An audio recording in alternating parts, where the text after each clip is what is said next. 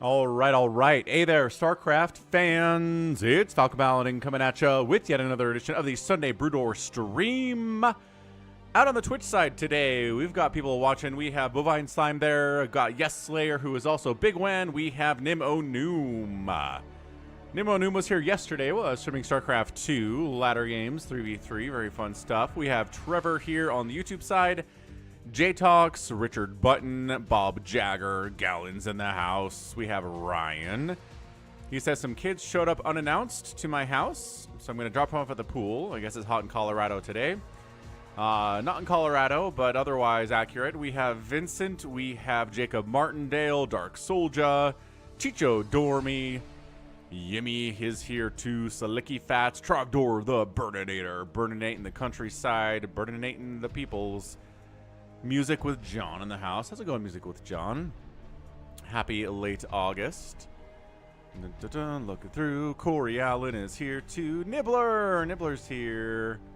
Did I say Farewell is here? Farewell is a longtime channel member, so he deserves to be mentioned twice, I would say. And yeah, Jacko. Jacko is in the house as well. So, really cool stuff. Let's go ahead and see what replays were sent to me at falconpaladin@gmail.com with the subject of the Brood War.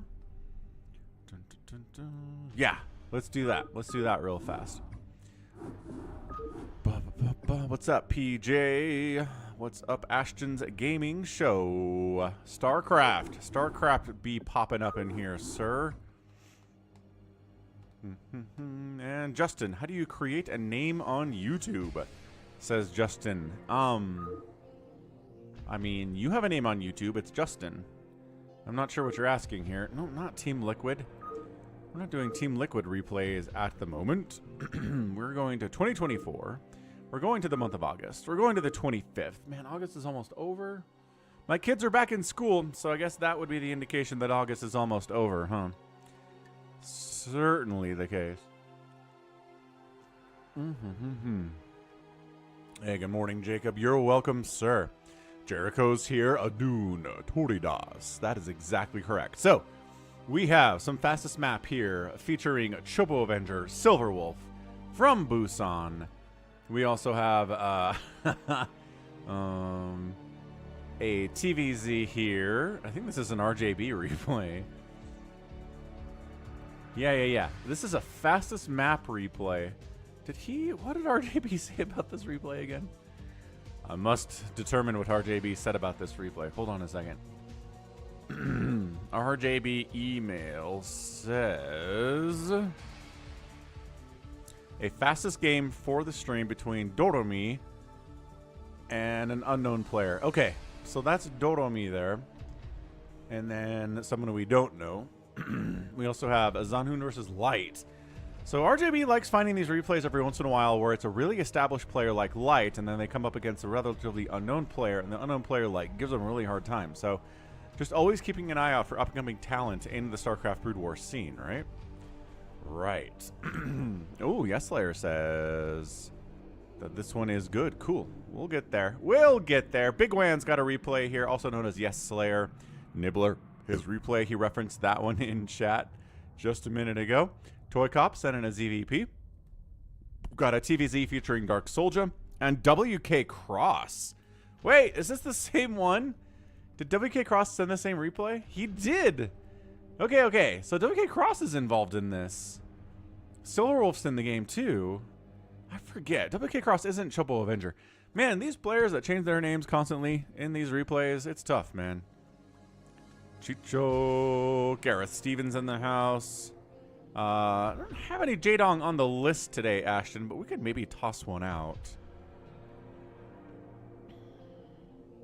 Nibbler says that Cross game is fantastic. Yeah, we'll try to figure out who he is, but anyway.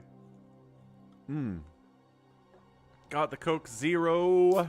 Had some leftover potato salad for breakfast. Potato salad is one of those foods that has 87,000 variations on it. Like, some stuff is pretty standardized, right? Like, you want a hamburger. Hamburger is pretty much a hamburger. Like, sometimes you can put egg on it, or sometimes there's, like, pastrami on it, or some people put peanut butter on their burger. But for the most part, A hamburger is a hamburger, right? But potato salad's like, you got potatoes in there, but almost everything else is up for debate. Like, some people put mustard in, some people don't. Some people put mayo in, some people don't. Some people put like hard-boiled eggs in there.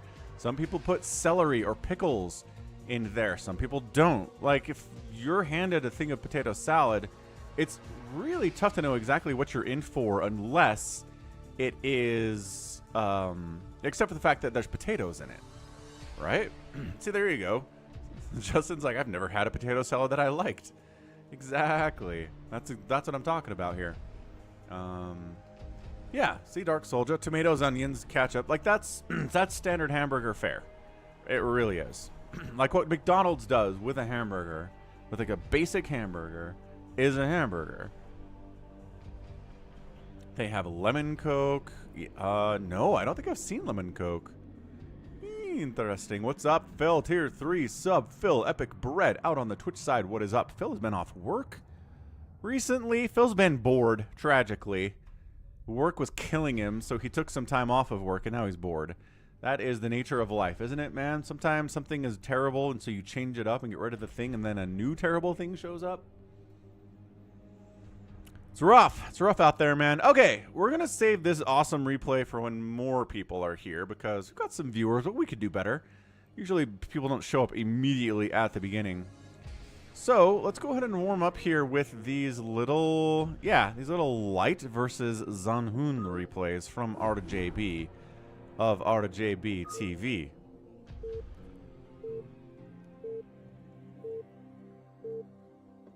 Dark Soldier, we will 100% get to your replay, sir. John. John is out on the Twitch side. What's up, John? So bottom right here, it's going to be our blue Terran player. It is light. And in the top left, an unknown Protoss.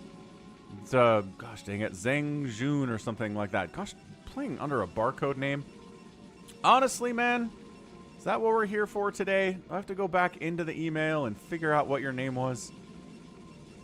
What RJB said your name was. I think we might have to do it. Let me just leave this up, honestly. Honestly.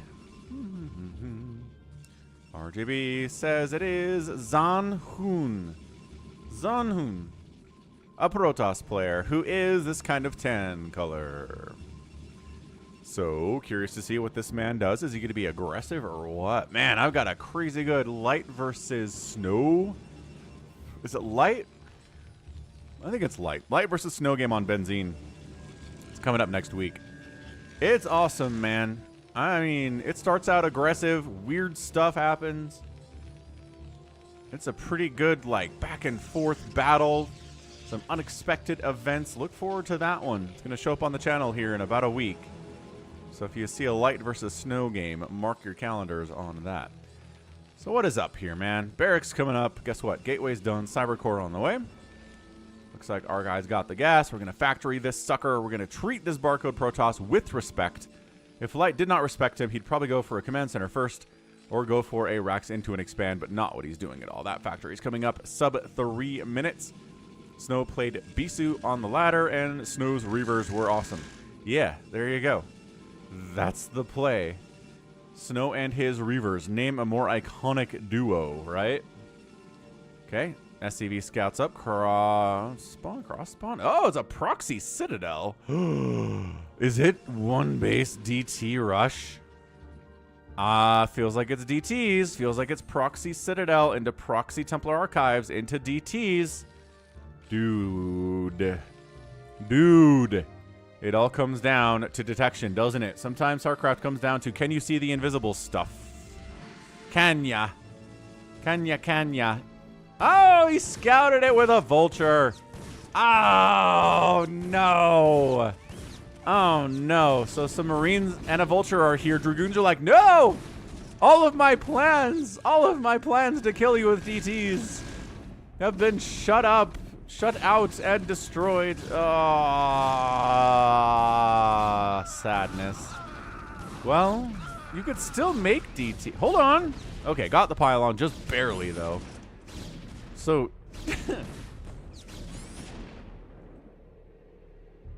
sad. Okay, well, Light, this is why you send your vultures out onto the map. for scouting purposes. Another DT is coming up back here. Thanks for the follow, Tom B. What's up? What is up, my friend? Thank you for the follow. Okay. Oh, we're doing no detection spider mine firing plays here out of this Zhanhun guy. Holy crap, that was awesome. That was pretty good. Yeah, so spider mines, missile turrets, any sign of an academy. We don't need an academy. We have missile turrets and we have spider mines, and that's it. GG. He put all of his eggs into the DT basket, and then Light was like, I'm going to scout that and shut it down, getting missile turrets up, getting spider mines down, depowering that gateway. Brutal. Brutal attempt. Brutal attempt. That's a GG, man. So, yeah, I mean, he was like, if my DTs aren't going to work, I don't know what else I'm going to do here. It's a 2-basing Terran. I'm on 1 base. There is no path forward. So that is a very fun, sneaky little example of how fast StarCraft can be. If all you do is watch my channel, which you guys probably... Nobody does that. People are watching ASL and the new SSL that's coming soon. And they're watching major tournaments and stuff and watching other people's streams. And they know there are some faster games out there, but generally I'll cast the longer ones unless it's a sneaky twofer. Sneaky twofers, man. So top right gonna be Light, bottom right gonna be Zhanhun. Let's see if he's a little bit better this game. And I mean, look, you could play fine and the game can be longer and you still lose just because the player's better than you. What's up, insiders? What's up, Andrew? What's up, Gallons? Falcon who? Gallons, you're such a trickster. What are you talking about, man? Yeah, can't wait for SSL. Ooh, Scan making it to the round of 8 would be cool. Hope Summer's Poppy. Dave C's here. Dave C's like, just rush DTs again, but this time have it work. Yeah, maybe. That might be fine. Dark Soldier says 80% of the StarCraft he watches is here. Yeah, fair enough. That's what I'm saying. Like, some of you guys, yeah, maybe a lot of the StarCraft you watch is on this channel, but there are other places to go for the Brood Wars, which is good, because I don't know if I provide enough content for some of y'all. Like, it's a Sunday stream, but then during the week, it's like 1 replay a day, and then I skip Fridays. So, I mean, if you need more StarCraft, there's more out there, like the RJB channel.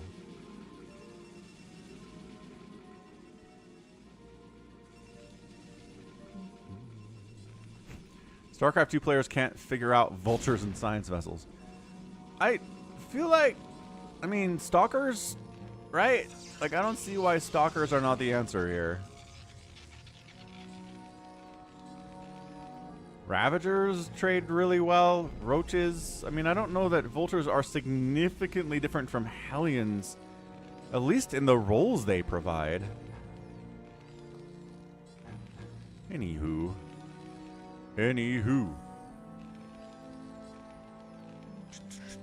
Okay, man. So, this game, this time, he doesn't go for DTs. Instead, a robotics facility opening. Maybe he's going to try to play like his hero Snow. Get some Reaver drops going. Spider Mines again from Light. Marines, tanks pushing out. Looking very mean. Is there any sign of a tank coming? No, not really. Vultures, I mean, 1 tank, but yes. Vultures, yes.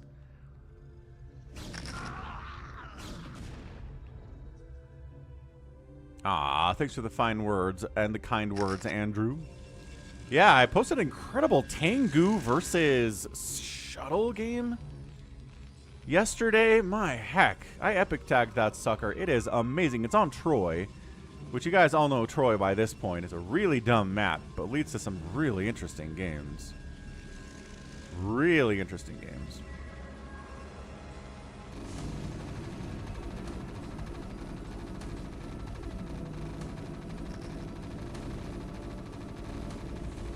What the heck? Yes, Slayer. Take that, Zerg Egg. I went through and listed the buildings, units, upgrades, and time it takes to finish build for Zerg. Missing a couple, though, so... You made a whole list of buildings and units and upgrades for Zergs. I mean, Wikipedia has all that information, right? You're aware that Wikipedia exists and tracks all of this stuff for us. Just saying. Alright, so what do we got? Ton of Dragoons out. Nice. We got Obs out. We don't actually have a support bay. I thought we were going to rush support bay, but we didn't. That's okay. Could be worse. Could be worse. What's up? Ara Ara?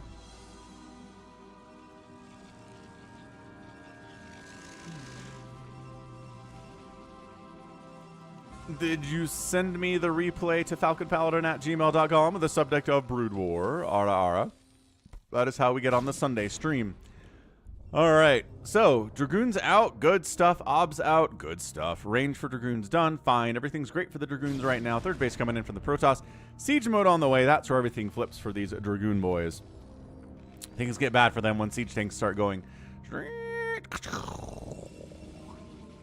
1127 is fantasy? Really? I didn't know 1127 is fantasy. These people and their Smurf names. They're going to be the death of me, keeping track of all this stuff. You guys might be actually trapped in here. Okay, so these Dragoons go... Oh, right. Never mind. We're all going to die. Well, Light just kind of parks his army out to the right side a little bit. The Dragoons poke in to see what's up. And then Light springs the trap and says, you overextended a little bit there, buddy. Oh, Dave C made that up. Of course you did. Sounds like a Dave C thing. Okay, so Dragoons all dead. A couple of Vultures died there, but that was brutal. That's a lot of dead Dragoons there for our guy, Zhanhun. What's up, Lucky Owl? Lucky Owl, is school back in session? My kids went back to school last week, so I assume so. Check it out, Robotic Support Bay. Check it out. Where is the shuttle? We have a shuttle. We're waiting on a robo. Here it is. Here it is. Here it is. Let's go. Dragoons. Oh, we'll engage until somebody sieges up. Ooh, good. That was really nice stutter step, actually. Not bad micro here from Zhanhun.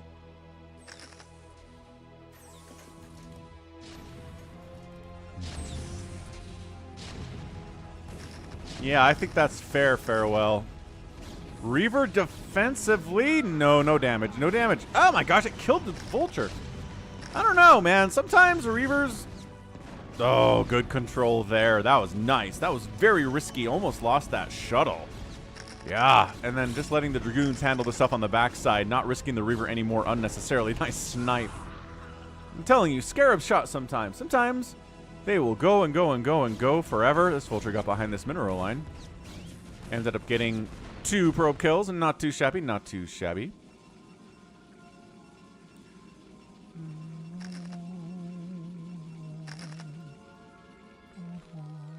Subject of Brood War.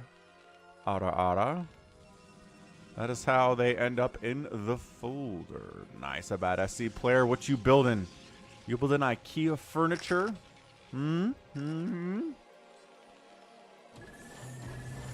Oh, turret positioning too nice for this Reaver drop to really execute. Also, there's Goliaths here. There's Spider Mines in the main. It's going to be tough to execute this Reaver drop, man. Dragoon's doing a pretty good job clearing out Spider Mines today.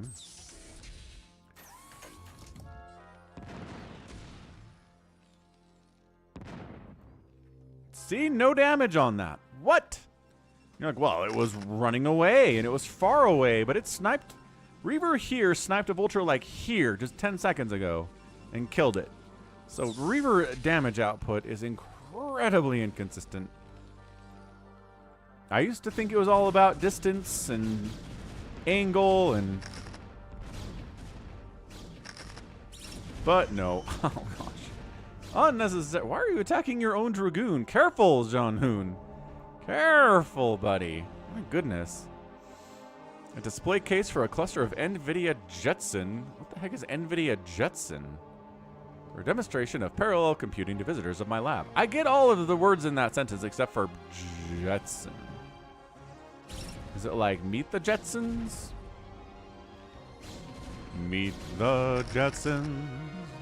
Nice, Jacob. Hanging out. Yeah, Rain's really good too. There's definitely a lot of great Protoss out there. Just haven't had a Protoss ASL/SSL winner in a minute, right? Right. His boy Elroy. Right, all the old people in the chat know what I'm talking about here. Jetsons get remade. I feel like everything else got remade. Like the Flintstones got a live action movie popped out in the 90s or the 2000s.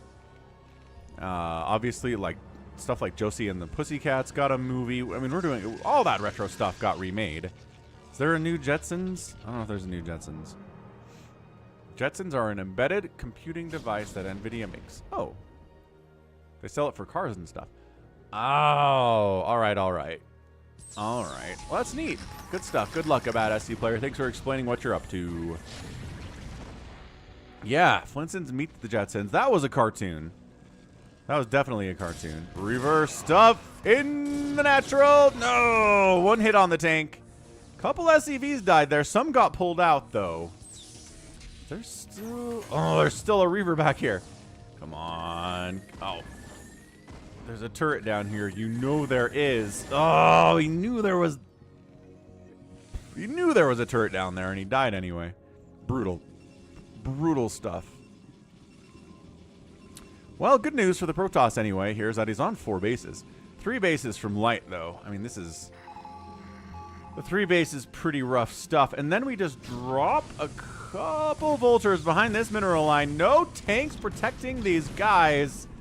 Worker count was pretty heftily in favor here of Zhanhun, but now it's only 55 to 62. And I like how they're firing on that forge. Yeah, you're going to kill that forge. Absolutely. Few Dragoons again overextending a little bit.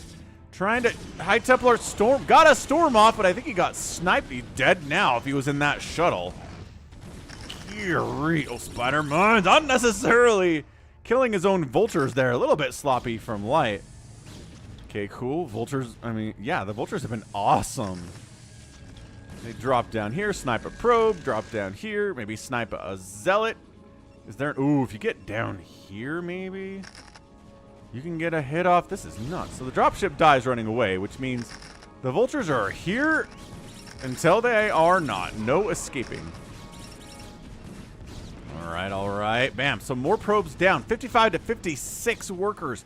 There was a massive worker advantage for our guy Zhanhun here, especially after that Reaver drop did some work just based on the number of bases that he had, as is expanding down left too.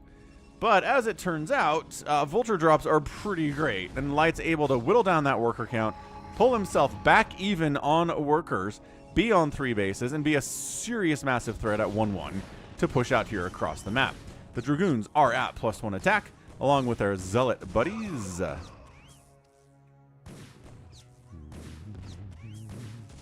Terran mech always wins against Protoss. I mean... I'm not going to give you an always there. I'll give you a lot of the time, yes. A really good Terran player does pretty well against Protoss, unless it's somebody like Snow or like Bisu, who is capable of changing those things. The light sets up, sieges it up here, and this 4th base is in a lot of trouble. So Zhanhun's like, screw that, go! I don't want to deal with these tanks. Counterattack, base trade. Oh, man. Zealot's trying to get into this 3rd base. A lot of vultures in here, though. No siege tanks remaining, but the vulture count is pretty hefty, and if only Zealots are in this position, that's going to be tough for them to take down. Dragoons are getting distracted. Going across the bridge is hard for the Dragoons because they're stupid. Tanks are actually not in range of this Nexus. Probes can probably go back to work, but I know they're dangerous, and they're very afraid to do so here. Yeah, we'll get some Among Us today. Ara, you got it. Supply depot down. All right, vultures get in. Oh, no. The unfortunate destruction of all of these probes. Dematrixing that vulture seems unnecessary, sir. So we did. We traded a base for a base. Now, trying to engage with his tanks in the middle of the map. Okay, only 4 of them in this position. Good way to engage with these things when they're split up. That's pretty good. Yeah, man, several tanks die there. 53 to 55 workers. Somehow they're still at about the worker count they were a minute ago, despite both of them losing a bunch of workers. The vultures are here to finish. Nah, siege tank was firing on it too. Oh, we just wander tanks down. Sure. I mean, that is a classic Terran move, right? Like, all this stuff's happening in the middle of the map. You're trying to siege a base that's really well defended. Then you just split off like 4 tanks, maybe sometimes even just 2 tanks. Wander them over here and then kill a base that was entirely undefended, even if there are tanks there. Blah. This is Light and Zhanhun. So Light we know, Zhanhun is an unknown Protoss player. Hopefully up and coming, right? We like seeing young talent in Brood War up and coming, because that's how we keep the game going, right? Oh, these probes are left alone. No, they are not. So the tanks are like, it's beneath us to kill probes. We're going to send in Vulture Boy to take them down. Blah. Blah. Blah. Oh, probes. Run. Run for it. 127 and 110 supply. Light is up. He's got a 4th base, but there are Templar here. And the storm dodging with those SCVs, man. Tricky stuff. Not bad. Still, 53 probes. So, I mean, a worker advantage here is good if you're Protoss, but you probably want more than a 3 worker. Oh, 10 worker advantage. What? Never mind. More SCVs died than I thought. There you go, big win. Liquipedia. The best information for StarCraft ever. They branched out to other games and stuff, but still. They started off as a very StarCraft-only type site. Zhanhun is a Chinese player, says B. Gallons. He's been in tournaments. All right, good. China representing here, but man, our guy is on 3 total bases, trying to get his 4th base warped in. Nothing defending this. We can send a couple tanks over and kill it. What I talked about earlier. Light really sieges up on the other side of this bridge. 131 to 106 supply, storming the other side of the bridge, losing High Templar in the process, and that's a GG. Light ends up taking it 2-0 against Zhanhun in a sneaky, fun little twofer to get us started off today. So, GG, well done. Light being scary as always. Outproducing the Protoss, out-killing the Protoss, out-raising the Protoss. And the outspent here was honestly probably enough. 6,200 resources in 18 minutes. But the problem is the Terran was on 4 bases and the Protoss was on 3, trying to get back to 4, which is tough. Zhanhun got 2nd place in the last BSL. Not bad. Not bad at all. All right, next up. ToyCop. Dark Soldier ZVT, sure. Let's go ZVT Dark Soldier on Polypoid. Thanks for hitting that like button, everyone. We're at, how many likes are we at this point? Where's my like counter? Oh, it's down here. 82. 82 likes. So far, so good, I would say. What a great start. Bottom left, going to be a yellow Zerg player. It is BSL Baeren. And in the top left, it's our guy. It's DarkKnight / Dark Soldier / DarkKnight Rises. Terry the Overlord's counting out. What's up, Terry? We got merch with Terry's face on it at falconpaladin.store. What's up, Matt Goodrow? Terry says hi. Hope you're doing well here on this Sunday.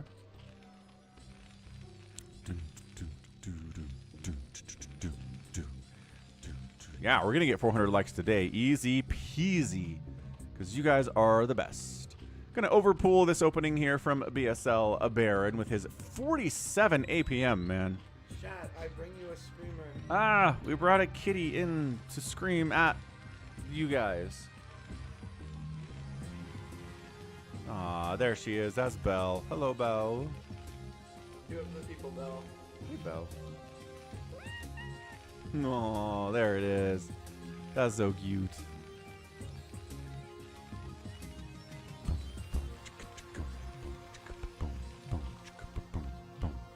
Okay, so there's the expansion after the overpool into an extractor. Gas is already coming up from our Terran guy, DarkKnight. So it seems like what we're getting from this dude is a factory. When he's got the gas for it, he's working on it. So 1 base mech opening against a Zerg player. We'll see. We'll see how this works out. Second racks with gas. What is this? 100 likes and I can do it again. Bunker up. We get 100 likes. We'll get a visit from Ollie, which, I mean, shouldn't be that long. You guys are killing it today.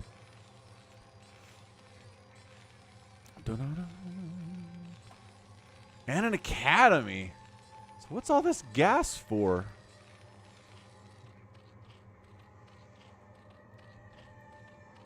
I don't know. I don't know what it's for. Maybe you're going for like a 1-1 stim medic fire bat timing, and that's what all the gas is for. That is a lot of gas. So there's the academy. There's the stim. Marines being produced still. No medics. No fire bats yet. But yeah, usually this early gas indicates that we're going for a factory, but as it stands, we're just kind of floating a little bit of gas here. Medics are being produced. +1 attack gets fired up. I mean, that's not cheap for sure. Overlord pops up to see what's going on here in Team Terran, and he sees there's not an expansion. He sees the Marines. He sees the medics. Good scout.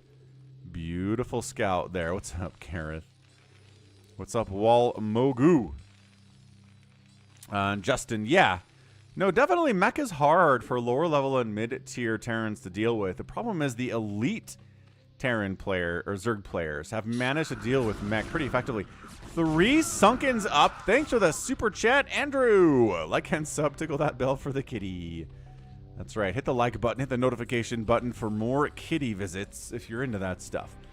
So, ooh, I might be overkill on the sunken count here from our Zerg player. But at the same time, it's a 1 base attack. You can definitely overcommit to defense here as the Zerg, but it's a little bit hard to do. So I'm okay with it. It's not like he made 10 Sunkens. It's 5, probably 2 more than he needed, but not the end of the day. There's another... This scouting overlord position is really good, man. What do we got? What do we got? Is he going to scout the expansion attempt? Maybe. DarkKnight. And our guys in the mutas. So here comes Baeren with a 3 mutaflock, 4 mutaflock.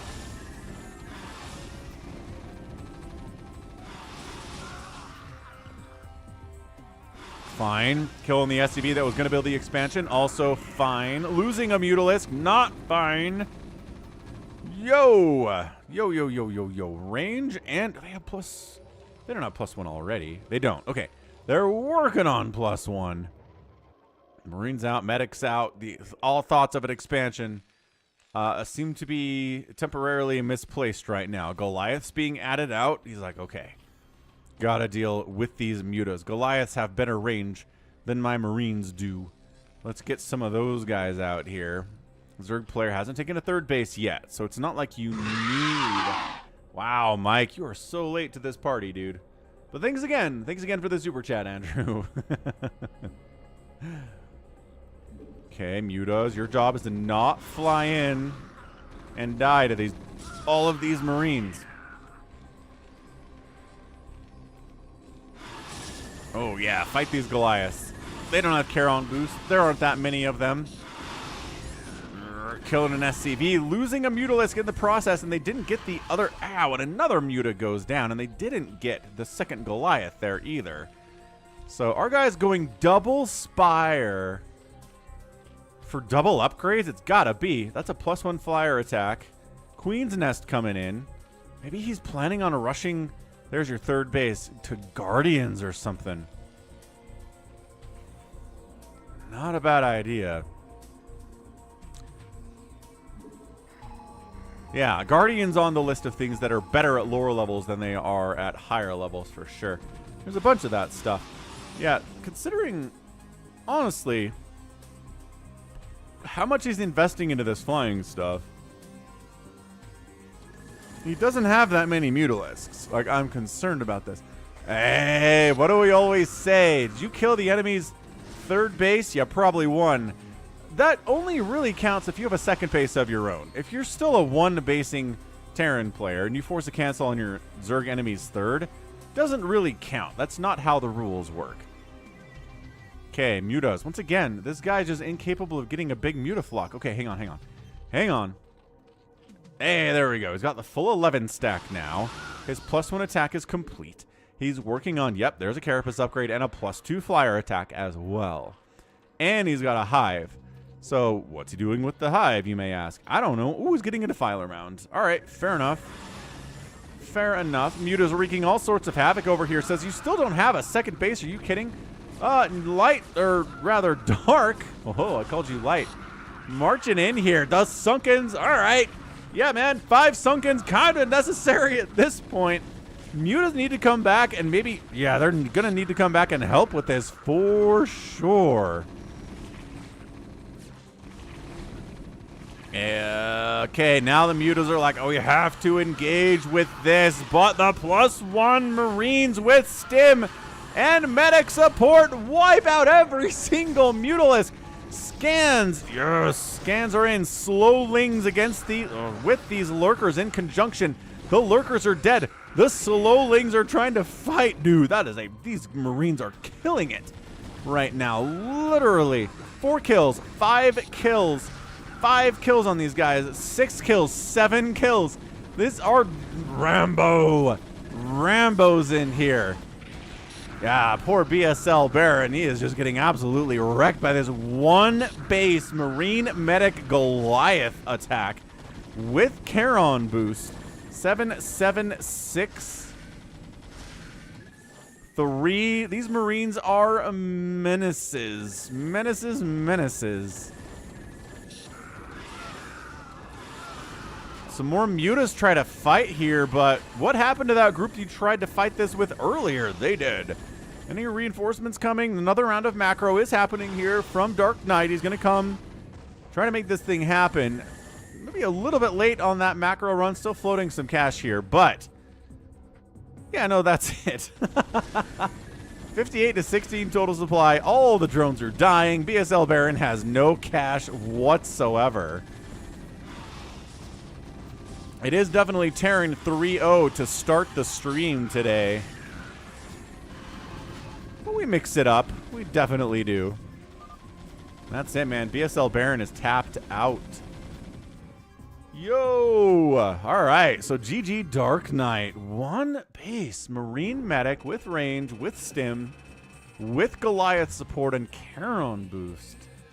And the Zerg player thought this was going to play out normally, tried to get a 3rd base, had a big group of Mutas, but didn't have speed on his Lings at all.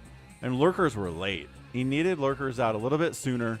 He needed the speed on the Lings. So what's up, Sonyo?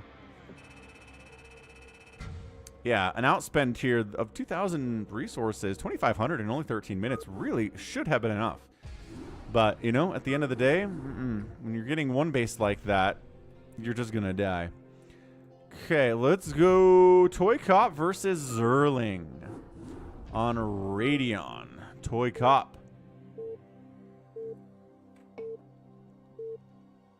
ToyCop, really, really good Protoss player. He is Finnish. Great dude.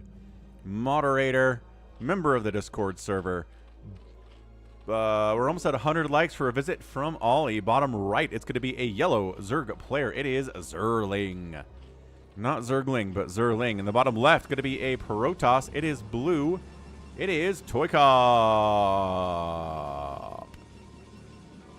Hey, YouTube notified me of my own stream on time today.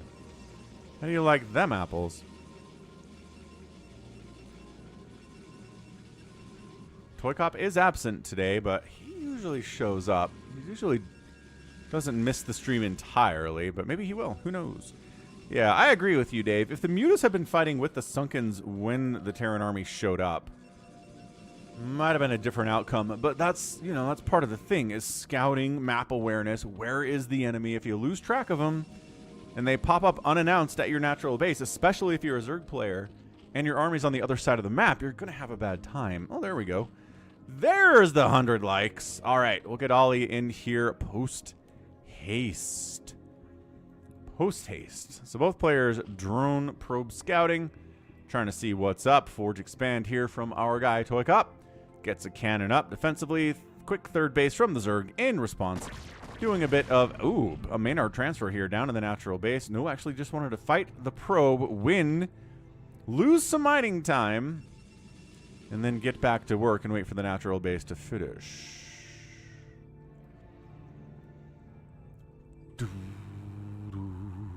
All right, ToyCop, what's he going to do here today? He did talk to me in Discord about a specific switch to his strategy in ZVP, or PvZ from his perspective. So we'll see what that means here. I don't want to spoil anything, but as the strategy starts to develop, then I'll kind of explain what his thought process is here, because he explained it to me. Right? Right. Man, I slept weird 2 nights ago and totally pulled a neck muscle. So, moving my head has not been a good experience the last couple days. It's better today than it was yesterday, though. Whew. Yesterday was a little rough. A lot of ibuprofen. Macro hatch before Hydra Den. So 3 base, 1 gas, Hydra Den coming in. Am I stressed? I mean, I wouldn't say any more than I usually am, which isn't a ton. I think I just slept weird, and my neck paid the price. So a little bit of some zealot pressure here at the 3rd base. Guess what? There's not a sunken here yet. God, such good timing from ToyCop. I mean, it's a bit of a guess, right? You just send the zealots out to the 3rd base and hope there's not a sunken there already. And if there's not, guess what? You can totally deny mining there for a good while. Like this, for example. This is a great example. Sure. Casually 2 kills, 1 kills apiece. Ling's trying to fight. Hyder's trying to... Okay, this opening is just brutal for the Zerg player. Finally, enough Hydras show up to actually shut this down. And they're being microed pretty well. More zealots are like, okay, we're not speed lots. This is not a good battle for us. Zerg player is doing nothing in the production tab right now. And ToyCop's got upgrades going. He's finishing Storm. He's making more Stargates. He's making more zealots. Finally, the Zerg player recognizes I should spend my money. Throws up more drones, upgrades, and a lair. But yeah, that's... If there's a time the production tab has 8 things going for you and nothing is happening for your opponent, that's a good sign that you're on top of things a little bit better than your enemy is.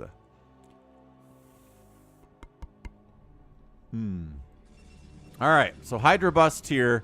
Storm is... What? The Storm... It looked like it was almost done. Sometimes there's a bug in that production tab, though, where it shows something's almost done and it is not. Very annoying.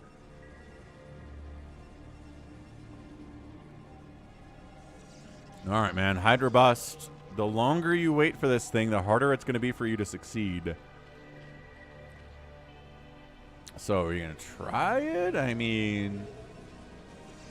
No. Look, Storm's done. What's up, CYL? Welcome back. Happy Sunday.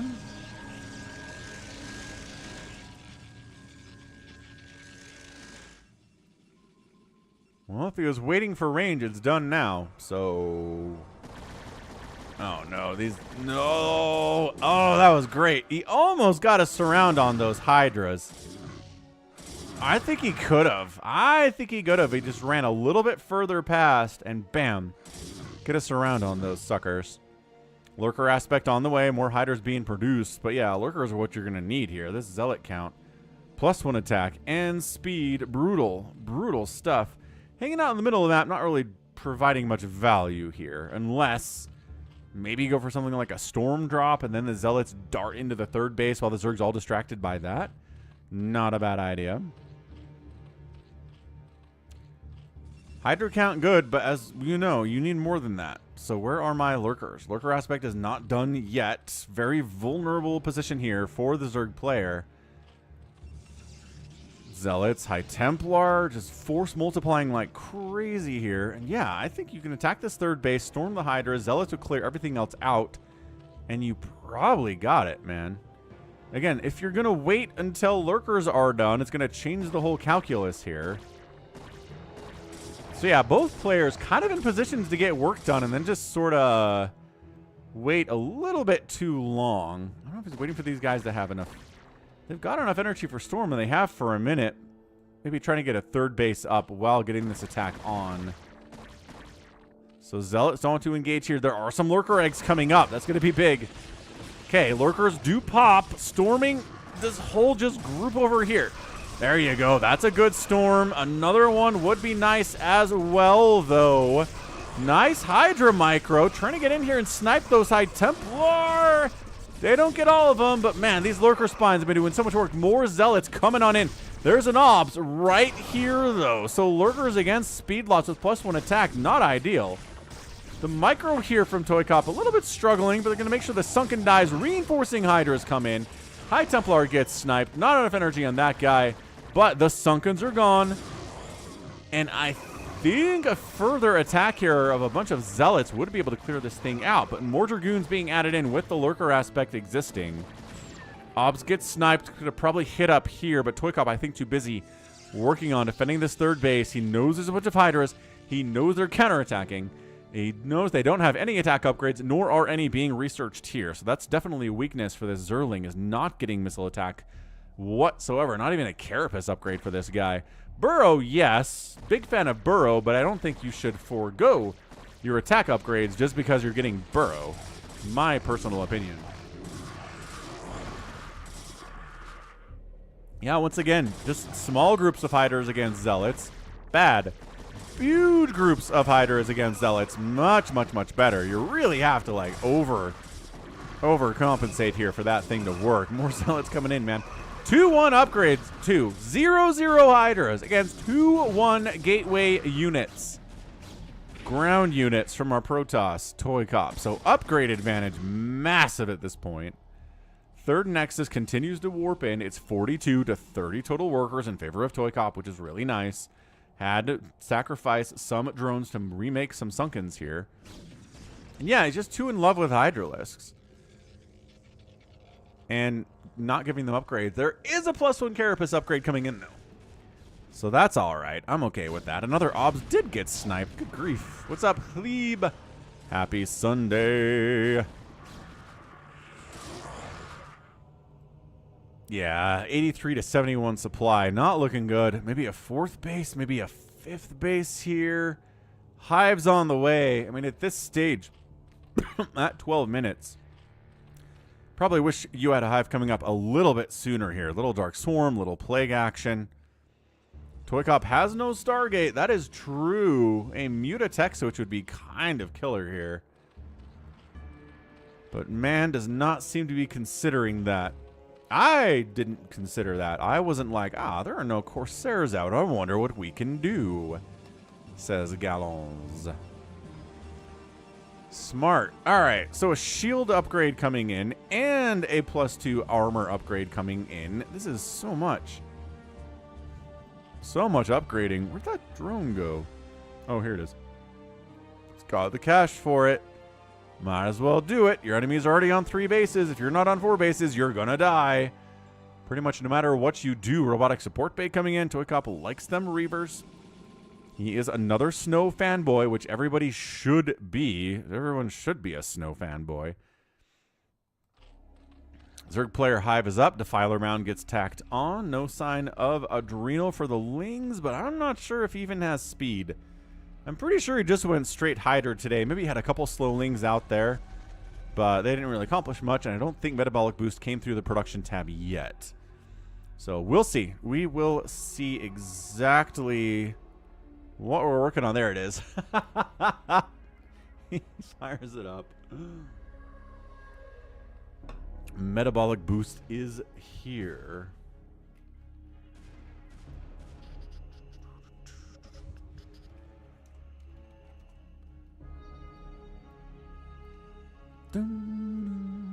We just, sure, ToyCop's like, sure, you know what? You can have that. I'll expand again.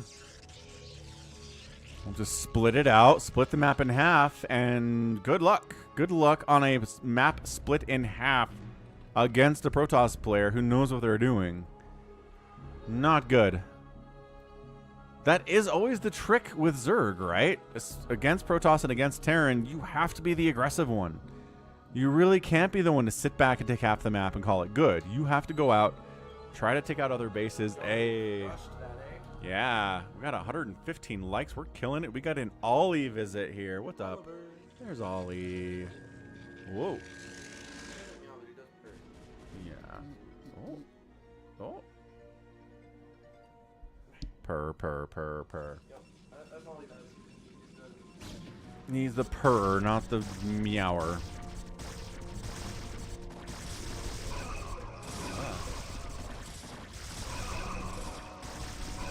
Free zealots are free. ToyCop tries to assault a really entrenched lurker Hydra position there. It's like, but I do have Reavers. I can shut it down at some point.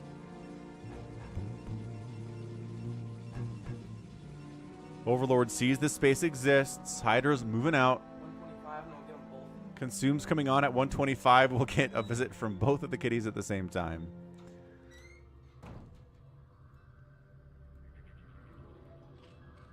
But all right, tons of Hydras out here. Buddy does have a Defiler Mound. This Zerg player does not believe in Hydra Lurker supremacy, which honestly is a good sign. Usually lower level players really can't pull that off. Insiders knows what's up. Chicho Dormy asks why cats have eyes like lizards. I don't know, Chicho. Maybe somebody can Google that in chat.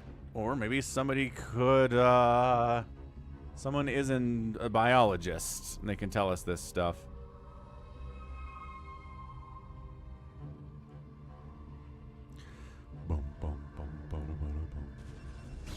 But, alright, so effectively, what ToyCop talked to me about was attacking into an entrenched Zerg position is just too hard. And it wastes too many resources. Even if you do win, too much stuff dies. So his strategy has been to play more passively. Just like force the Zerg player to be the aggressor. Force them to attack into a cannon high Templar Reaver base and lose all their stuff. Right? If they want to do that, they can. And then over time, it's much easier to be more cost efficient if you do that stuff.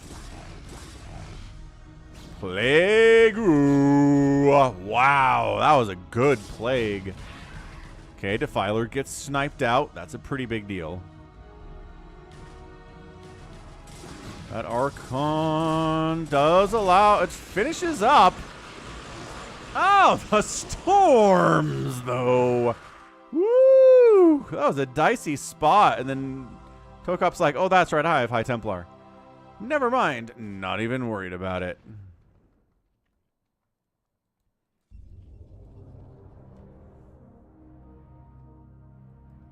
So yeah, I mean, ToyCop's just kind of hanging out. Taking his left side of the map, expanding on the top left too.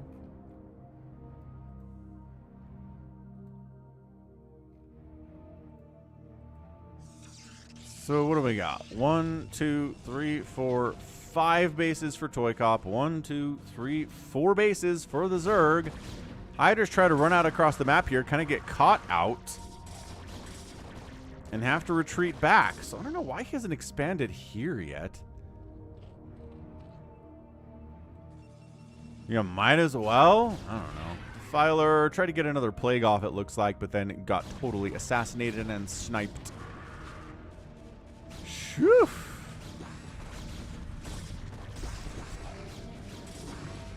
Yeah, man. I mean, Zerg players just kind of trickling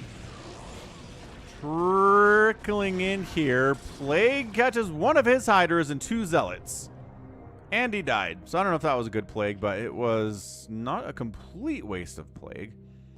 Any plague you get down on a Zealot's going to be a good plague, right? Every gosh darn single one.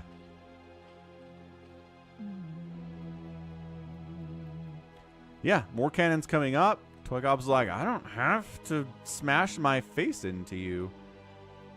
Zerg player taking this base. So he's going to be on 5 bases in a minute here, but... I mean, come on. ToyCop's economic advantage is mighty. I'm going to go ahead and Reaver drop this top right base where there are Sumlings and Defilers. The majority of the army pushing out this way. Hydra Lurker against Dragoon Archon. Yeah, ToyCop's all of a sudden like, hold on, got a micro down here. Can't really Reaver drop while microing in the middle of the map sometime. That's really something that Bisu can do. And Snow.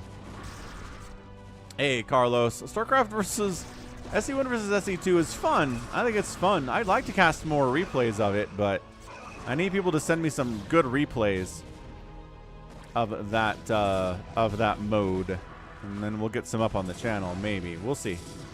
We will see what the plans are. What's up, Chad Terran? Happy Sunday, Chad Terran. I love that this shuttle with 2 Reavers in it has been parked up here for a minute and a half now. And I don't know if the Zerg players recognized it. But neither has ToyCop done anything with it.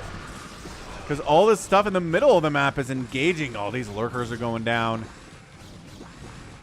Ling's fighting, but the upgrade advantage 2-0 versus 3-1-3 is big time here. Finally, he's like, oh, that's right. I was doing a Reaver drop. So there aren't actually that many drones here, surprisingly. So we're just going to park these guys down here, see what's what. 197 to 109 supply right now. I mean, come on. Come on. Economically, 68 to 37. I mean, that worker count is abysmal. So yeah, ToyCop just growing, man. Expanding a whole bunch. Getting further upgrades. Getting Reavers. Getting High Templar. Reaver dropping a little bit. Zerg player just slowly bleeding off units while trying to attack into groups that are better than him. And that's all there is to it here. It is just a very casual, very chill, intermittent Reaver drops. And bam, 3 drones down. Ah, Reaver dies, gets 4 more Hydralisks, but both Reavers die. Shuttle has to abandon them because it was taking damage. Did it make it out, or did the shuttle actually die? The shuttle might actually have died anyway, even though it was trying to flee, which is funny. Guess what? We have more than one shuttle in this world, though. So here comes the drop into the top right base. And storm drop this time. Again, not bad. The saturation levels on this base aren't amazing. Oh, Spore takes down a shuttle. See, man, spores are good. Definitely have spores. Maybe a spore per base. Don't go like overboard with them, but yo. Plague-oo, Plague-oo. Very nice Plague-oo. Great Plague. That ToyCop's really mad about that one. And that one, too. Oh, he tries to burrow in. That almost worked. I'm not sure if there's an obs here for ToyCop.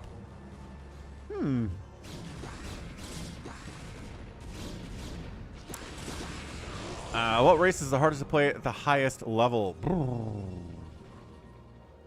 I mean, probably Terran. A lot of it depends, like, on maps in Brood War, because the way they balance StarCraft in the era where there are no balance patches, which has been for the last 20 years now, is maps. So currently, RJB is of the opinion that the current professional map pool really, really is bad for Zerg. But Sulky has managed to win anyway because he's just that good. And in other eras, they've been good for Zerg and bad for Terran, etc., etc. I don't know. What's up, Yimmy? All right, storm it up. Plague it up. That's what I'm talking about. These plagues from zzerling have been pretty good. Nice. Yimmy took his kids to the pool. Very fun stuff.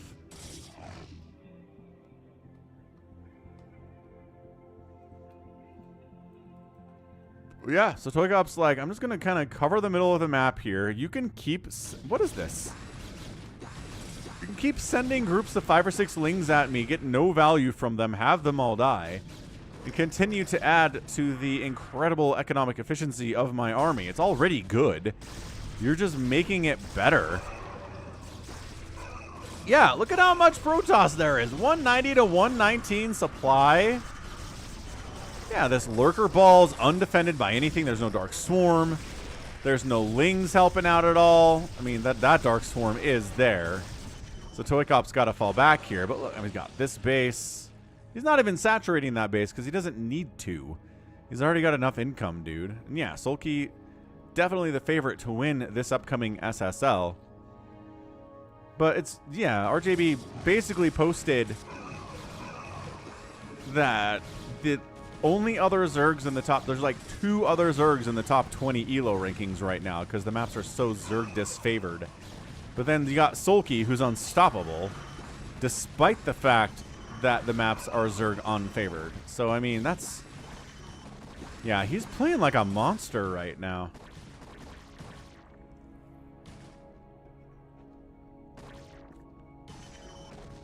$170 to $113 supply. Times 2 it is. Yeah, this is just ToyCop just strangling. Just slowly leaning in. Getting good trades. Keeping the Zerg player on their side of the map always. Don't let them cross that center. And if they do, you've got stuff to fall back to here with these cannons, obviously.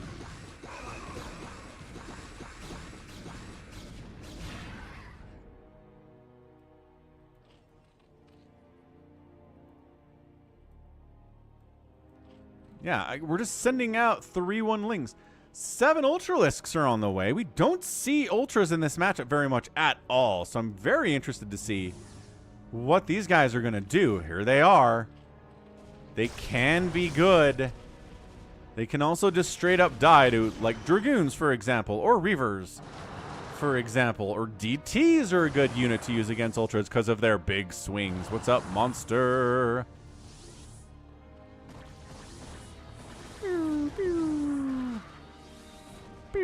Yeah, so Hydra Ultra shuts that thing down. For PvP. I mean, yes, obviously they included player versus player as a mode in the game, so yeah. Did they anticipate that it would become the national sport of Korea? No, they did not. Because, like, Warcraft 2 has player versus player, and it was fun. Like, a lot of people played with their friends, and, you know, it was great. People really liked Warcraft 2's PvP, but it didn't, like, blow up or anything or turn into, like, this incredibly well-balanced thing, obviously. And so then they did the same thing with Brood War. They're like, well, people liked the PvP in Warcraft 2, so let's add PvP in Brood War, and it happened to hit Korea at a time when there's an economic downturn. There were a lot of unemployed dudes. And it just exploded. Koreans took to it so fast. And the rest is history. So, I mean, yeah, that's the story. They didn't intend to create the first esport, but that's just how it worked out in the end. Yeah, man, ToyCop's up 70 supply. The Ultras didn't do anything because there's way too many Dragoons with incredible upgrades. Why is ToyCop flexing in chat? Kind of the ToyCop way of doing things. And yeah, Jacko, Warcraft 2 PvP, they're basically mirrors, but Bloodlust from Ogre Mages is incredibly good. So there's an imbalance despite the fact that both of the races are effectively the same thing. Bloodlust is way better than Heal from the Paladins, which are the Ogre Mage analog here. So ToyCop decides, I'm bored. Let's go. Yeah, the Ultra Des just leaving huge pools of blood here on everything. Zerg player hasn't won a battle today, I don't think. I mean, I guess he did shove the Protoss away from his third base once, but other than that, every battle is gone to ToyCop. Upgrades are a huge part of this. These are still +1 attack lurkers. These lings still have +1 attack. It's like zzerling forgot what upgrades were about 10 minutes ago, and he's definitely paying the price here. What's up, Mike CV?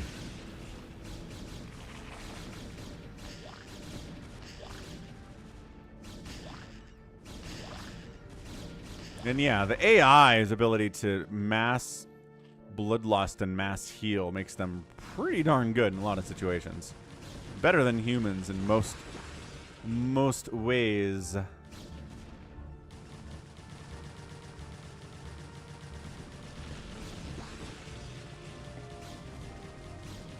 Ah, KOTOR's great.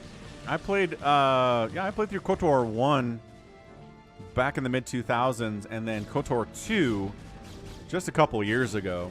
Great games for sure. Knights of the Old Republic, Star Wars stuff.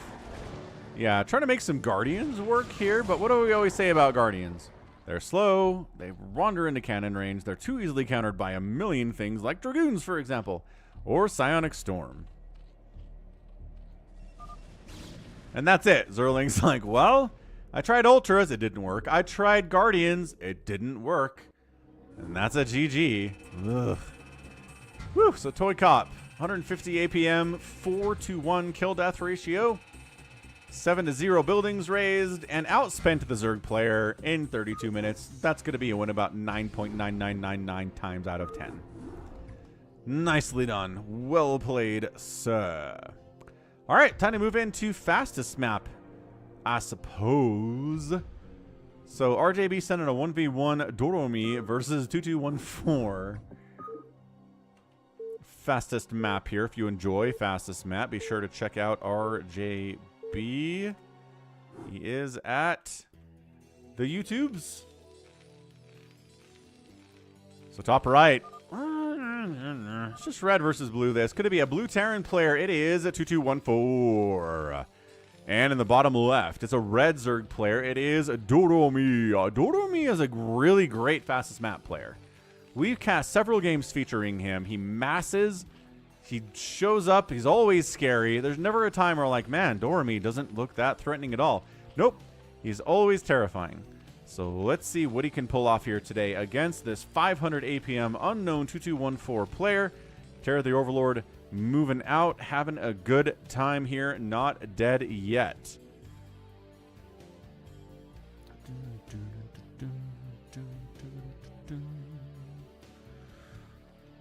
Man, the weather has been so nice here the last week or so.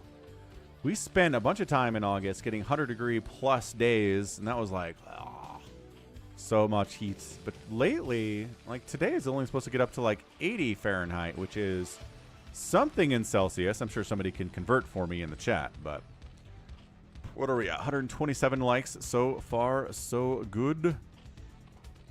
Hatch first in it. Giant map. Really hard to get punished by going for a hatch first on a fastest map where there are 8 potential spawn locations. Doromi is afraid of Fasolamido. Who's that? A bad SC player says it's nice in North Carolina today. Whoa, whoa, whoa, whoa, whoa. Calm down here. StatCom100 just gifted 5 Falcon Paladin memberships. There's Ulysses the Ultralisk. Thank you. Thank you, StatCom100. I don't know who you are, but thank you for stopping by and gifting those memberships. Chicho Dormi, Russ, Luca, Antonio, and the Mad Doctor all get memberships. The roaring will continue until the memberships are listed. What's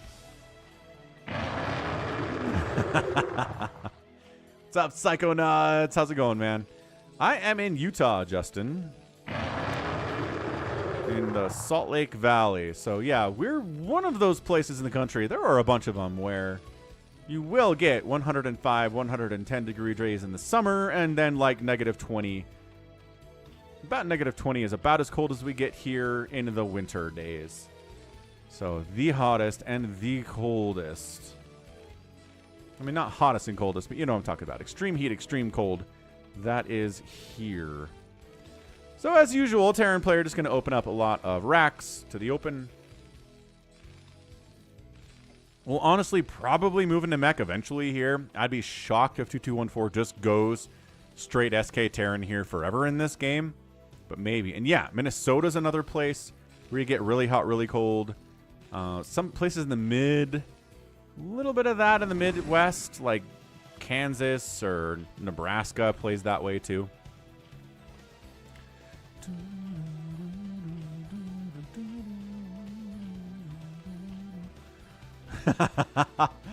Hey, Psychonuts. Yeah. Welcome back, dude. How was Europe? What'd you do in Europe? And hey, Nintendo, how you doing? Sneaking around in my chat. So yeah, Terran, just racking it. Zerg player, just defending, teching up into Hydras and lurkers and stuff. Yeah, Kabooter.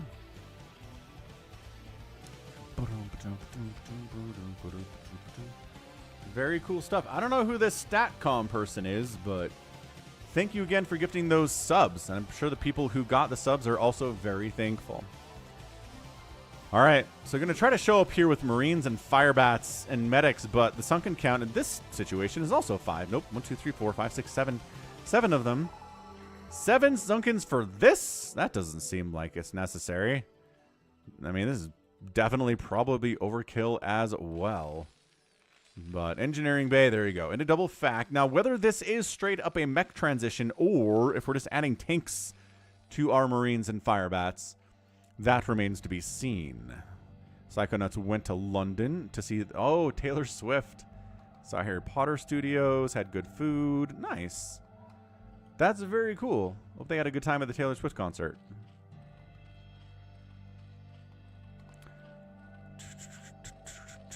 Alright, what do we got here? What do we got here? Hydras and Lurkers, man. I don't... Like, 2214, I don't know. He's trying to, like, contain... But it's a fastest map. Containing doesn't make any sense. I mean, I guess it kind of does. You're just not going to starve them out, is my only point. Well, I'm glad the kids loved it. And yeah, not for you. Not for me either. But I'm not really a live concert guy. I don't know. I just don't personally get any extra benefit from attending a concert versus just listening to the music like on Spotify. I don't know. Don't know what it is. Paramore opened for Taylor Swift? That's very cool. I like Paramore a lot. Okay, just getting these guys out of your base. There's a bit of a Terran infestation in here. EMP nukes. Somebody did that last week for us. Somebody did that in one of the games, didn't they? I think RJB went for a EMP nuke on a Phantom in one of our Phantom games. Okay, so yeah. Throwing up additional factories here. Definitely mech transitioning. No more Marines in production. Got a science facility. Going to go for some of those irradiates. And it's been a pretty passive opening 10 minutes here. And Ed Sheeran was there too. Honestly, that's a pretty solid lineup for a concert. Good grief. Were Ed Sheeran... I mean, if Paramore opened, they were probably on the ticket. Was Ed Sheeran on the ticket? Jacob Martindale wants a timestamp on the EMP nuke that RJB did last week. Yeah, I can only tell you it's one of the Phantom games. If you go to the VODs for the live streams, I always bookmark them. I'll tell you what happens when, as far as what games start at what time. So I guess maybe find a Phantom mode game from last week that RJB is in, and then you can find it. Worth a shot. Oh, Ed Sheeran was a secret guest. That's crazy. Ryu's realists like Counting Crows and Santana. Dang, that takes me back to 1998. Holy cow. Counting Crows and Santana together. What's up, Ramon? Huh. And Squiz Squad in the house. What's up, Squiz Squad? Happy Sunday. All right, so this is like the slowest Terran push of all time. Arcadiox, $10 super chat. Thank you so much. Woo. Yeah, we'll see if this week's going to be better than last week. Last week was great, though. Dark Swarm is up. Mike the Mutalist joins the party almost on time. He's finally taken all of this constructive criticism to heart and changed his ways. Scourge, no. Good pullback there from 2214. Scourge again. No, just no Scourge hits at all. The Science Vessel Micro has been good here from 2214. Scourge are gas, man. They're not free.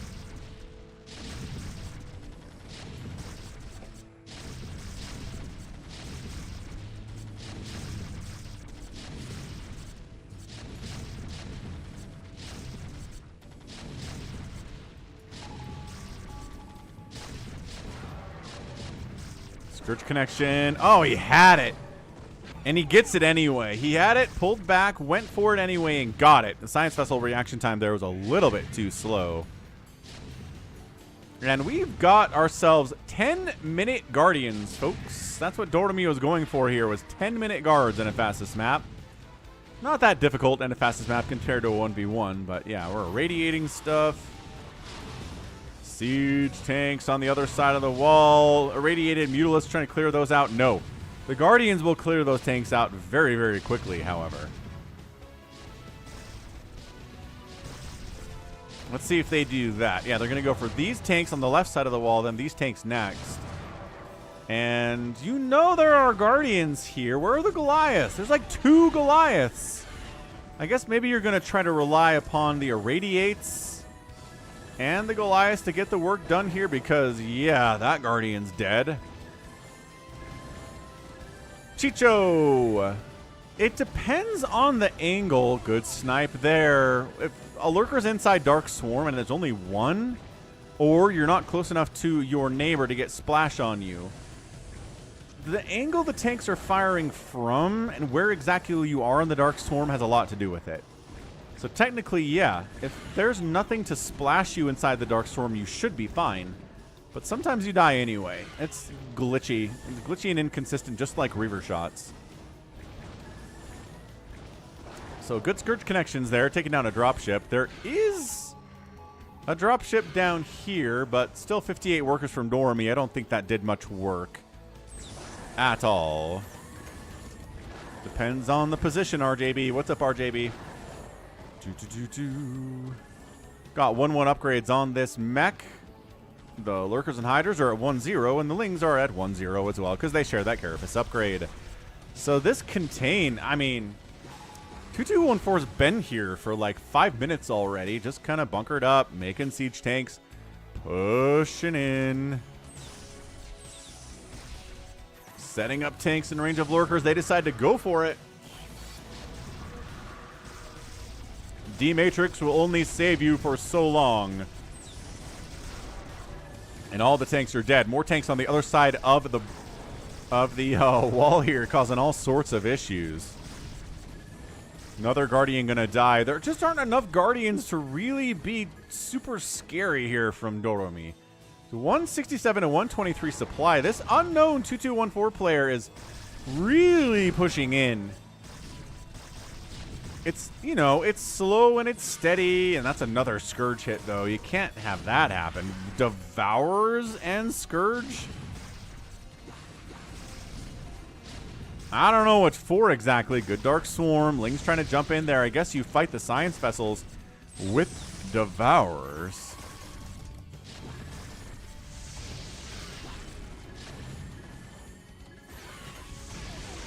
Yeah, man, the Devourers are just like, we can get in here. We can tank some shots. Not a lot of them. There you go. Takes down another Science Vessel. But eventually Devourers die. That's a little expensive to do that, Doromi. I don't know. I don't know if that was worth it for you. You did kill a couple Science Vessels, and they're spellcasters. So, I mean, that matters quite a bit. But, man. 1127 is Noel? Really? Oh. Fair enough. Alright, Hydra, Ling. This tank set up. Does get Dark Swarm. The Lurkers try to get inside the Dark Swarm. Ling's trying to jump inside the Swarm too. And, God, it's hard to tell, but I think these Lings are going to get this done. The Lurkers are going to get this done for the most part. Ling's definitely participated in that, but that shutdown was nice. You do not want a tank emplacement inside your main base ever. At all. Big drop attempt flies right past a bunch of Science Vessels. The anti-air is not great here. There are a few Marines, but it's enough to force an unload and a Dark Swarm into position where Doromi did not want to do that. He wanted to... Oh, that tank popping out just at the right time to block those Lurkers who was sprinting up to that mineral field. That was amazing luck out of 2214 there. Good grief. All right, Zerglings on top of these starports, going to do something. But again, they only have +1 attack, but they do have Adrenal. So, trade-offs. Also, there's only 2 of them. Zerg player Doromi continues to push out with Guardians on the bottom side here. Trying to wipe out some of those siege tanks. Wipe another one of those guys out. Oh, did we? How do these lings get up here? No! No! Okay, so there's only a couple of them.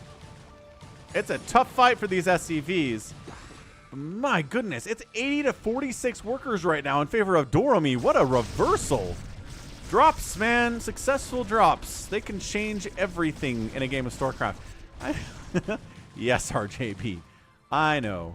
But they were down here. I don't know how they managed to run all the way up here without getting killed by anything. I guess part of it is that the bunker is empty. If the bunker wasn't empty, that would have maybe saved a bunch of those SCVs' lives. In all fairness. But full retreat, full aggression. Dude, trying to make lurkers work this much against siege tanks is an interesting strategy out of Doromi, man. Yeah, the lurkers are dying. The guardians are a big deal. Finally, there's a decent group of guardians here with 1-1 upgrades as well. Pretty good against tanks because they can fly. Add-ons, Trogdor. They are control towers that starports are not attached to. So they're neutral units at this point. Dark Swarm not helping these guardians at all, actually. Helping the lings a lot. Irradiate the guardians. Lings inside the Dark Swarm continuing to try to be awesome while every single guardian gets irradiated on this left side. The right side, they're alive, though. Dude, these lings are kicking butt and taking names. How do you have 0 kills? Scourge! Science vessel count still hefty. Still like 10 of them out here, but those died for absolutely no reason. 172 to 54, or 129 total supply. 86 to 54 total workers here. What's up, David Wagner? Zerg player says, I will be the aggressor now. Thank you very much. You're not allowed to make any kind of push out anymore. You now have to defend your front door. Have fun with that. What's up, Mr. 2XT?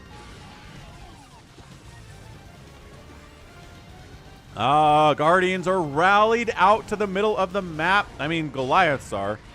Guardians are not rallied out to the middle of the map, but these Goliaths got no shots off before they died. Guardian count continuing to be pretty hefty here. +2 Carapace, +1 attack here. How many science vessels do you have? Remember how there are like 10 of them? I remember, but not anymore. Scourge getting some connections. There it is. Science vessel down. Zerglings fighting. Give them another upgrade, please. He's working on it. I lied. He's not going for any more attack upgrades for Lings, unfortunately, but I'm not sure that it matters. Lings with Adrenal and +1 attack are doing pretty well against these Goliaths, as they would do economically. We got ourselves some Guardians continuing to fire up, and we're on top of the production, and a Dark Swarm. Not a Dark Swarm. Just a Lurker play?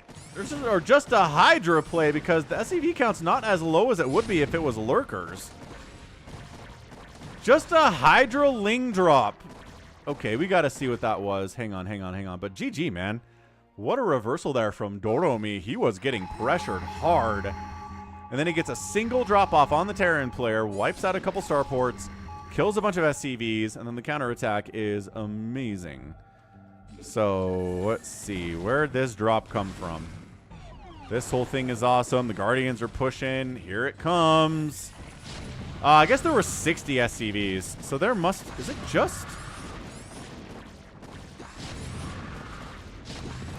It's just Hydra Ling. No Lurker, no Dark Swarm, just Hydra Ling in here. Oh, the Siege Tank splash! Oh, this Siege Tank killed the Hydra, but it was sitting on top of the SCVs, and the splash damage killed 30 of them. Oh, that's brutal. GG, dude. Oh, I mean, it was probably over anyway. But that was definitely very cool. GG there, Doromi. Awesome. Super fun. Thanks for hitting that like button, everyone. We're at 143 already in the first hour and 30 minutes of this stream. So thanks for kicking butt out there, taking names. You're all the best so far. Let's go. Nibbler, 3v3 fastest map. Ba-doop. That was a cool play with the lurker egg. What was the lurker egg, Psychonuts? I didn't see a lurker egg there. 2XT, good weekend. Got the lawn mowed. Went and had a movie night with my grandma, my last remaining grandparent. A couple of my siblings and I go do that about every couple months. And we watched Charade, starring Audrey Hepburn and Cary Grant from 1963. Really fun movie. Very, I don't know what I expected, but woo, kept me guessing the whole way. Morph the Hydra to a lurker right on top of the SCVs, and the tank fired on the egg. Oh, I thought the tank just fired on the Hydra. Either way, that's how the SCVs died. My Zerg is trash. Let's play Zerg. All right, team one here is a Protoss player. It's Tank Vidrio. His teammate is Alpha HR, a Terran player. And then we have New World, a Zerg player, bottom left. Team 2 is Small Brain Get Out, a yellow Zerg player. Nibbler playing his beloved orange Zerg. Hatchet to Theo is a Protoss on their team who's a pink Protoss. Gonna step away for a minute, get a Coke Zero refill, and I'll be right back. The movie is called Charade. 1963, Audrey Hepburn, Cary Grant, Walter Matthau in it.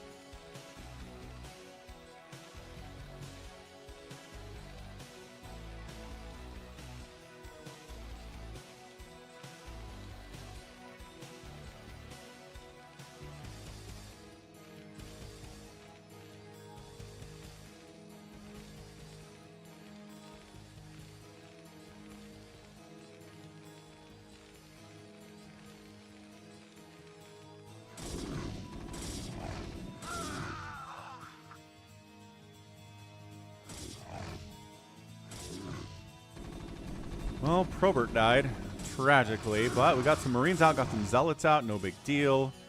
If you're ever playing a fastest map and the enemy is a Protoss, if they don't make Zealots, I don't know what to tell you. They're probably not playing the game right.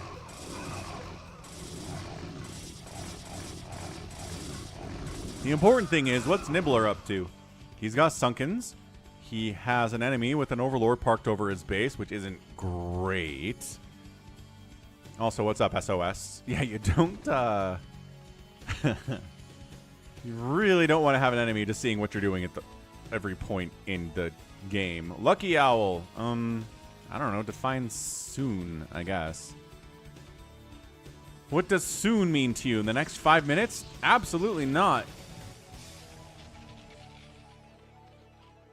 1969's The Time Machine. I feel like H.G. Wells, is it an adaptation of H.G. Wells' book, The Time Machine? Because I think I've read the book, but I don't think I've seen the movie.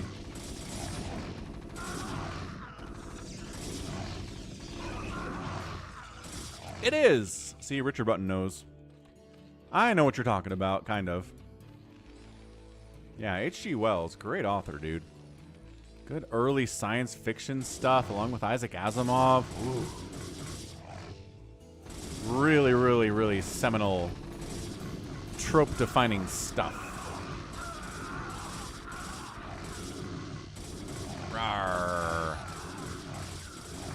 Zealots being all zealoty. All right, man. What is Nibbler up to? He's got double Hydroden for double upgrades. Hydras for all the time here.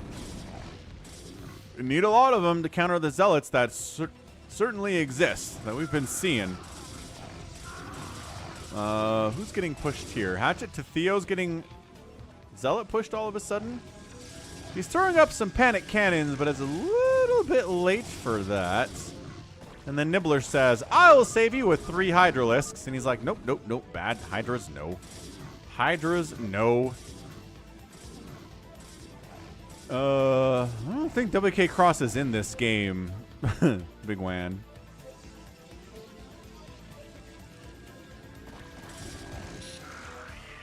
Ooh, Stim Marine plus Zealot equals Hydra's dead.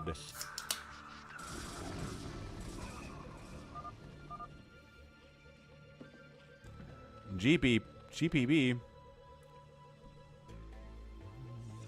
Yeah, Hatchet to Theo. Is Hatchet to Theo Cross? He only has 300 APM. This can't be Cross. Cross sits at 500 APM the whole time. Is that true, Nibbler? Nibbler, where'd you go, bud? He's watching on his TV, though. TVs don't have the ability to chat on the streams. At least most of them don't. DT's out from Hatchet to Theo.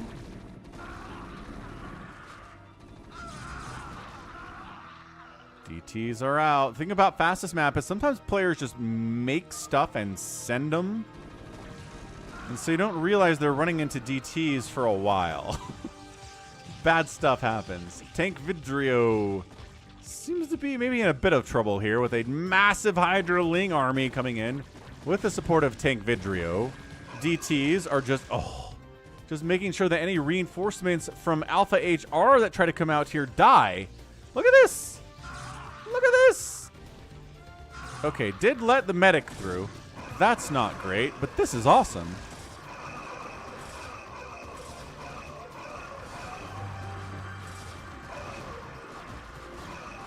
Well, the opinion on fastest maps is definitely split, but enough people like them that we definitely do them on the Sunday stream, and some YouTube channels are solely devoted to fastest maps, so that's exciting.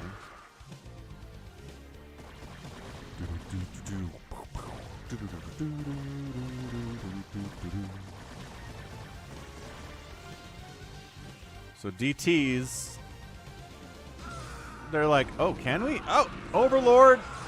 Ah, a New World Overlord is in the general vicinity here. Plus, no, that's Small Brains. I don't know.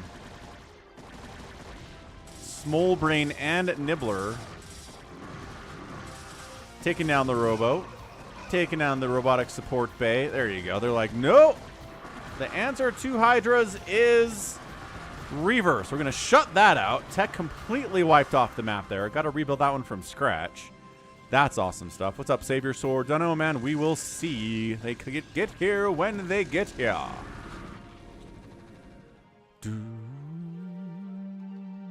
What's up, Drew?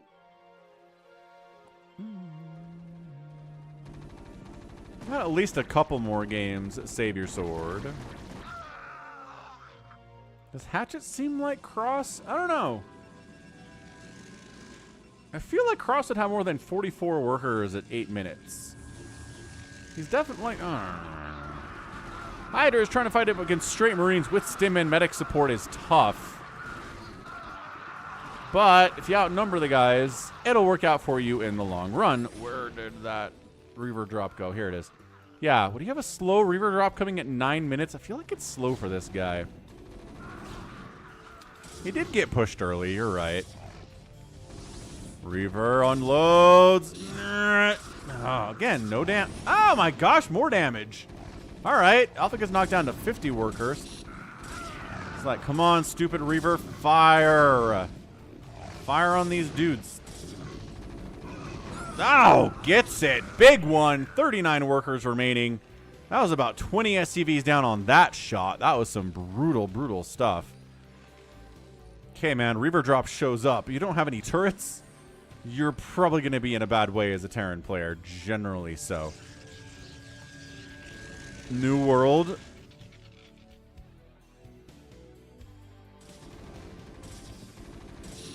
Coming in, try to assist, but like you're a little bit late to the party. This is fairly well been shut down. I guess maybe these hiders are anti-air. They're trying to help Alpha HR against future drops. The Surge 2. What is the Surge 2?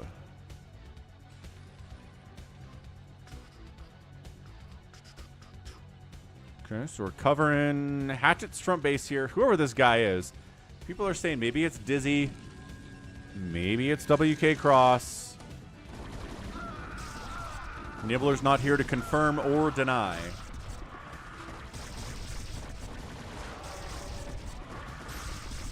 Yeah, these lurkers, man. These New World lurkers are putting some work in here against your Hydra. Little tank support there, too. Boo. Yeah, that is the worst nightmare for Hydralisks. Absolute worst.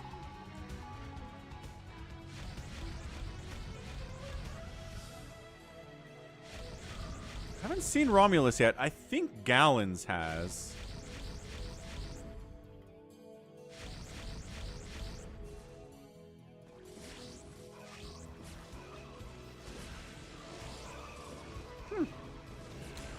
The Surge. ToyCop's here saying we got our 150 likes dance. Let's do the dance. 150 likes already here at 1:45 on the clock. You guys are great. Thank you so much for hitting the like button. We have some work to do to get to 400, but we're kicking butt. Turns out, SaviorSword, if you put the word likes in the title of your video, people are more likely to hit the like button than normal.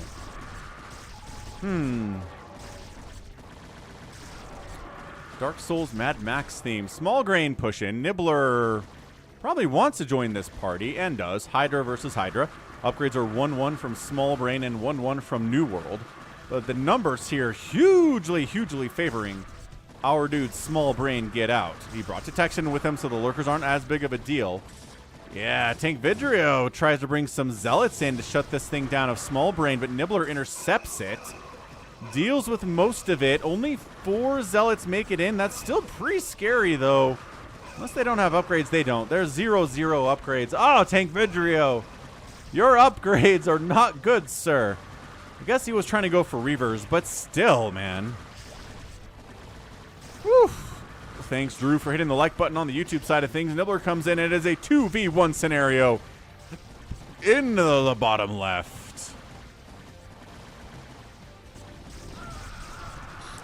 I don't know if there's enough to hold here. Anybody to help? Alpha HR is trying to assist. Yeah, and New World is bringing some Hydras down too, but they don't appear to be in numbers that will be enough to save the day here. I guess if you snipe the Overlords, then the Lurkers kind of kick butt. Okay, but no, there are Overlords here from Nibbler. Hydra's trying to get in here in between the hatcheries and the extractors. Try to snipe down that hive. I don't think he has enough DPS to do it. Not with the sunken support. Not with the zealots coming in. Not with the lurkers shutting that down. Small Brain continues to not bring... There it is. He does have an overlord with him. Zealots have speed now. Still no attack or armor upgrades for those guys, but it's going to be enough. So I'm really surprised at that hold, man. Wow.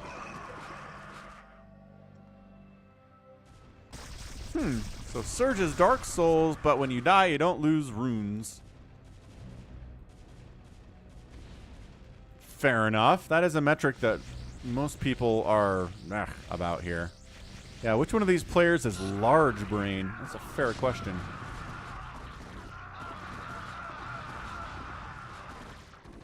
Maybe Hatchet to Theo? I don't know. I just feel like if this is Wk'Cross, he's too passive. I like that he's got a Corsair ball flying around. It's not like he's doing nothing. Nibbler says, anti-air seems questionable. There are a lot of...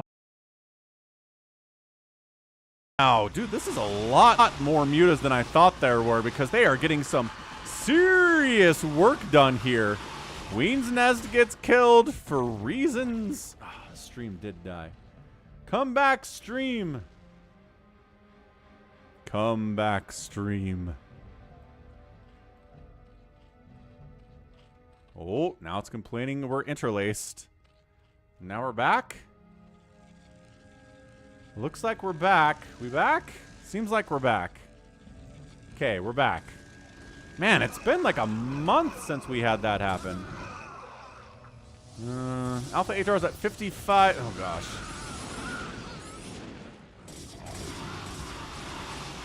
All right. Well, Alpha HR is down to 17 workers. The Archons are eating these mutas, man. Storm's pretty good, though. Yeah, muta count Nibbler is knocked down to 135 supply after that, but economically, HR is at 15 workers. Tank Vidrio is at 27. 2 of the players on the enemy side have had their economies destroyed. That's right. Hold this indeed, yes, Slayer.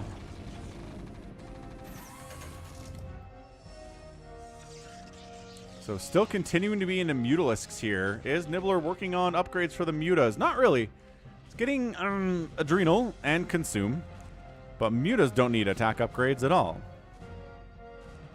Yeah, stream's definitely back. I don't understand why it crapped out, but we're okay. We're doing fine now.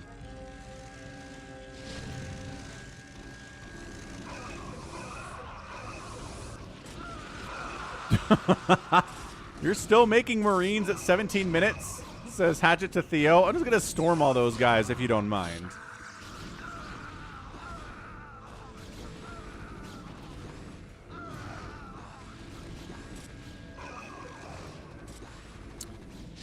That said, still pushing. Small Brain Get Out has 100,000 2-1 Hydras, though. He is maxed out on Hydralisk. Get the Artosis Pylon. Nope, everything really dies before the pylon goes down.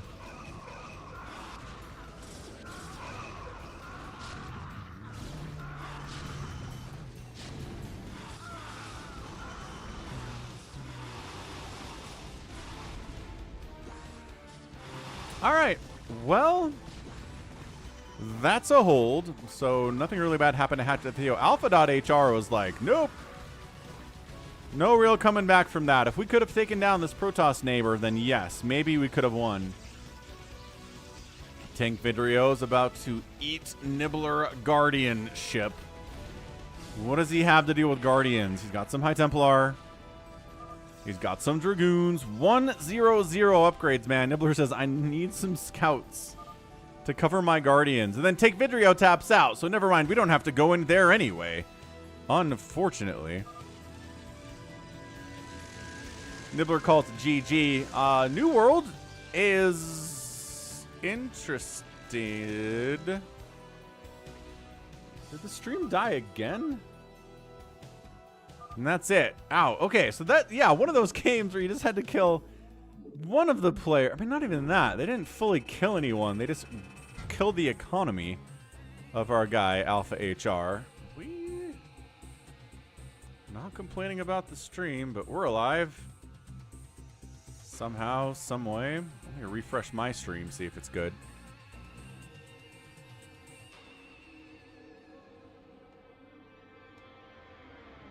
Yeah, we're good. Man, it dropped some dudes, though, didn't it? Ah, we're fine. All right, GG. So, Nibbler, nice little Hydra opening into Muta Bomb. The Muta Bomb on the Zerg was really effective. And then maybe not quite as good on the Terran, but the drops there helped immensely as well. So, we're good, we're good. We good. Yeah, that does say some new dropped frames over here, though.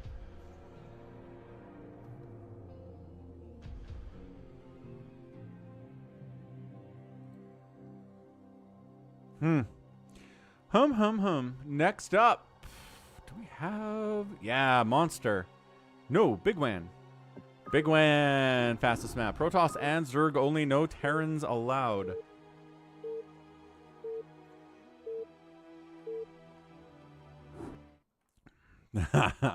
Everything's fine, then ToyCop shows up and everything bugs out. That is kind of what happened. Top left's going to be Protoss. It is Bigwan. His teammate left side going to be another Protoss barcode. Then we have Aoria, who's a Zerg and is green. Team 2 is Kozom, Zerg player. MWAD, 593, Protoss. And then Is that hello? Is that an H-E-L-L-O? Hellos? I'm going to call him hello. It's a Magenta Protoss player. Yeah, Monster, you sent the same replay. Everybody says it's great, though, so thanks for doing that. I mean, no harm in sending the same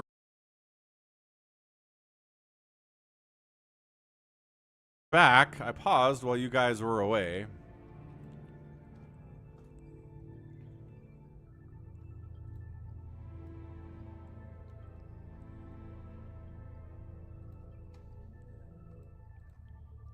But there's a cannon rush happening.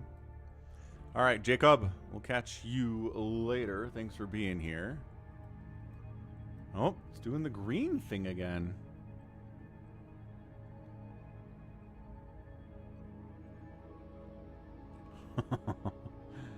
No, come back. Come back to us. Oh, we did it. Okay, so we had the green, but we came back. Man, this is like when I kept trying to stream 1440p to Twitch, and Twitch was like, no. Okay, we good? We alive? I feel like we're alive. I'm gonna press play now because this is a cannon rush from MWAD onto bigwan. Bigwan! He's got some zealots out. He's trying to kill the pylon. Not really target firing here at all, unfortunately, but I don't know what kind of difference that would make.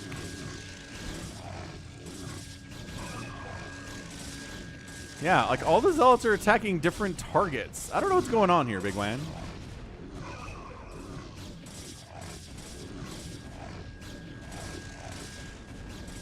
So this one cannon's kind of a big deal right now. Oh, cannon versus cannon battles, but it looks like enemy cannon's going to win, but this one is injured enough that reinforcing zealots coming in from Barcode will be able to snipe it. This cannon's been injured enough previously that it's going to die too. And we got it. No, he still didn't get it. What the heck? Hellos was down here trying to cannon rush as well. And Kozom, a triple cannon rush attempt against bigwan. How unfair. At the end of the day, it doesn't really work all that well. What's up, Defiled? Happy Sunday.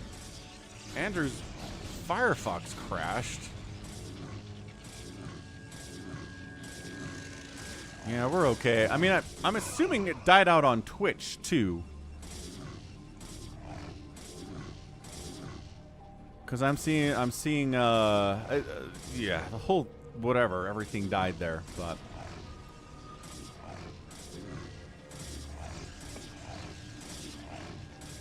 Yeah, I think we're good. Everything good out on Twitch?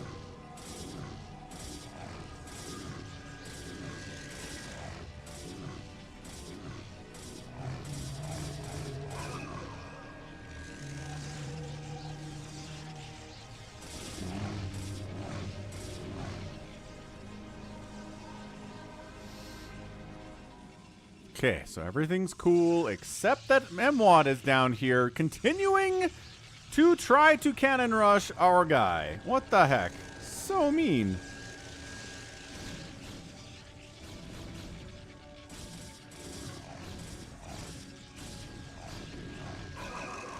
Zealots are trying to shut that thing down, but, good luck, I guess. Lilfishboy. Honestly, YouTube TV is what I use for my sports watching. It's got pretty much everything but ESPN Plus, which is where maybe some of your college football and basketball will go. But ESPN Plus is available on a bundle with Hulu and the Disney Plus, which I already have anyway. Because I've been a Hulu sub since like 2005, and Hulu plus Disney Plus plus ESPN is like nothing. So yeah, I'm a combination of ESPN Plus and YouTube TV will get the job done. So we're counterattacking at MWAD because this guy is a cannoning fiend. So Barcode comes over and says, what if we just shut this whole thing down? How does that sound to you? Hellos is over here trying to cause some issues. He's cannoning all this too. Dude, the cannoning stuff. Bonkers.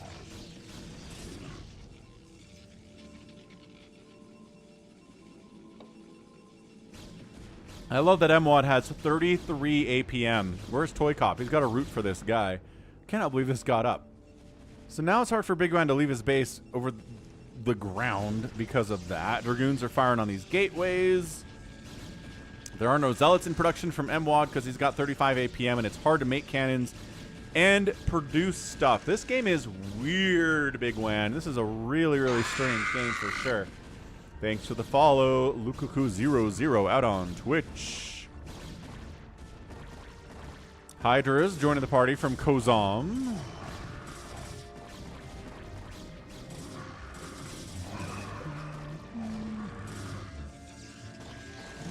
Yeah, I mean, these Hydras by themselves, not going to do a whole lot. Hello's, yeah, I'm pretty, no, he's got some, the man has some gateways. It's just he's also cannoning like a madman. Where are my Reavers at? Okay, these Dragoons are probably going to be able to shut this whole thing down. Hey, Nibbler. Okay, so, yeah. So the guy that people were saying was Wk'Cross was an unknown player. I'm like, yeah. I wasn't getting Wk'Cross vibes from that dude at all. Being cannon sunken and bunker rushed so much today. Or recently. Yeah, it's tough out there, bigwan. Sometimes it is. We have a visit from both of the kitties here.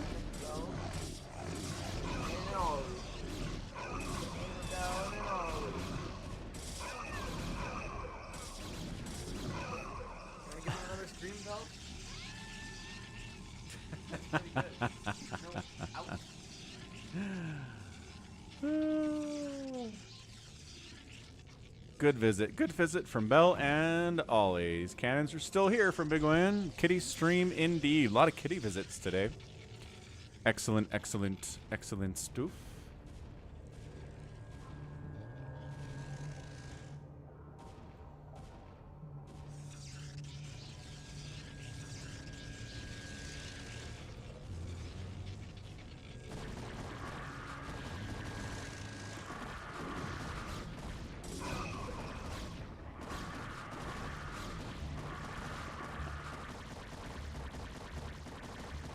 Aoria's got some Hydras out. They're doing not well against these Zealots as usual.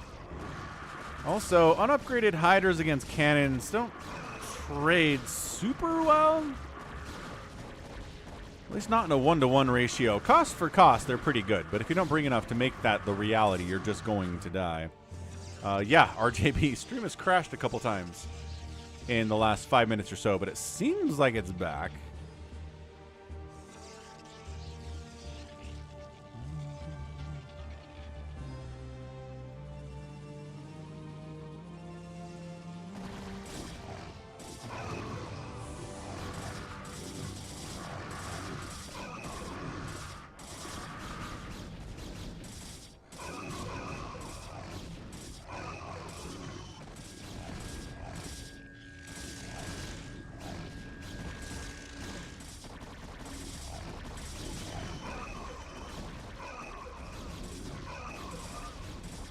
Kozom bringing the Hydras in, and yeah, Barcode needs some help. He's calling for it. ToyCop says, oh, low APM is not everything. Low APM plus a cannon rusher means ToyCop can't support him. Dude, this is tough. This is a tough thing for bigwan to get out of his own main base right now. So ToyCop at this stage is rooting for the slow Zerg player, Aoria.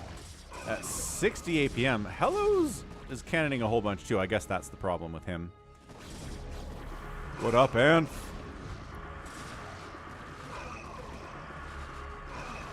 Alright, man. Kozom needs to, like, go. Kind of just standing here, I guess.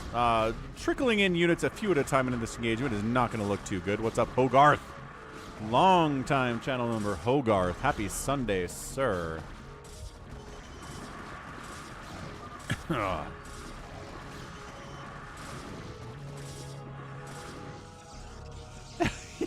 He's still doing this. MWAD, you're funny. Barcode leaves the game because there were too many Hydras coming to kill him. I don't know about that, man. You still have cash. Your economy's good. I mean, I guess MWAD is kind of a terrible teammate because he can't really help you at all. What's up, CPL Spider? And stormed. MWAD goes down to 5 probes. Oh, MWAD. But his cannons are still coming up. Can't take those away from him. So this turns into a 3v2 pretty fast. DTs. MWAD has a personal vendetta against bigwan here. This is crazy. Oh, you're at Snowbird today. That's cool. Wait. What's at Snowbird right now? They don't have any snow.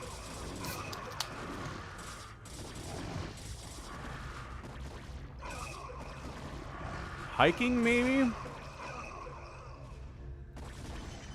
Oktoberfest? It's August! I'm more confused by your story all the time, CPL Spider. Snowbird is a ski resort in Utah, monster. Okay, trying to take down bigwan. Everybody hates bigwan today. But he's holding. He's got his Dragoons. He's got +1 attack on these boys. He's building Corsairs. Aoria is trying to get rid of MWAD, but not bringing really enough Hydralisks to deal with a Zealot cannon setup. Not even close. Kozom's got some Overlords on. I don't know why there are Overlords here. Cannons provide detection. I guess high ground vision if you're worried about maybe something. There's no tanks, though. But, yeah, they've got stuff to do in the summer. That's true. But Oktoberfests in August, I'm more confused by.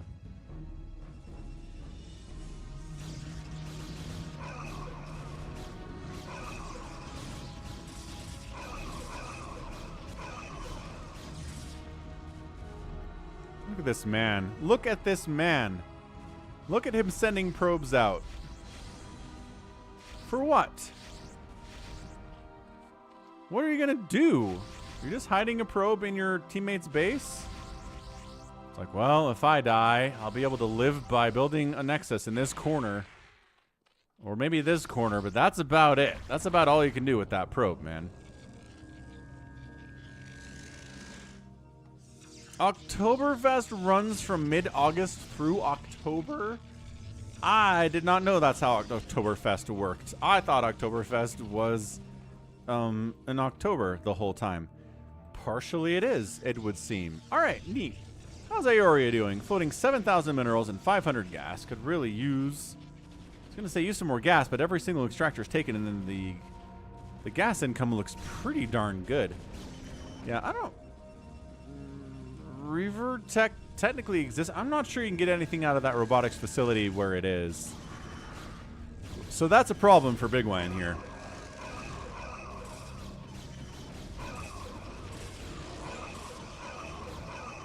I'm not sure what that storm was, but maybe there was something there to kill. I don't know.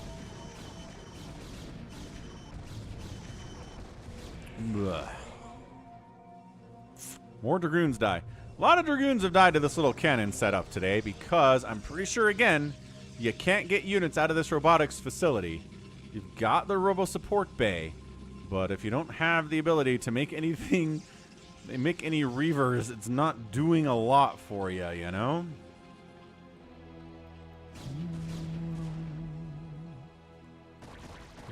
All right, Aoria says, it's time to spend my money, suckers. Comes in, mutabombs the ever-loving crap out of Kozom here.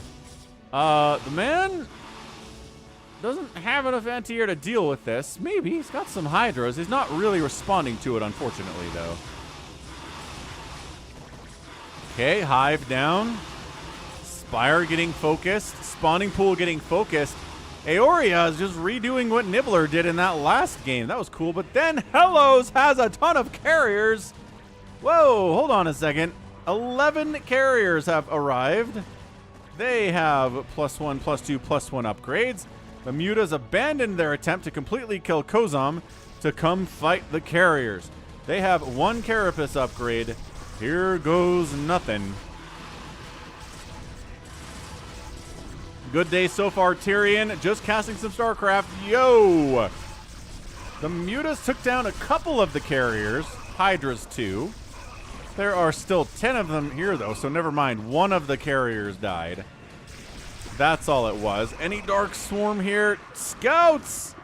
He brought some scouts with his carriers. What the heck, man?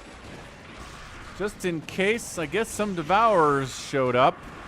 Also, really good at killing Overlords, but the scout guarantee for the Sunday stream has been fulfilled. Thanks to Hellos here. You need obs, says Mwad. Did he say that to all chat? That's really funny.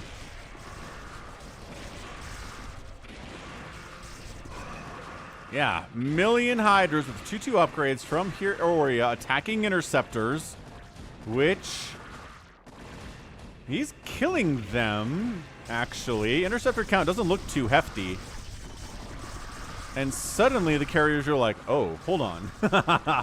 Maybe we're not going to win this after all. And they flee into Mwad's base. Our 58 supply Mwad, who doesn't really have a lot. What's up, Ruben? That is right.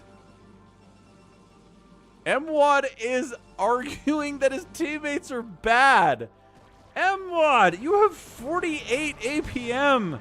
All you've done today is build cannons and a couple zealots. What are you talking about? Is Kozom going for a drop? He's just sending empty overlords over into Hello's base to hang out, I guess. I'm not sure what that's all about. Dude, at least Hello's cannon rushed and then did something after that. Mwad just like, I have some Dragoons, I guess. I mean, he's producing. We'll give him credit for that. He's spending his money. He never really replaced his probe count all that well, which is probably the issue of what's going on here more than anything else. All right, Carrier Scout Ball. Gonna try to kill Bigwan. He's got Corsairs. He's got High Templar with Storm. The Corsairs are gonna fight the Scouts.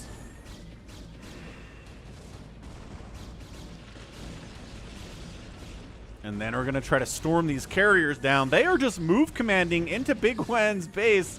They're going to try to snipe his Nexus with the full power of the Sky Toss here. Is there enough to do it? Yes, Nexus down.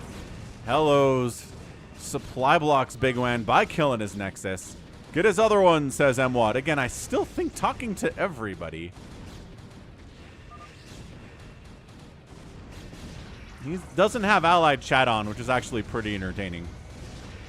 What is... I don't know what... Okay, well...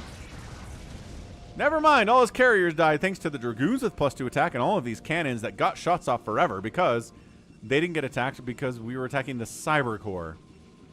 Yeah, I think M1 was probably right there to attack the other Nexus rather than going after the core, but... You know, I don't know why we're bringing slow scouts into a Zerg base with a million Hydralisks. I guess there are some Lings ruining the Hydras, though, so that's maybe going to work out here against, I guess, trying to defend against this attack coming down into Kozom. Is there DT going to town down here as well?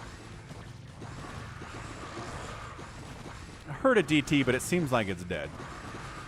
So yeah, Aoria with 2/2 upgrades against these Adrenalings with 3/3. These are full cracklings, man. This is the first time on the stream today we've seen full cracklings. It has been a minute. Mwad participating in democracy somehow. And Mwad's 31 probes. Oh, he's pulling it. Ah! He tried. He tried to pull the probes. Give credit where credit is due. Our man attempted to pull the probes out. Didn't work for him that well, and he's down to 12 workers. Brutal stuff. There's some... Oh, and then a storm drop down here on our guy Kozom. Knocks him down to 19 drones. So, Barcode is out. Bigwan and Kozom are alive, kind of. Bigwan's at 62 workers. Aori is at 81 workers. Still a 3v2 scenario. Mwad kind of sucks, but, I mean, again, he's participating at this stage. Another drop from Bigwan trying to sneak down here into Hello's base. He has a gajillion cannons, though. Like, you have to trench run this. You could probably come in from this angle, unload a couple Zealots and High Templar here and get a nice storm off. But, like, this is the only angle of attack that you have. More carriers are here. The man still is not getting scout speed. So I feel like ToyCop, while he's happy to see these scouts, he wishes they had some upgrades. Especially the speed upgrade that makes them so much better than they otherwise would be without it. Yes, yes. Yes, indeed. Kozom, 19 and 14 workers for 2 of the 3 players on these bases is irsh. Irsh, I say. Bigwan's Reavers just kind of hanging out in the middle of the map. Bigwan says, I too can make cannons in the middle of the map. What's up, Jose? All right, center cannoning. Yeah, trying to crackling into the enemy base of Ioria, but Ioria has lurkers here, and of all the ground things that there are in the game, it's like Reavers are really good against cracklings, but I think lurkers are probably better. Hello says no. You can't put cannons here. Actually, yes, I'm going to let you put cannons here. Mwad is still mad. He's replaced 5 of the workers he lost during that drop, and he taps out. Oh, Mwad. Mwad, your 30 APM was not enough to get the win today. I don't know how many games you're winning with 30 APM, but maybe it's more than I think. I'd still like to see more of an answer to these carriers than Hydras and Dragoons. I guess there is Storm. Bigwan is providing some good help there, obviously. Yeah, Kozom's just going cracklings, man. He's sitting on 5,600 gas. And he's just like, all I need are cracklings to win this game. And like, on some level, you're kind of right. Crackling carrier as a combination is a little bit funny. Yeah, these hiders are just attacking interceptors. Hey, what up, hamster? Happy Sunday, sir. Dark Swarm's up. Nobody to take advantage of that Dark Swarm. Yeah, running into Cannon Central with your hydras while you're trying to fight carriers is generally an inadvised maneuver.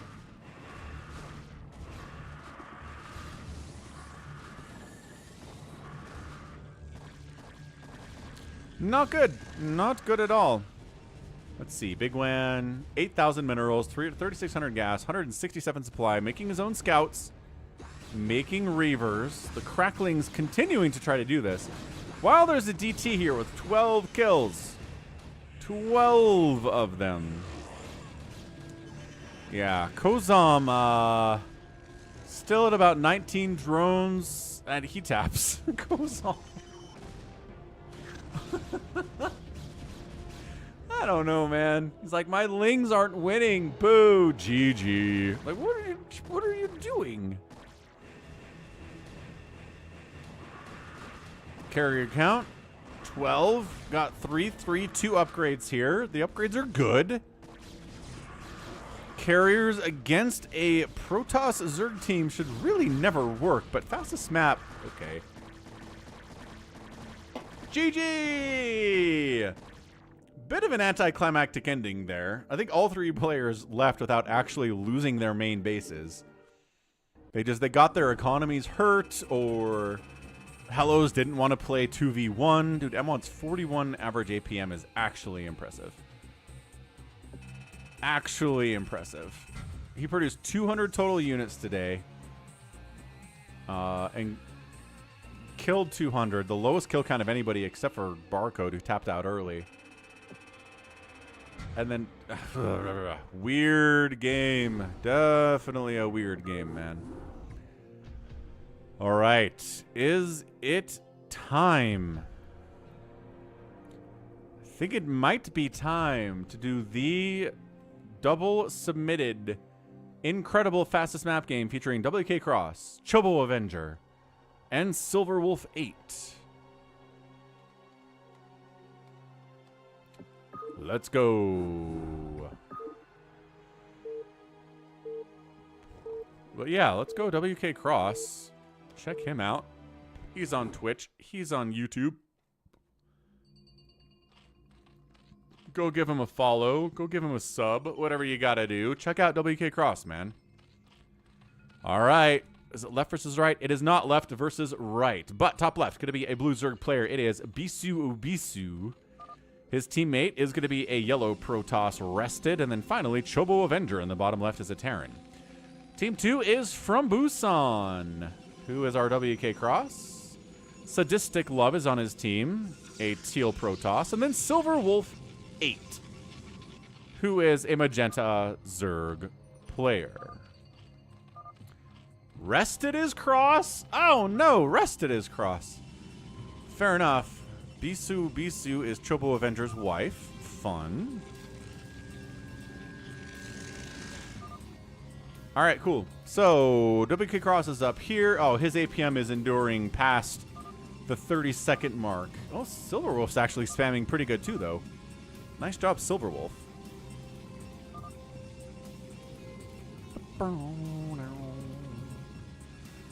From Busan and Sadistic are two Rising Clan players. Okay.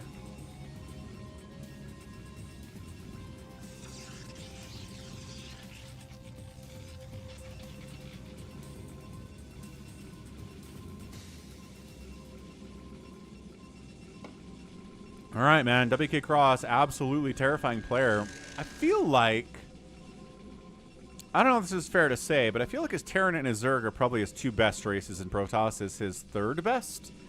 Not that he sucks at Toss, but I just feel like he does stuff with Terran and Zerg that I just don't see from many players.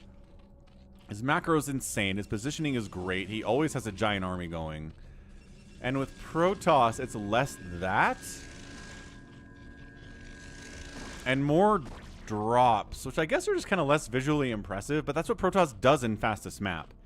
So maybe it's not fair for me to say that, oh, he just drops a lot in fastest map. He's not as good at that as he is at massing Zerg and Terran, but it's just a different thing, yeah?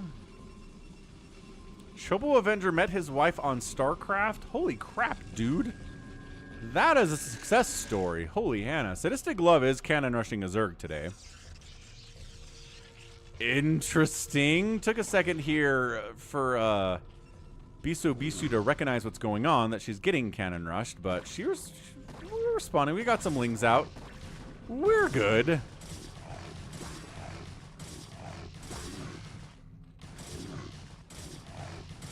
Cross likes Terran the most. Yep, fair enough. Cannons. Okay, got one. Not able to get the other one, so the hatchery has to get canceled. The sunken... Oh, no! The sunken doesn't protect against that cannon. I totally thought it was going to. Whoop! Okay. But also, maybe you should attack this creep? Maybe?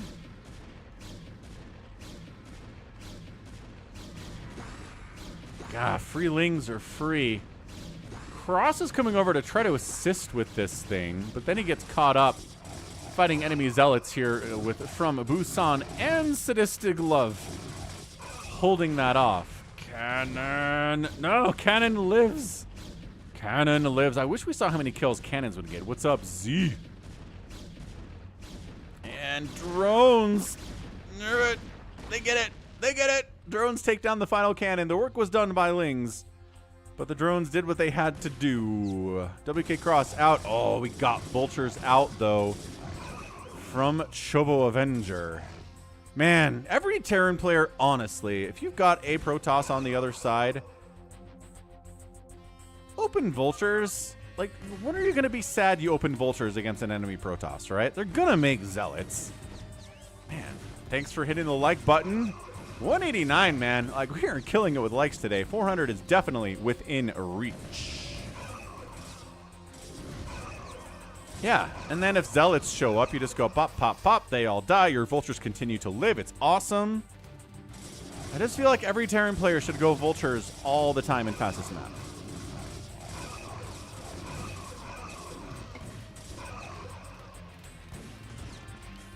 Okay, but maybe don't, like, hug them. You don't have to hug the zealots if you're controlling your vultures here. Yeah, Sunken gonna hold that way. Silver Wolf A2 his monster. Is sitting back. Got the zealots. Got the Sunkens up. Good defense against those vultures. Cannon's defending against Lings too. So everyone's got their own little bits of static defense here. I guess except for the Terran.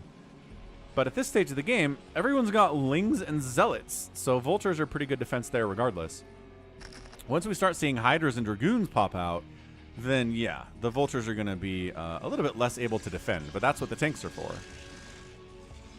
This is the first time I tried 5-hatch Hydra. Hold on a second.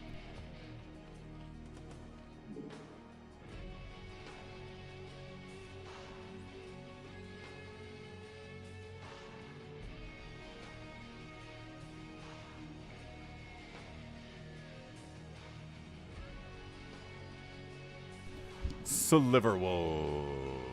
Yes. Bonk. Alright, man. Zealots. Man. Oh, and plus you get spider mines out, and the zealots are just getting evaporated, and it is tough. It is tough, tough, tough stuff. Okay, so, yep. Now we start getting tanks out here from Chobo Avenger. Working on siege mode. Production tab says not yet. Alright, so zealots are like, if we get in here on top of these dragoons, ooh, nice micro. Sadistic Love, gets trapped and surrounded by those zealots. That is not what you want at all, man. You can fall back to the cannons here. Going to be good against the zealots and going to be against the vultures here too. Obviously. Sliverwolf's got some Hydras out. Said first time he's tried 5-hatch Hydra. 1, 2, 3, 4, 5. He got the number of hatches right. I feel like that's important. But then they went on the Aegis server and learned how to kill fast. 5 hatches for 1v1 fast kill. Hard to do that in 3v3. Interesting. Interesting argument.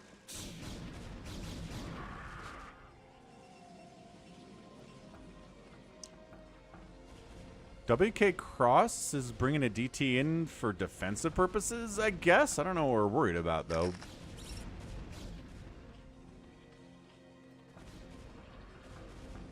And there's DTs out from Busan, too. Uh-oh. Chobo Avenger is in a lot of trouble here. DTs wandering in. Where's the detection? Where's... Oh! Missile turret. It was right there the whole time. Okay, there was detection. A little bit of splash damage, but Chobo Avenger at 32. Oh, might have killed more SCVs than I thought. Only 32 workers here from Chobo Avenger. Not ideal.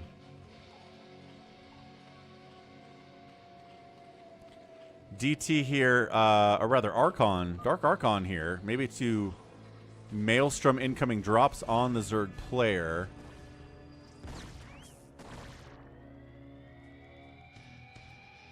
Siege tanks joining the party.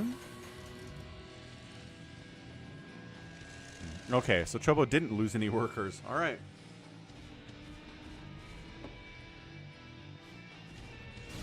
Never you mind that. Drop on Sadistic Love. Beautifully executed. Down to 20 workers there. There was a probe pull, not perfectly executed, and that drop and storm was so fast by Wk'Cross. That was terrifying. What's up, Queen Amelia? Okay, so still trying to push on Sadistic Love here. Got siege tanks. We got Hydras. We got siege mode. gosh. Oh, gosh. All right. Hydra tank is such a powerful combo because these Hydras are not going to take splash damage from the siege tanks, especially if they're fighting against Dragoons. I guess if Zealots are fighting here, they could get on top of the Hydras, and then the tank splash damage would be a problem.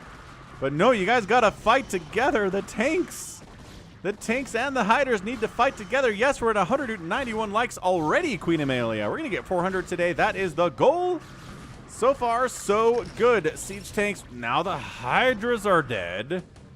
And now the tanks have to fall back, but they've got more Zealot support here, I guess, in the form of Wk'Cross. Falls back.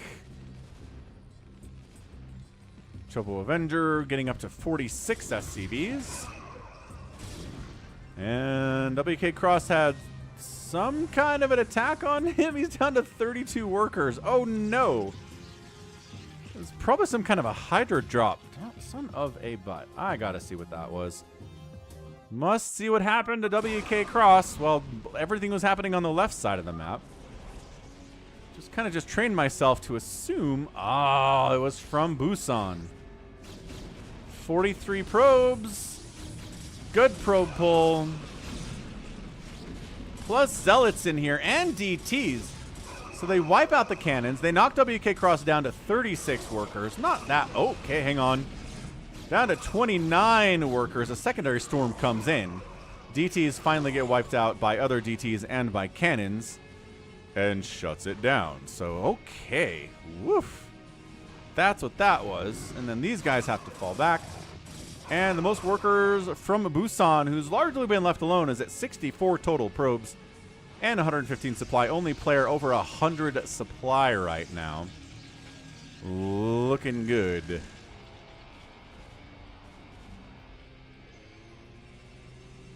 Okay, so most people have taken economic hits so far in the game. Everyone's kind of licking their wounds. Trying to rebuild. Just kind of staring at each other here. Another drop sneaking out from Wk'Cross, probably aiming for Sadistic Love again. Got cannons kind of covering this top side, cannons covering the bottom side. Dragoon. Oh, Dragoon's repositioning here. Did they spot this? What's up, Jack? Jet lag. Hey, what's up? You made it to Rwanda. Very cool stuff, dude. How is it? Hope you're having a good time. All right, Sadistic Love. No, the storm doesn't get off. Whew, that's one of the few times I've seen Wk'Cross go for a storm drop and just kind of miss entirely. These High Templar unloaded, but maybe it was a moment where it just didn't want to cast the spell. That happens. From Busan gets in again. Gets a pretty good storm off there. The SCV pull, man, even if it's not perfect, you got to give it a shot. 49 workers remaining. Still okay.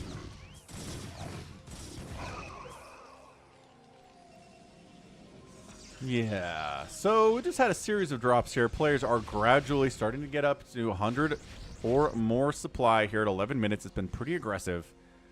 A lot of SCVs and probes and drones have gone the way of the dodo today.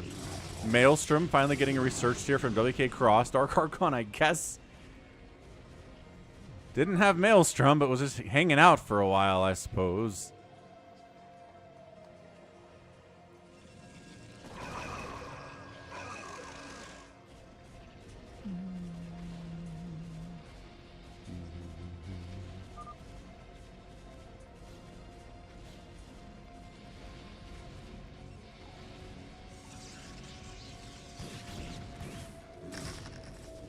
Busan pushing front. Ooh, good spider mine connection, though. Gonna try to push front and then drop left. Wk'Cross again. That's the connection he was looking for. Sadistic Glove knocked down to 13 workers. And then on the other side of it, where did he go? He had a shuttle somewhere. I don't know where Busan went.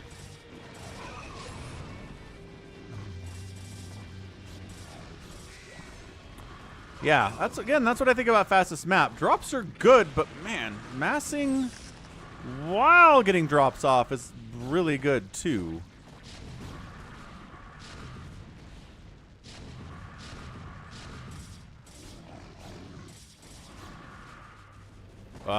There's the storm drop on Silverwolf, knocking him down to 14 workers. Whew, that was a good one. That was a good drop. But pushing here on Chobo Avenger, not looking great here. Silverwolf in the house. Bisu trying to help defend Chobo Avenger here. Murat, thanks for hitting that like button. Like number 203 from Murat K. I don't know. Looks like it's going to be a hold here. There are enough tanks with +1 attack to deal. Also, the reinforcements helped immensely too. So Chobo's alive. Oh, I like that Silverwolf sets up this Hydro Lurker door. That makes it a lot harder to get in here and actually take down Chobo Avenger. It's a good move, man. Aggressively or defensively. It's like cannoning up. Storm drop on Cross! Knocking him down to 27 probes. More probes die for that guy. Yeah, I mean, worker counts are all over the place up in that top right tracker. Holy Hannah. Welcome back, Tetrayatin.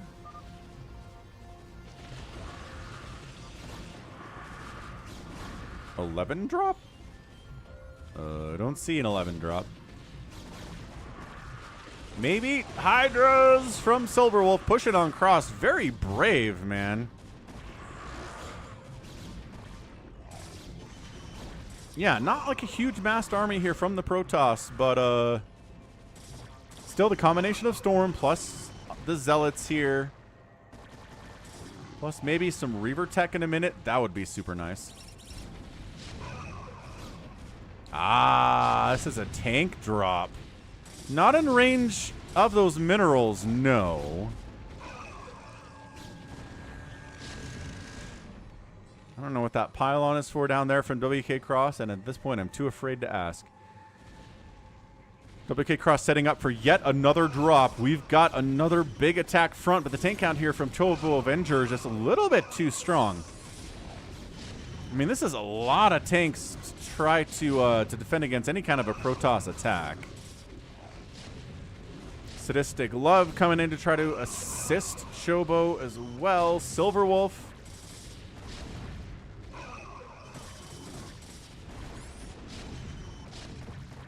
Oh, it got screwed up. God, I hate it when that happens.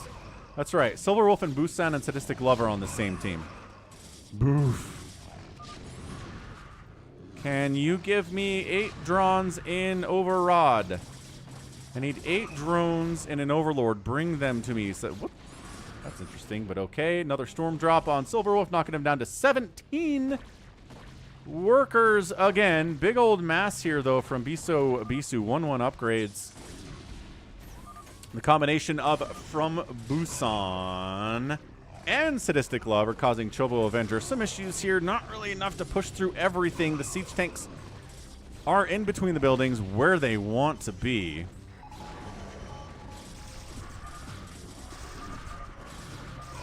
Silverwolf is like, I don't have the army to try to assist with anything because my economy is garbage because I keep getting dropped.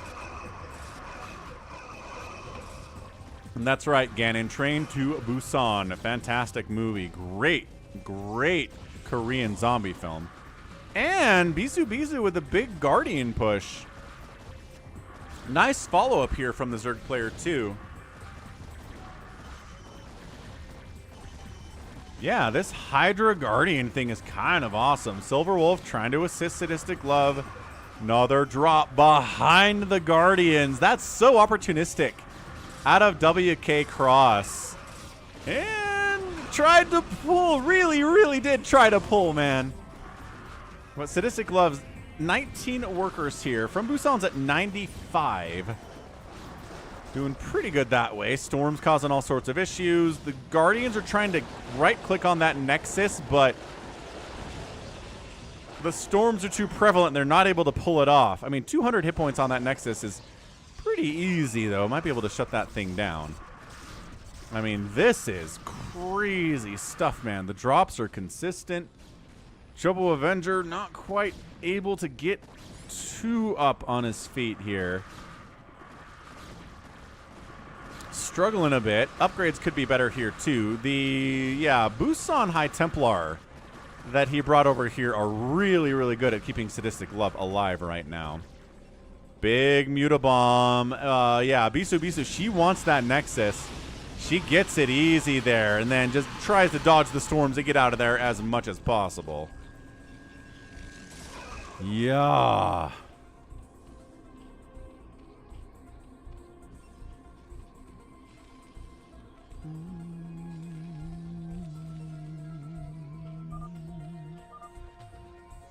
No drones, it says from Bruson. Hey, Silver Wolf has been dropped like 3 times by Wk'Cross, all right? Plus now there's Reavers and now there's Zealots, and this Mass Hydra play has kind of just lost all of its flavor. Silver Wolf's up to 43 drones, but they're all hiding down here because of the attack from the north that's coming in really, really strong. Bleh. Bleh. Center being cannoned up here by From Busan because he's at 4,000 minerals, and why not? I guess. Busan trying to defend Silver Wolf as much as possible. Another drop sneaking in here from Wk'Cross. Trying to get over here onto Sadistic Love's base. And is there going to be enough here? I got nothing. I have nothing but drop. Take him down.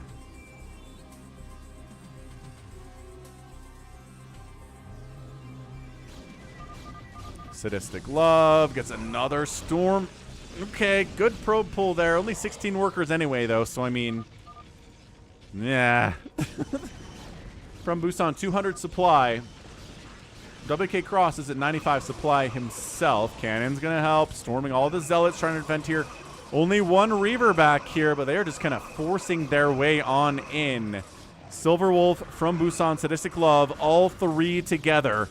Trying to take down Wk'Cross. I did see a comment earlier that maybe trying to kill Wk'Cross first was the answer. Because at this point, he's big, he's tough. He's got a, you know, not a huge bank here, and it's actually pretty gas starved, which could be an issue for him. I don't know. We'll see. Bisu, big. The Hydra Guardian combo is good, but you know what's good against Hydra Guardian? Storm! Oh my gosh, Storm is so good here. 9 kills, 10 kills. These High Templar are putting in work against this Zerg. Oh. Yeah, Wk'Cross holding. Bisu holding. From Busan, cannoning up, nexusing up the center, trying to cut off Bisu and Cross from Chobo. Is that what they're trying to do here? Another drop attempt. Oh my gosh, the unload. He's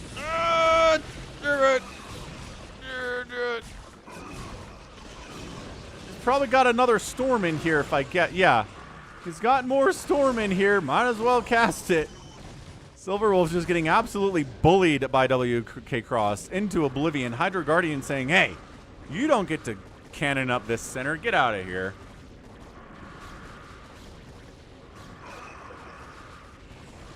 Slowly making progress on that thing. I'm not sure if that is enough to pull it off, but yo. Silver Wolf has a Nidus down here and From Busan's base for reinforcing reasons, if that ever becomes necessary.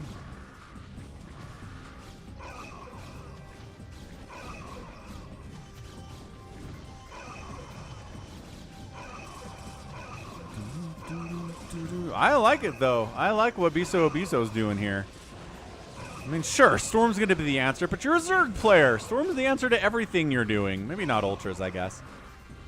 Maybe not. Silver Wolf making a hatch here inside Sadistic Love's base. Maybe I can get some more peaceful mining here, but oh my gosh, another drop. Another drop heading over to Sadistic Love. Can he pull it off? No, losing steam, dropping in 30 probes. Good target fire in there. 21 probes remaining. 20, so about 15 probes died there of the 35. That's half of the total mineral income that Sadistic Club was working with, plus some of the gas income too. So these drops are absolutely brutal. Bisu trying to deal with Sadistic Love over here. Cannons appear to be unpowered. Otherwise, you'd be running into them. Storm plus Hydra with Silverwolf's 3/3 Hydralisks doing some work against these 2/2 Guardians for sure. Center fighting. Silverwolf trying to bust out. Can we make it? No, we can't. It's looking like a lot. Okay, we're going to go ahead and lurker those up. Harder to kill for sure.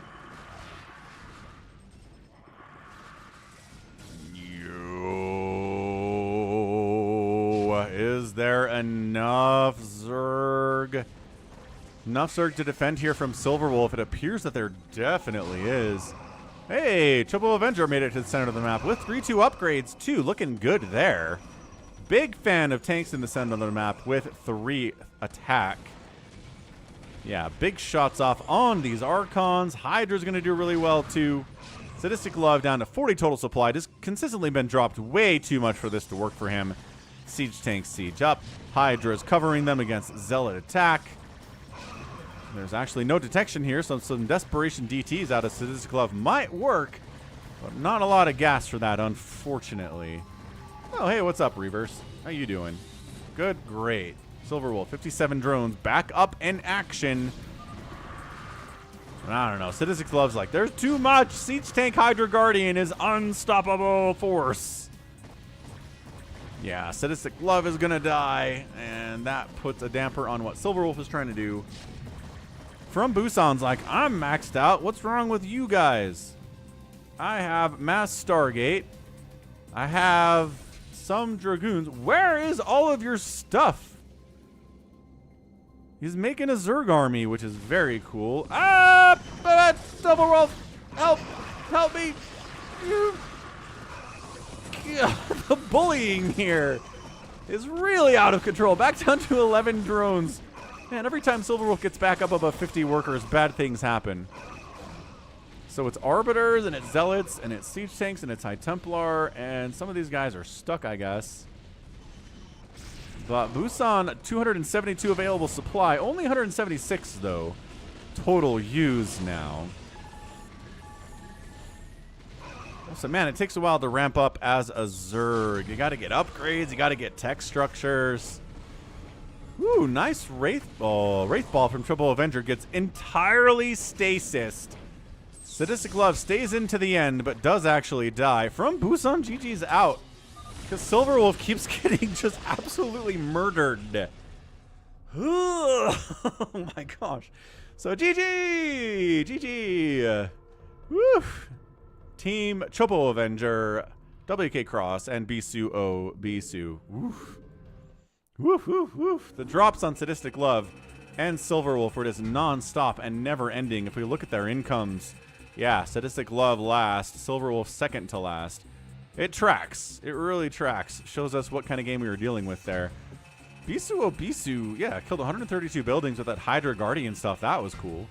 And 658 units were killed by Wk'Cross today, and like 600 of them were workers, I swear. That's insane. Monster says, I was talking to Busan. He says he doesn't know how to go double race. Well, I mean, you learn by doing, I guess. So, GG. That was awesome. All right, do we have... Hang on a second. Email says... Email says.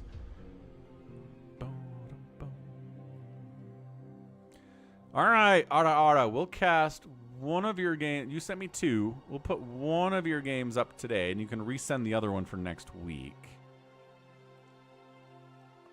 How's that sound? It's a short one.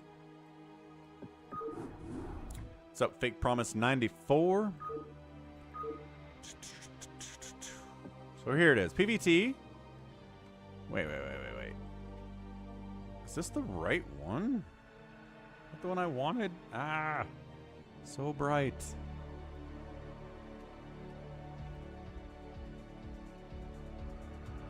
What did the email say?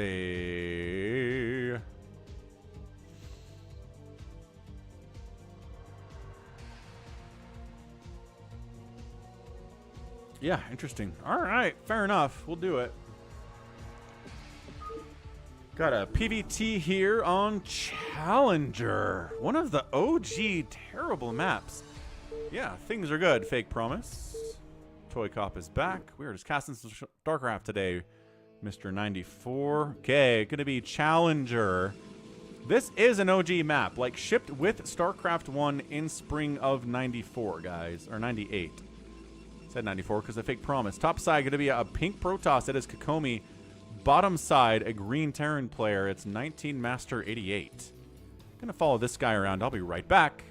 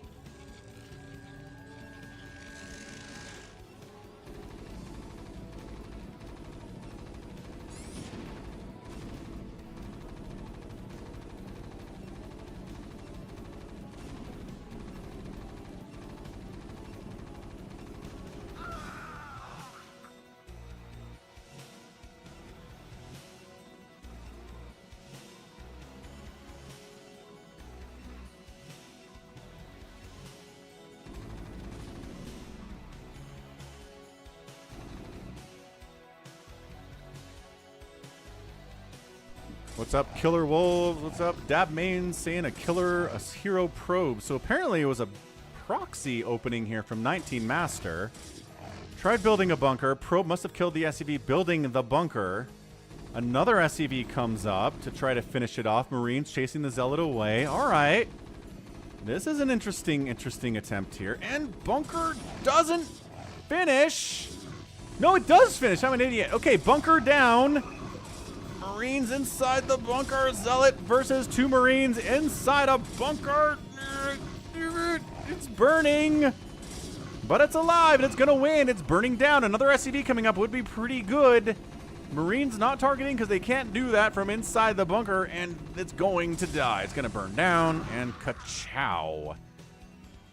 Yeah, all right. So that was an interesting opening for sure here. Both players under 100 APM. Marines, the micro here from 19 Master, not bad. Ara, she's got Zealots. She's making Zealots. They're the answer to Marines pretty much all the time.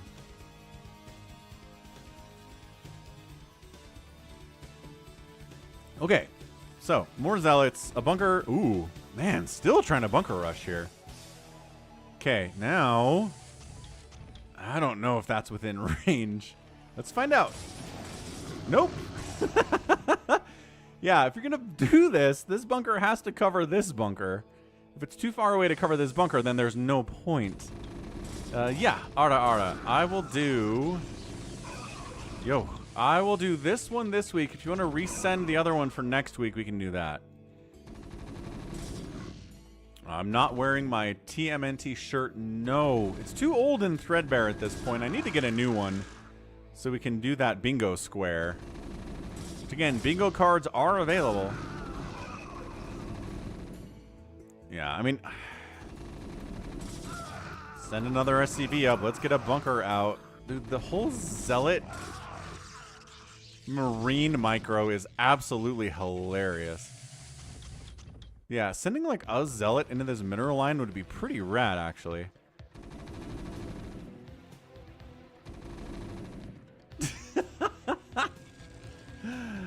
Oh, the dance. The dance.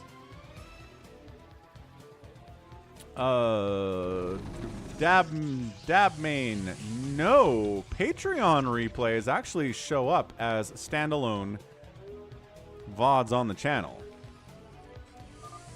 So if you're a patron of mine at patreon.com/FalconPaladin for $10 a month, you can send me one replay every month and I'll cast it and put it on the main channel, not part of the Sunday stream. Yeah, this cannon's putting in some good value too. What's up, Detroit Bulk? All right, repair the bunker. Oh, there's an SCV here too. And yeah, join the Discord server. Link in the description as well. 219 likes here at 2 hours and 54 minutes. Looking good. Ganon's like, your 2 zealots can totally win this game. I mean, there's 2 Marines in the bunker and repair is good.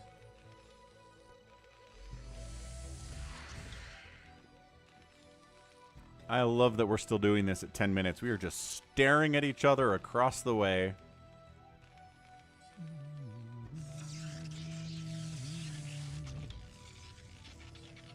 He's got more bunkers up.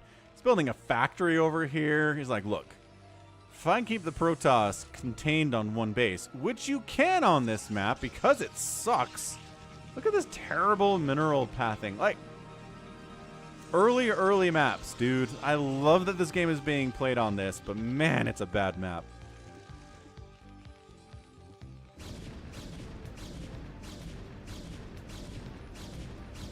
Yes, Dragoons have range. Nice job, Kokomi.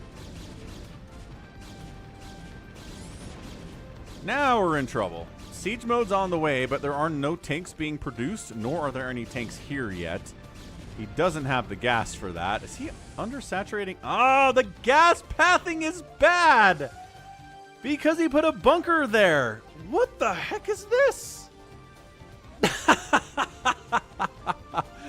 That slows down his... Oh, he could have a tank out, except his gas pathing's all screwed up, and he doesn't know.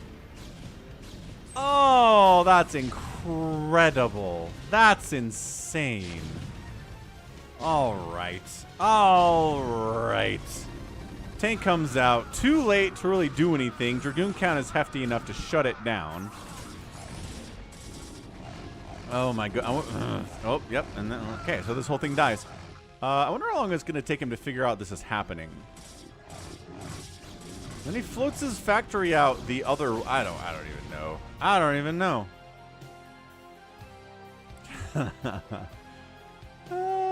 So now, desperately walling off the front here because he doesn't have an army anymore. Dude, he still doesn't know this is happening. Factory gonna die.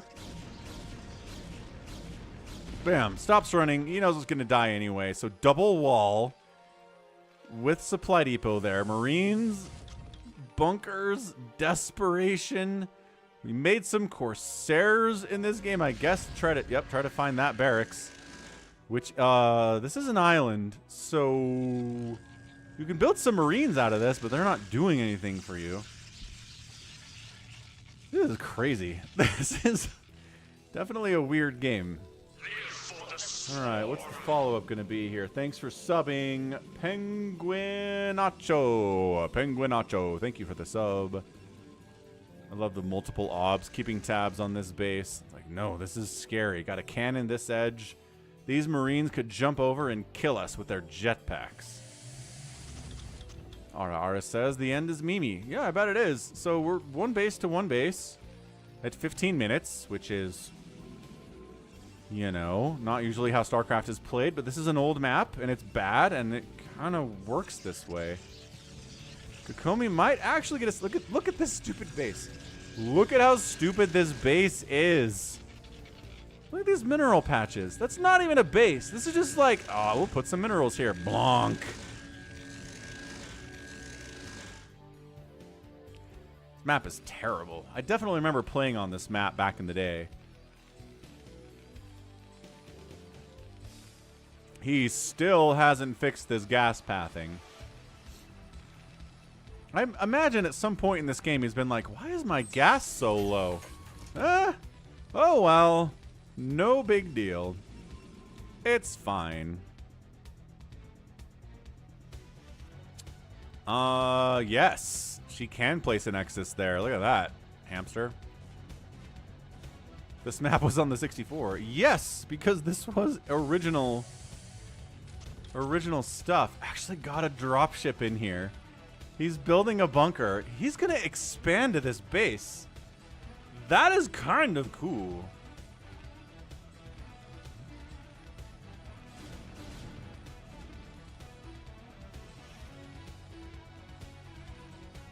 Yeah, these Corsairs can't get over here. The Marine count is too high.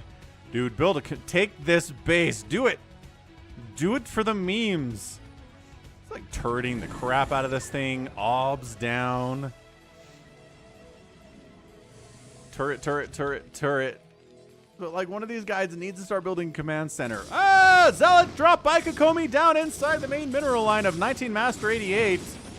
He might, or she actually might fix this SCV pathing problem that 19 Master has by killing this bunker. Yeah, I think that's all that Kokomi's trying to do. Kokomi's just like, I'm just here to help you fix your problem. Oh no, they're not going to kill the bunker after all. Oh, wait, oh, siege tank fire wiping out a bunch of those SCVs. That's not good. Yeah, okay, the bunker dies, and the gas pathing is fixed. Hooray! We did it! We did it!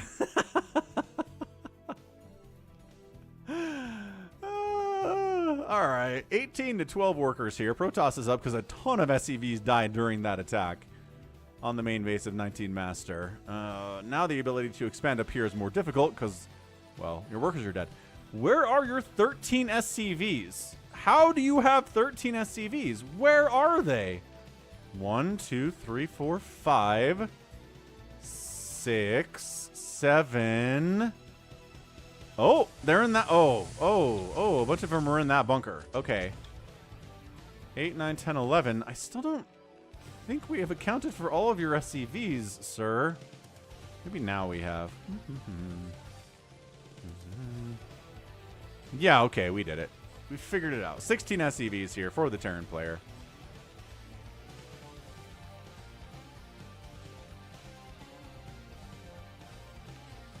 I mean, the problem was fixed, but 19 Master's not resaturating his gas because he doesn't need to. The man has 800 gas and 300 minerals, so definitely mineral production's a bigger deal. He keeps spending money on turreting this island base that he doesn't even have yet. Like, why? Must be just out of range of that cannon. Why? Okay.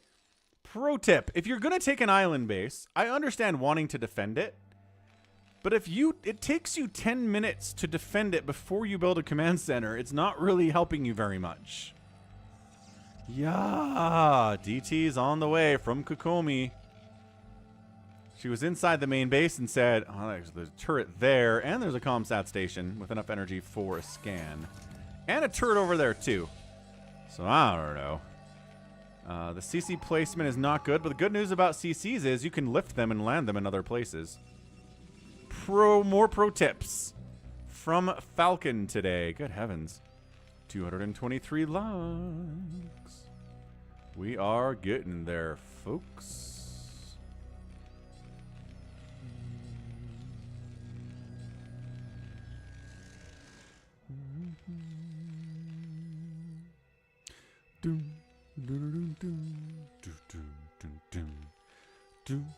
Yeah, mining out the main here. Kokomi's mining out her main, but she has this stupid base of stupidity. over here that is providing some value, I suppose. All right. Let's see what the DTs try to do. That's going to be my question today. What are the DTs going to try to do?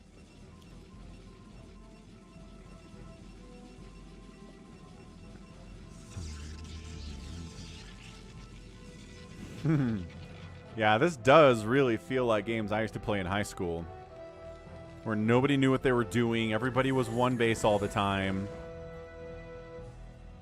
Like, a ton of the maps had islands on them, so people were like, sure, I'll go take an island base. What's up, Allbrand Ape? He wishes SCVs couldn't enter bunkers at all. It's annoying. Interesting thing to wish, I suppose. So maybe trying to sneak some units up this right side, land here, and go to town. I mean, there's a lot of Marines down here. Not that they have any upgrades at all, mind you. They have 0-0 across the board. I'm not even sure if they have stim.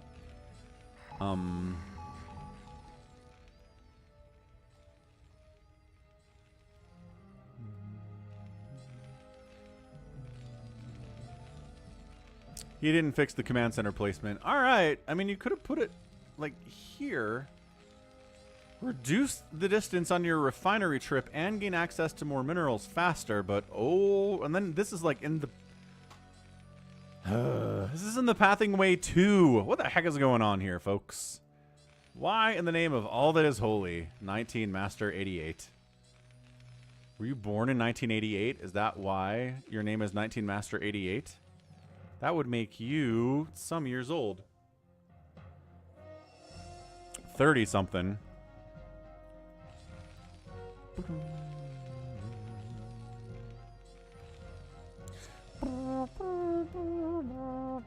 All right. Okay. Double shuttle, 4 DTs in each shuttle attack. Gets past the missile turrets without losing a shuttle. That's important stuff.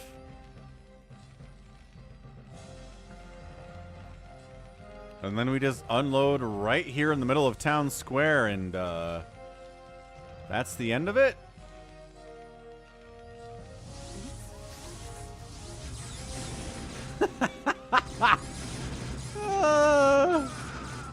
So here's your invisible man. I don't know that 19 Master 88... Oh, he does. He's bringing some Marines down. The ComSat station got killed, though. You can just see the shimmer, man. Just see it. When they attack and when they move. That turret is not providing quite enough detection to get this guy. Now it is? No? How? Dude, turret detection is garbage. Oh, this is great. Alright. Yeah. Terran struggling mightily. For obvious reasons. Floats the buildings. Main place is a wasteland of death and destruction. Second base is alive, I guess. Oh, ComSat. ComSat. But there's nobody in these bunkers. Oh, I thought there was something in the bunker. He taps out.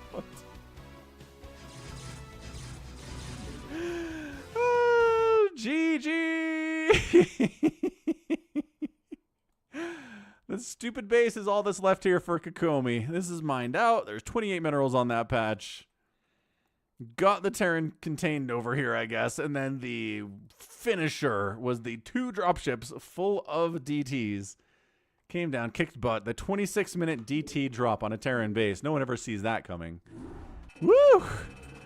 That was amazing. What a game. What a game there from Kokomi here. 69 to 69 Ape. How did that happen? How do they both have exactly 69 APM? That's crazy. Nice. Woof. Outproduced the Protoss, but got outkilled by like a 2-to-1 ratio, so that's not ideal. 22 to 3 buildings razed. And it's an outspend by your Protoss enemy of 5,000 resources. Yo. All right, that's it. That is it for replays today. Again, thanks everyone for sending them in to falconpaladin@gmail.com with the subject of Brood War. Let's move into our live game portion of the stream. We'll start us off with a Phantom Old Phantom number 1. It's the old Phantom mode with colors, with obs, use map settings, and we're off. SOS enjoyed. I think a lot of people enjoyed that game. Kind of fun to be taken back to when people, you know, it's not all sulky and snow out there, I guess is what I'm trying to say. Whew. Phew.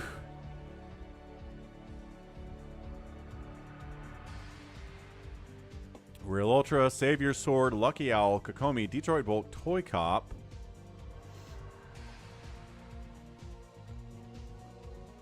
Ara likes old maps. Gallons makes it in. KillerWolves makes it in. Hobbs. Newcomer Hobbs. Hey. Hobbs.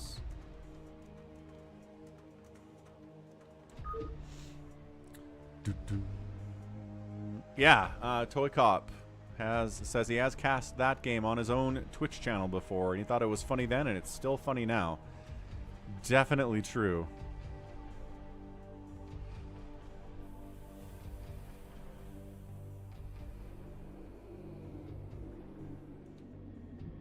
Hobbs is a friend of Hamster. Nice. Ham and hobbies. All right, let's go.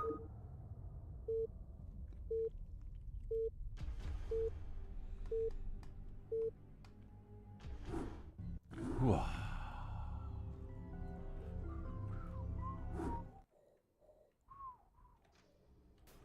Alright, bam. Let's get those names up in the top right, and then we can introduce them. But this is just, I don't know, technically called Phantom mode, but it is more commonly known as maybe Among Us. If you are in 2024, everybody is supposed to be on the same team, but 1 or 2 players are Phantoms. They're trying to kill everybody else.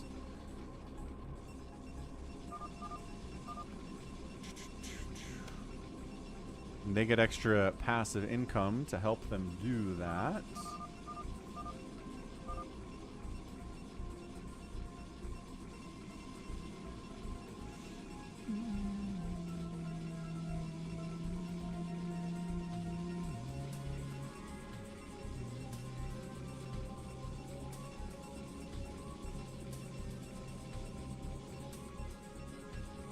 Okay, good. We got our names. Top left going to be a green Zerg. Get it, SaviorSword. Oh, is anybody identifying as a paladin? No, it's 1 Phantom. Top side, it's an orange Protoss. It's Detroit Bulk. Lucky Owl playing the Zerg. Got another Zerg on the right side. It is Realultra. Down in the bottom right here, it's Gallons playing Protoss. Another Zerg, KillerWolves. Kokomi's in this place playing Protoss like she did in the last game.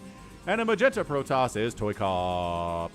So good little mix of, I would say, mix of races. No Terrans, though? Just kidding. We're missing Terran representation, you guys. Are we blocking? SaviorSword's like, no.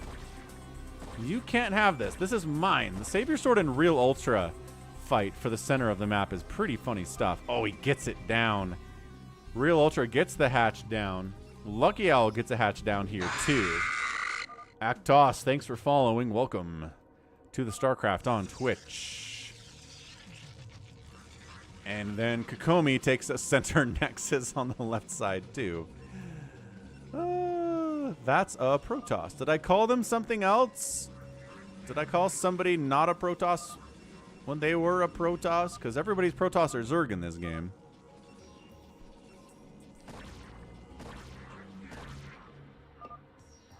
They always take middle. Yeah, the fight for the middle is one of the bigger ones. Halib, 228 likes. Yes, we are killing the likes. You are on awesome. Is this version about the long game every time? Most times.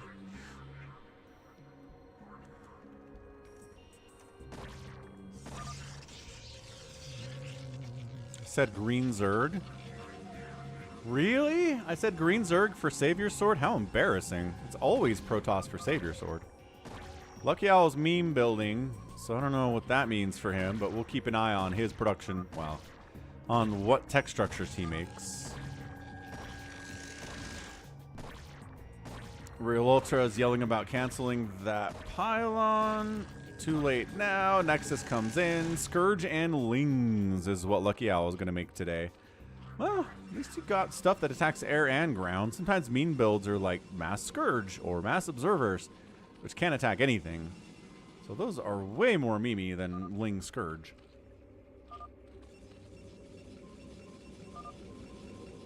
Savior gonna kill your gas?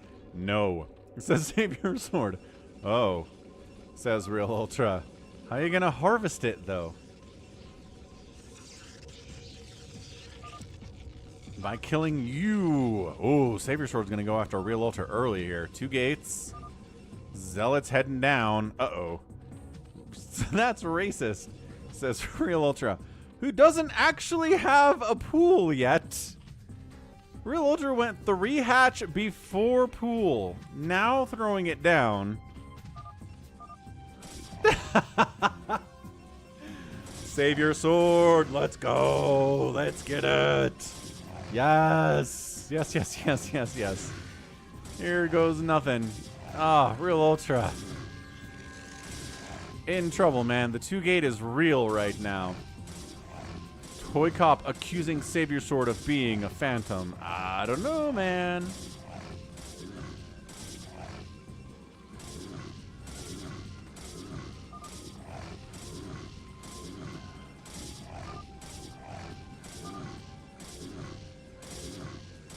Kill him now. SaviorSword says, just because I've been phantom a lot doesn't mean I am again. Psychonuts, absolutely yes. You may get a spot.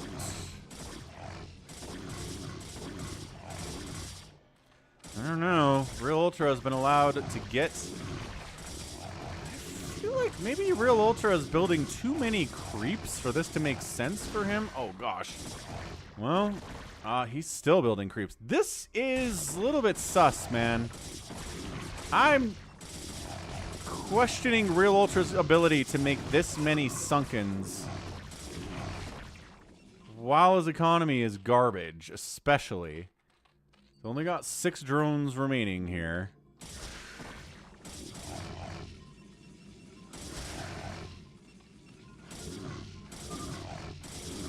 Okay, Realultra says, now I'm broke, so I'm definitely not the Phantom.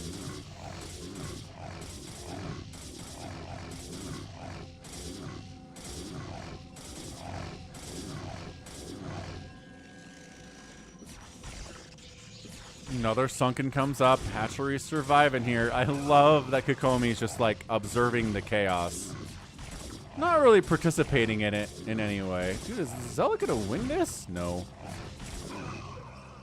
Only 22 hit points on that sunken. Realultra, against all odds, holds on to the center hatchery, but guess what? There's more. Yeah, SaviorSword and Realultra giving us some action to start the game.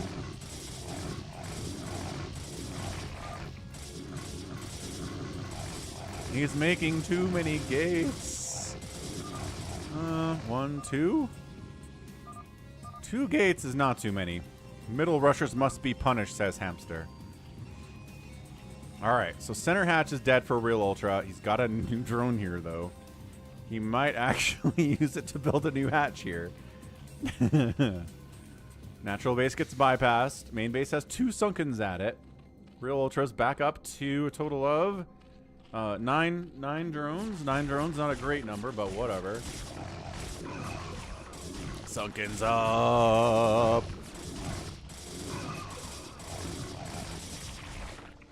Yeah, enough zealots to just make these sunkens a thing of the past.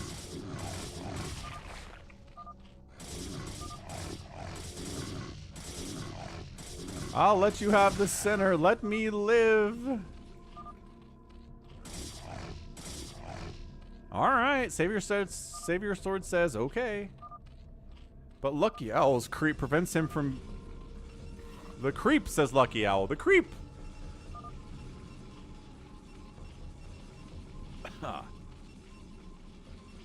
Yeah, SaviorSword can't build her anyway. can't build here anyway.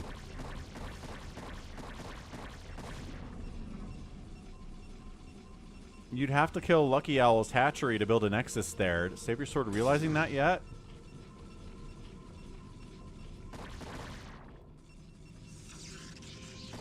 Why is Realultra attacking Kokomi's zealots? What the heck, man? Uh-oh, Kokomi unallied. Run! Run, Realultra!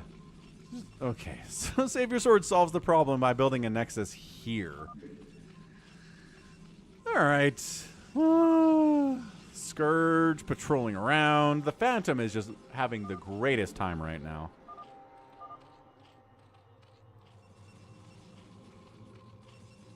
He's like, yeah, this is great. Distract everybody from what else is going on here on the map. Gallon's looking fairly big. I don't know. 4 gates. 2 bases. Probe count looks really healthy. Robo, Observatory, Templar Archives coming in.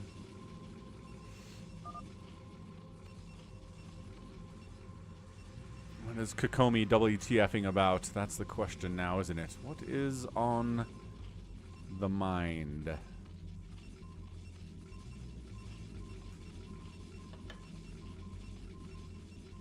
Are Overlords patrolling too?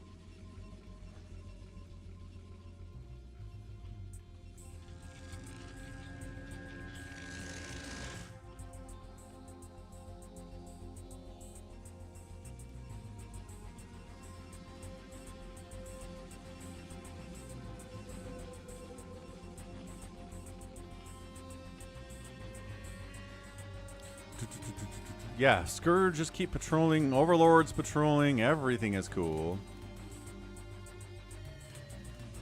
Let's see if there's any follow-up drama here. Is Kokomi upset that Realultra attacked her zealots, or is she willing to forgive? Is anybody looking scary? I mean, ToyCop's got a ton of stuff, but ToyCop's always got a ton of stuff.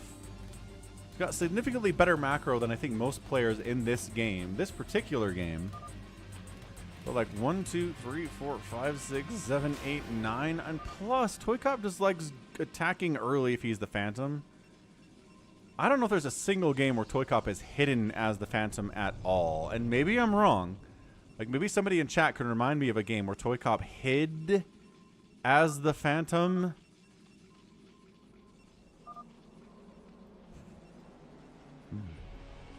What on?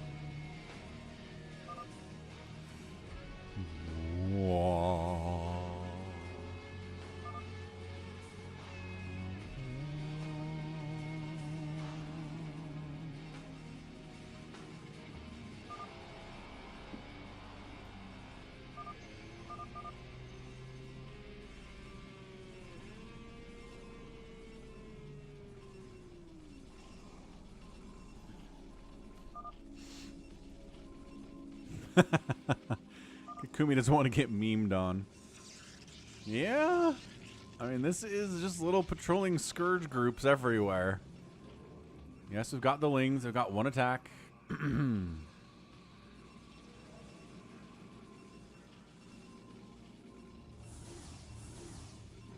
mean, the 2 biggest obvious threats here are Gallons and ToyCop.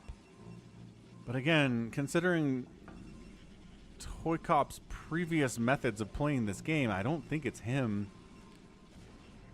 Gallons could be our guy, but he's not like humongous. Detroit doesn't look that scary either. Kokomi could be Phantom, because Kokomi's never scary at all, ever. Even when she is the Phantom. Lucky Owl could be Phantom just playing a meme build, which would be hilarious. That happens sometimes. That Infested, I think, got Phantom once when he was just going Mass Scourge. Oh, what? Where's attacks? I heard attacks, and then it stopped. What the heck?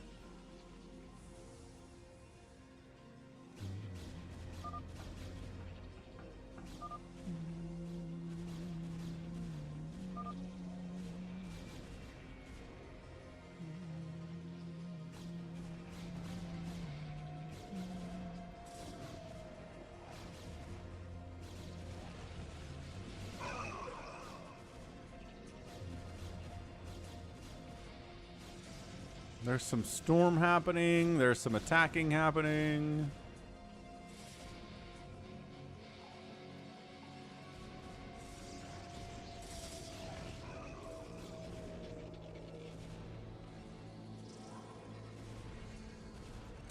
Ah! Detroit. Detroit's making a move on SaviorSword. That's what's happening. I don't know if SaviorSword started it. Nobody seems to be really... Oh, hang on, hang on. Here it is, here it is. You attack me first, SaviorSword says. So Detroit making a move. Detroit says SaviorSword attacked. And SaviorSword says, no, you attacked first. Oh boy. Who's ToyCop gonna side with here is the question. ToyCop appears to be siding with Detroit and going after SaviorSword. Gallon says, no, I saw you hit him. SaviorSword's like, I can stop. SaviorSword is always trying to diplomacy his way out of sticky situations like this. ToyCop is not accepting the terms of surrender here.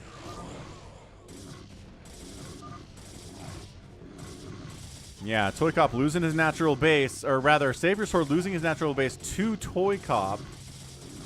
And I think, yeah, SaviorSword might just straight up die here if nobody wants to defend him. I mean, he's been Phantom enough.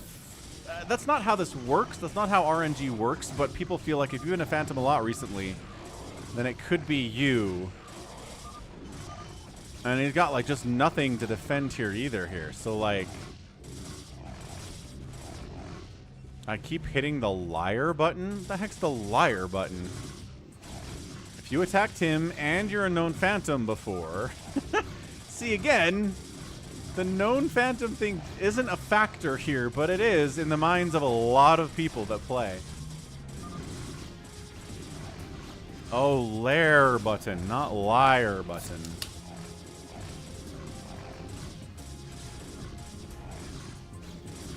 SaviorSword does like to poke people, it's true. SaviorSword will definitely get in there and mind control enemy units, attack people, storm them. Just kind of poke and prod and antagonize a little bit. Like RJB. RJB does that too. Oh, a little zealot drop in here.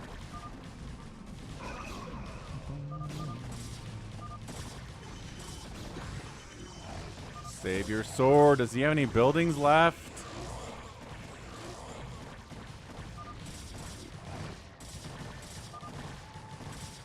Is that KillerWolves? Why is KillerWolves killing ToyCop? What happened? Hold on a second. KillerWolves takes advantage of the chaos to make a direct move on ToyCop. Nobody really seems to be talking about this at all. I don't know if SaviorSword has any buildings left. SaviorSword out? Where is SaviorSword? I don't see any green on the map. Man, all of these Scourge make me feel like there's attacking happening. But there's not. He has an his assimilator at the center. That's right. The first building he made in the game. ToyCop's trying to clear this out and actually kind of saving his butt. Pretty well here. KillerWolves not able to completely finish off ToyCop. He doesn't seem to be attacking anybody else either, though. And somebody made the move. Is Kokomi attacking? Or is that Gallons? I think Gallons is attacking SaviorSword's final building. Is that it? Is that a SaviorSword elimination? Slayer down. Okay. So SaviorSword was a Slayer. Gallons is the one who finished it off. ToyCop is now countering on KillerWolves here. So we're moving at least. This is good.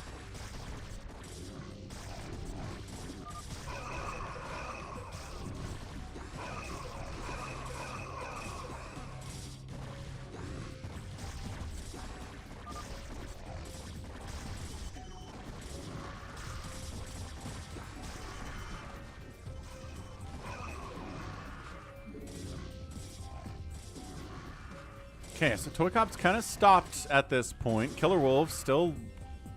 I mean, if KillerWolves is a Phantom, he should probably be throwing up more hatcheries at this point. I don't know that KillerWolves is experienced enough at playing Phantom to do that. You know what I mean? I love this. Lucky Owl and Realultra and Gallons have all set up bases here on SaviorSword's corpse. That's incredible stuff. Detroit takes the natural base. All for himself.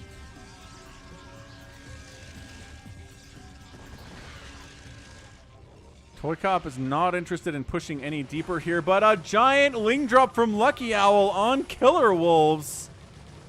Yo! Alright, Lucky Owl says, let's keep this attacking rolling. And I think KillerWolves is just dead. All of his tech is dead. Spawning pool down. Ultra Cavern down. Main hatch down. All of the Hydra Den, everything is down. What's up, Daniel? Hydra Den down. Yeah, if KillerWolves is the Phantom, I'm going to be really surprised by this. The Ultras are going to be a problem for Lucky Owl, though. Ultras kind of tickle Ultralisks to death. But, hang on. Hang on. Actually, holy crap. I guess I'm more used to StarCraft 2 Ultralisks where they do splash damage, and so Lings just absolutely cannot handle Ultras at all. But single target Ultras are kind of bad against Cracklings, it turns out. Wow. Alright. So never mind. Cracklings for the win. Oh, the Lurkers, though, are way better against these Lings because they do the splash. We are just sending Lings into Lurker Town, USA. Dude, Lucky Owl, don't do this. Lucky Owl, don't. Lucky Owl's running into Lurk. Oh, gosh. Okay, so how many kills is this Lurker going to get? 10. Good.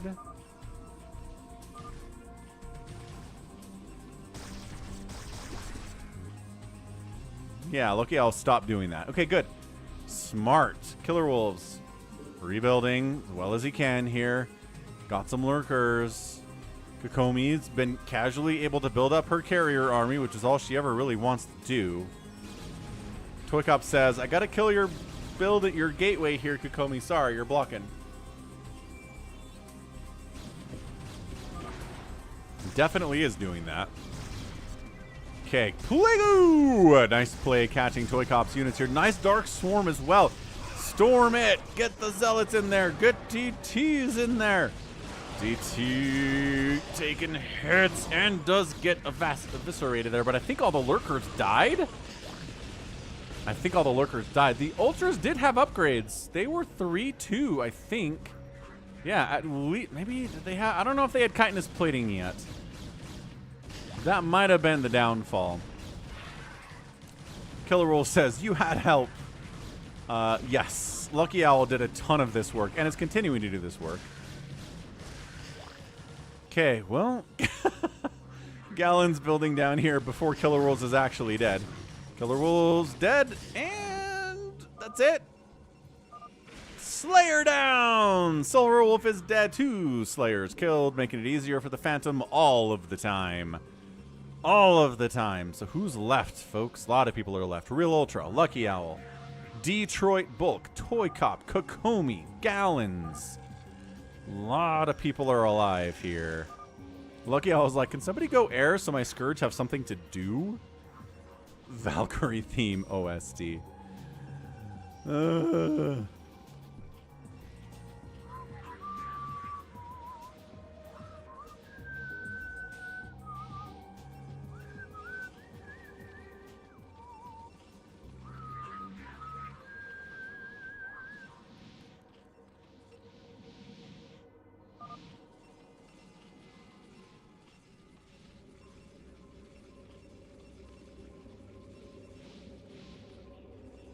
Like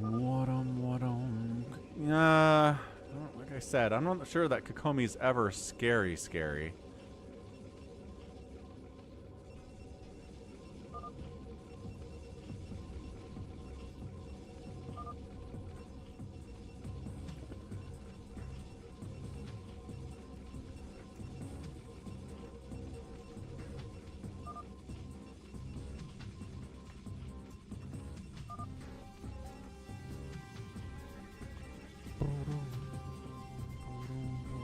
D-Web is fun. It is. I mean, hats off to KillerWolves for making an attempt to kill ToyCop. That's cool. Like, I'm always happy about that in a Phantom mode if someone tries to kill somebody else. And thanks to Lucky Owl for actually making sure that KillerWolves died.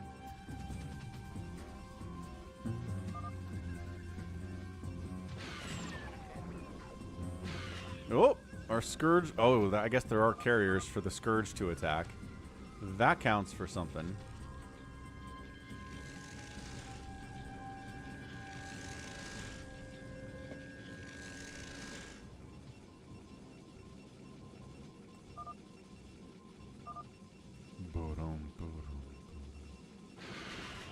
Oh, gosh. Scourge are connecting. Lucky Owl doing stuff. Lucky Owl's killing Kokomi, folks. It's time. He's like, my Scourge have to accomplish something. Are they just dying to Interceptors right now? Dude, why are your Scourge attacking Interceptors? Lucky Owl, you crazy person. What the heck, man? These suck. What about... You're targeting Interceptors, everybody says. Lucky Owl knows this. What the heck was that? Okay, second base done. Not looking great.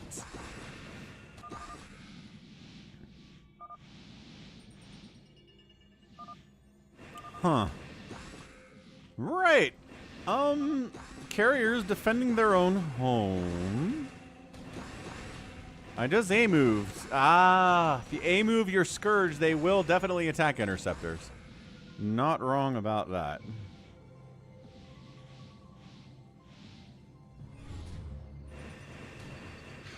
Oh, Detroit. Stasis is the carriers. Alright, alright.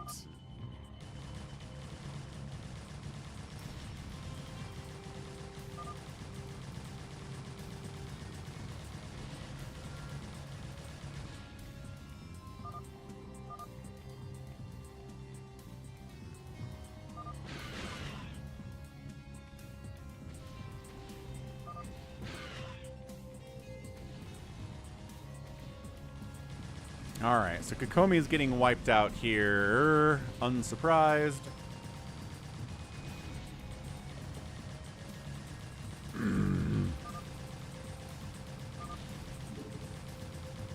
ToyCop's just kind of chilling. Not here to defend Kokomi. Not here to really attack anybody else either.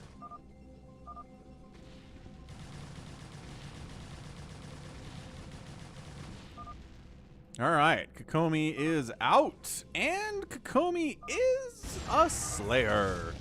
So 3 Slayers down. Phantoms continue to have a good time today. The more Slayers that die, the better time the Phantoms have. They are feeling more and more confident about their ability to win this game. What's up, Jack? Again, if it is ToyCop, it's going to be the first time he's hidden as a Phantom in the history of Phantom mode.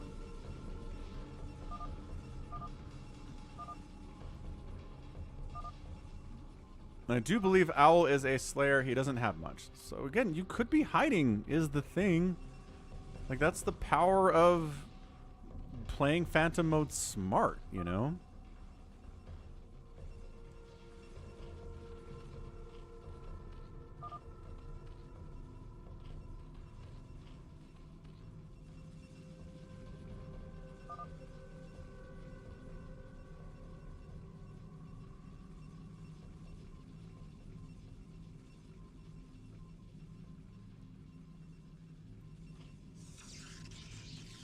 We're eating up all the resources on the map. Lucky Owl says, oh, says Realultra with all of these 6 macro hatches up there. Nope, says Realultra, I'm a slayer. I have 4,000 minerals remaining. It's not that much. You shouldn't be afraid of me. Of course, he could be lying, and in Phantom mode, you want to lie anyway.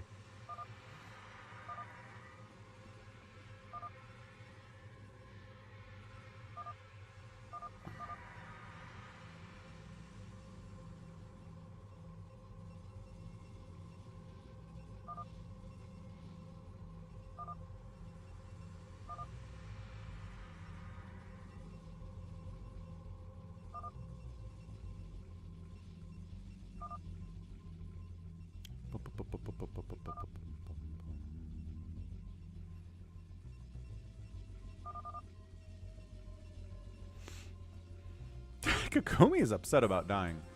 I mean, I don't know. It's Phantom mode, and Lucky Owl needed somewhere to put his Scourge, so, like, I get it. I get it. Farewell is accusing Gallons and Lucky Owl of being the Phantoms. We'll see if Farewell is right about that. As usual.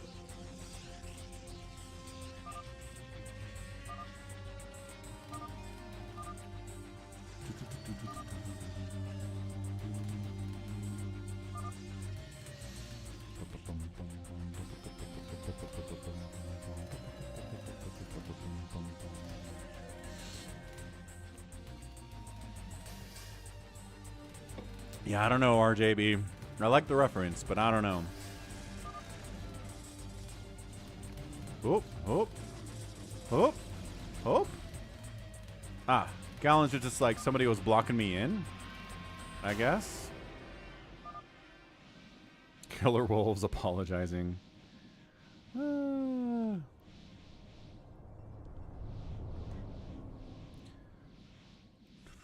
Man, having kids at 3 different schools is tough for keeping track of stuff like when the last day of school is.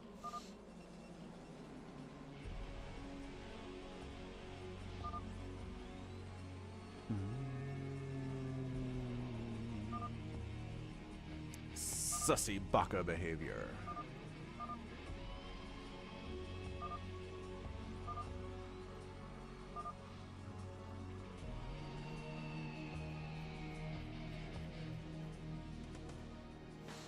Wow.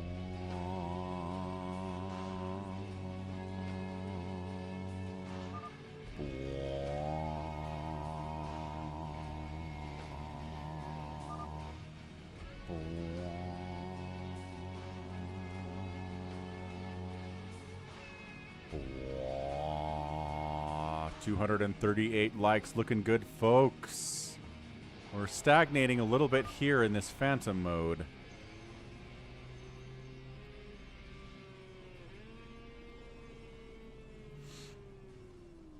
Who's aggressive? Who's left? ToyCop doesn't really feel like he can kill anybody, I don't think. So he's not going to move out. Gallons, I need you to decide. Yeah, ToyCop hits someone. Gallons hits someone. Lucky Owl hits someone. Detroit hits someone. We need to make it a move here, people. Time is of the essence right now. Let's not get this. Let's not get this to 40 minutes, y'all. 40 minutes is too long.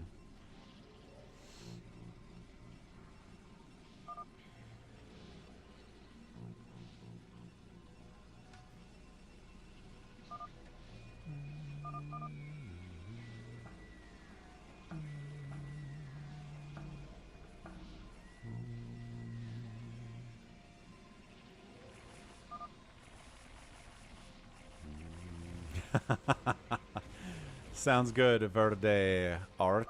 Verde Art. Wait, we going? We going?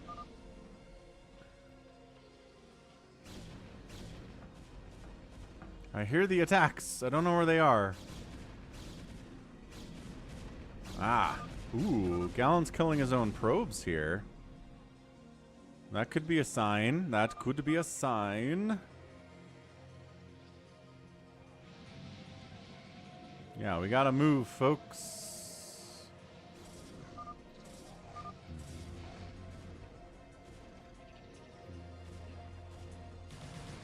Okay, Lucky Owl making the move on Realultra here, at least a little bit. Going for some kind of a... Oh, gosh, but the unally. Woo! Lucky Owl suiciding into Realultra. Okay, all right. Okay, well, it looks like Realultra is very fine with killing Lucky Owl, who is sunken up to some level. But when you got 3/3 hiders against sunkens, you're going to be A-okay. Lucky Owl says, oops. And he's got a bunch of hatcheries, but all of his tech is Spawning Pool Spire. I mean, maybe he could make a bunch of Mutas here and try to stay alive, but if he's sticking to the meme build of Scourge, you can't do anything but Zerglings. Yeah, I'm not even sure if Lucky Owl is trying to defend himself here. SaviorSword says it's Detroit, Realultra, or Gallons. Realultra says it's not me, just defending myself against a Lucky Owl here. Gallons says it's not me.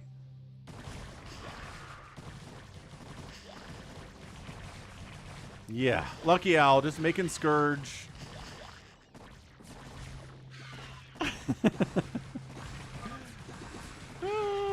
It's gonna take a minute.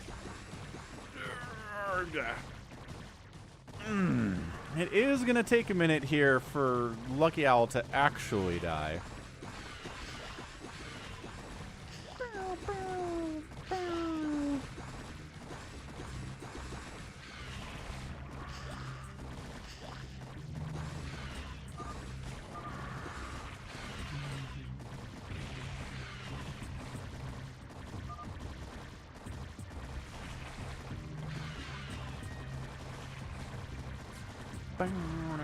He lasted this long because he didn't attack anybody he couldn't kill effectively.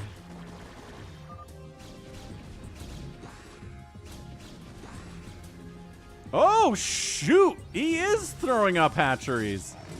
Oh my gosh, it is a Lucky Owl Phantom meme build. Oh no! Ah, that's anticlimactic. We don't like that. It is the risk of meme builds, though. Sometimes meme builds, when you're a Phantom, don't really work out.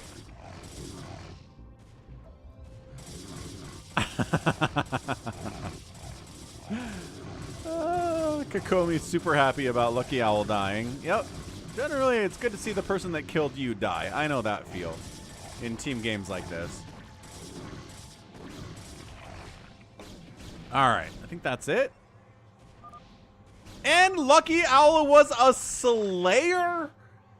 What is happening? What is going on here? Come on. Oh. Wait.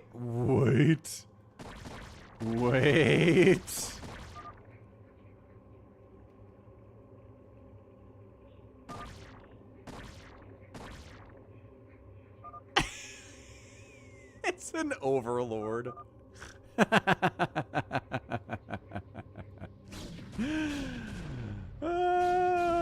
Okay, so now it's a Phantom versus 3 Slayers. Realultra is remaxing at the moment, folks. I think it's Realultra. Oh, Gallons takes center. Realultra says it's not him.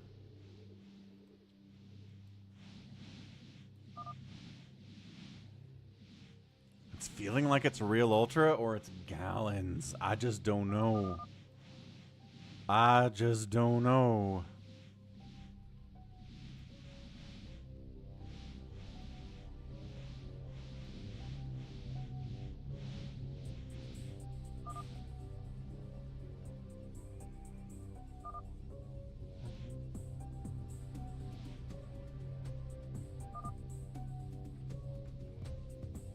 SaviorSword says, we gotta move, people. We're coming up on 40 minutes.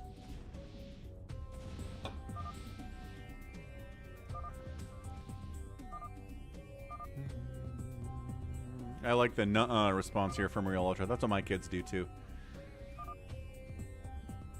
So I only have 1,000 minerals left. No, exactly 999 minerals somehow.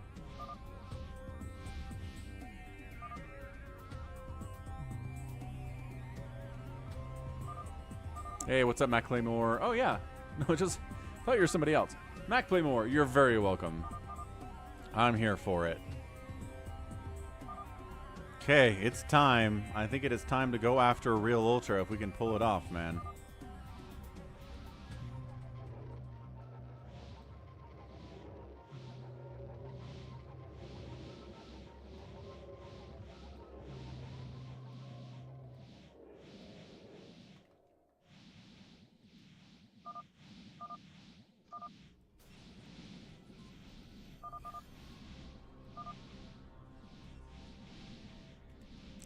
The sound of units coming in and out of cloak.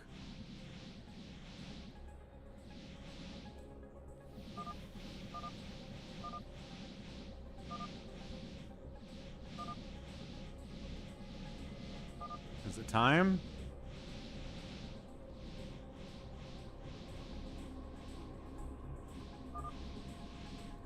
No, don't ask about banks, Gallons. People can lie. Like, I don't know.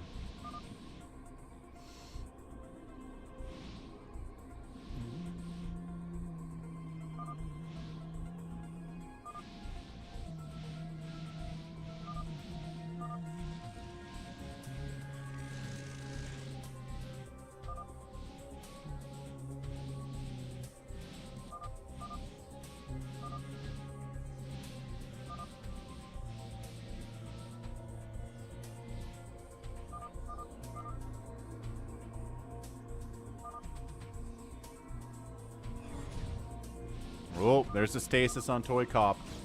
Gallons is making his move. Gallons is making a move here on ToyCop. Here goes nothing.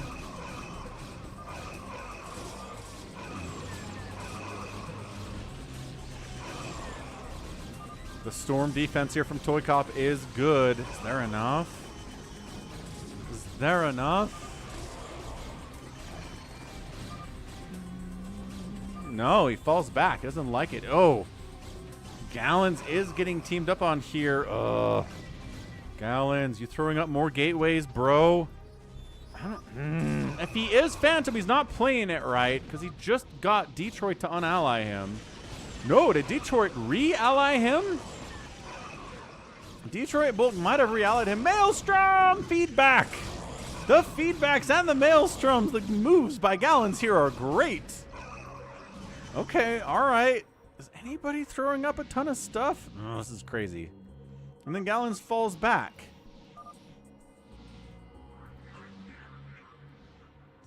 I mean, if ToyCop doesn't have anything left, you should just kill him just to remove him from consideration. He's not providing a lot of value at this point anymore. Like, that's the thing about Phantom mode. If somebody's, like, dead, but not dead yet, all they have left are maybe a handful of units or, like, a couple of workers, it's just not worth it at this stage of the game to let them build. Unless, I guess, they have a huge bank. But there's no way you have a huge bank in this version of Phantom anyway. 3-3-3 versus 3-3-3. Realultra sitting back, letting people die.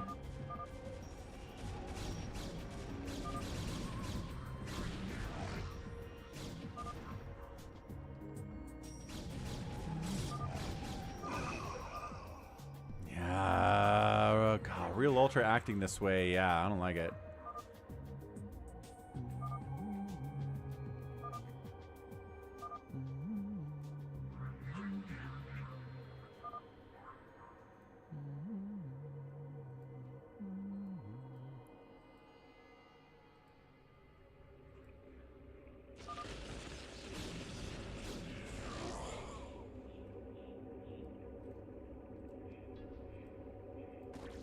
You sure can, Mac Playmore. Absolutely.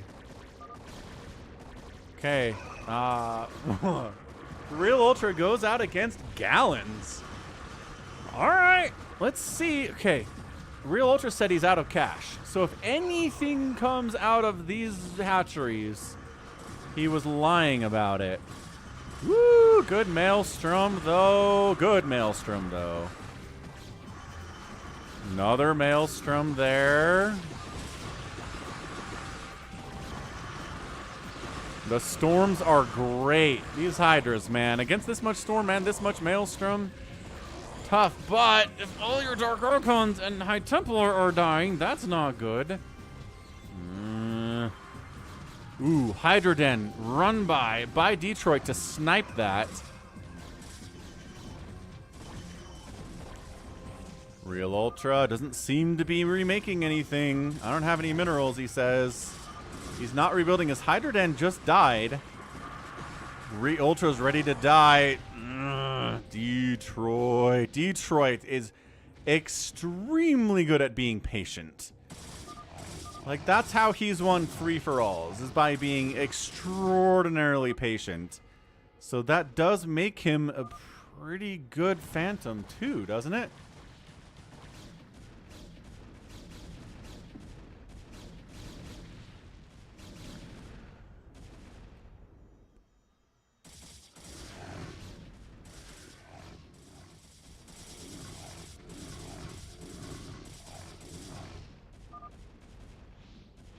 Bigwan was obsing, and he says it's over. Interesting.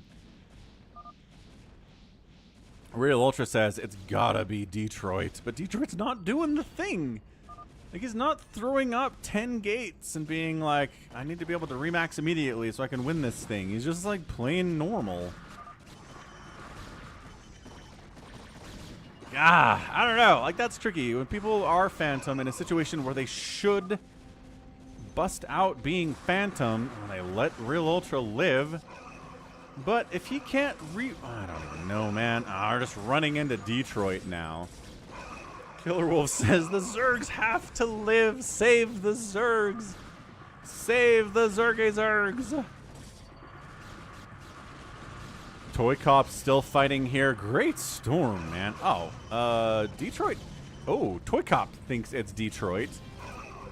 I keep waiting for Detroit to throw down more gateways or something. I mean, if it is Detroit, it was masterful phantoming, man. Crazy masterful.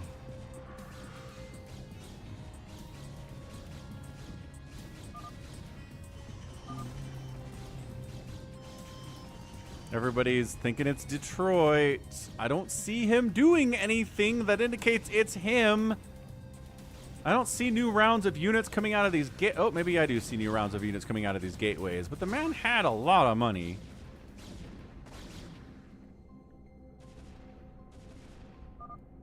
No way. No way. Ah!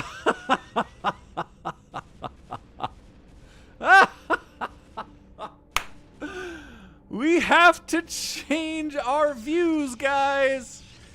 We've got to change the paradigm with which we're viewing the Phantom mode, folks. That's amazing. I cannot believe it.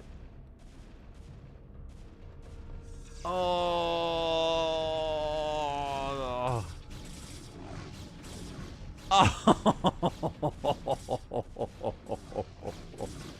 Here we go, Detroit. Did ToyCop wait too late? Wait too long to reveal his phantomness? Or is he good? Gallons needs to help. Gallons! Move! Move your butt! We gotta kill ToyCop. It's time. It is time to kill ToyCop. Who the heck? Oh, he is. Okay, so he's Reaver dropping. Dude, it might have been too late here for ToyCop. But ToyCop is building little sneaky places. This is tricky. Oh, there's our scout. Excellent, excellent. ToyCop made a scout. He's completed his goal there. I don't know if it's gonna work. I think he might have waited too long, guys. There was no Terran in this game at all. Not a single one.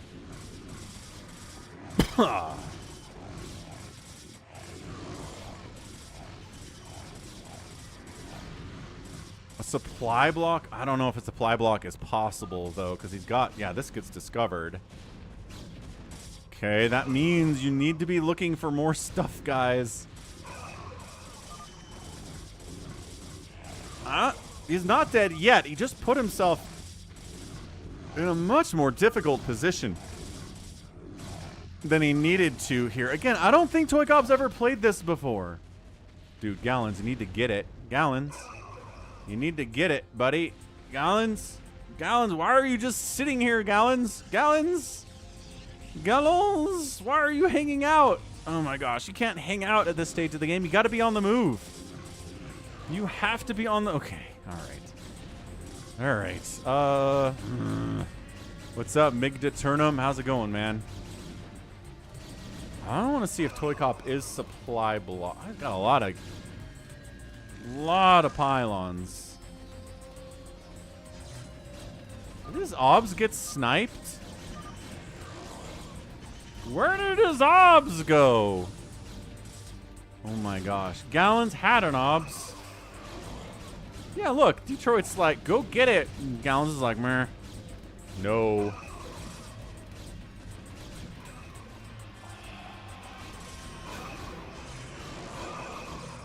Yeah, man. ToyCop. Oh. Oh, man. ToyCop could have done it. I think he messed it up.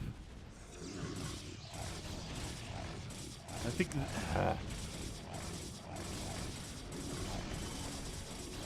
He's going to come into chat and say, this is why I don't wait as Phantom.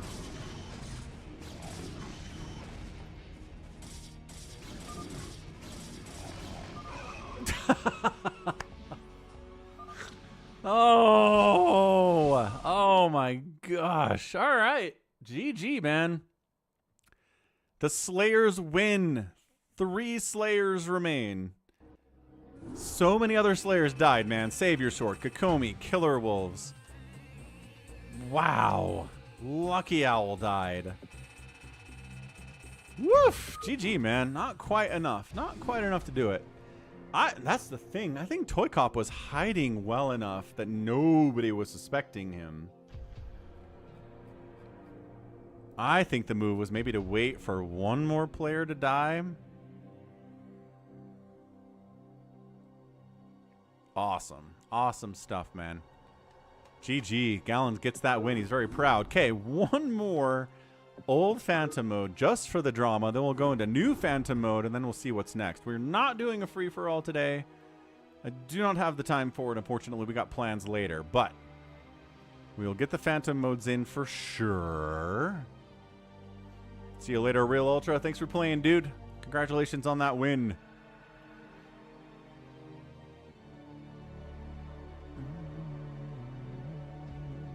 Last game for Lucky Owl.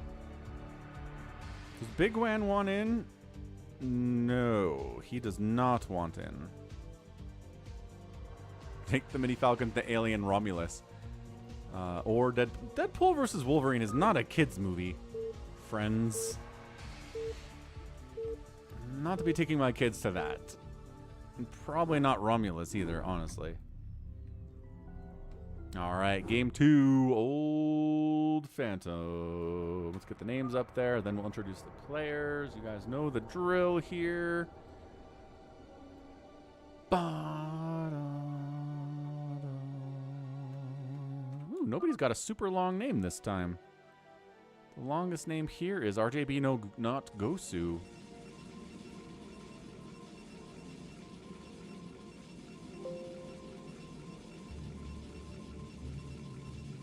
All right, top left. RJB Not Gosu.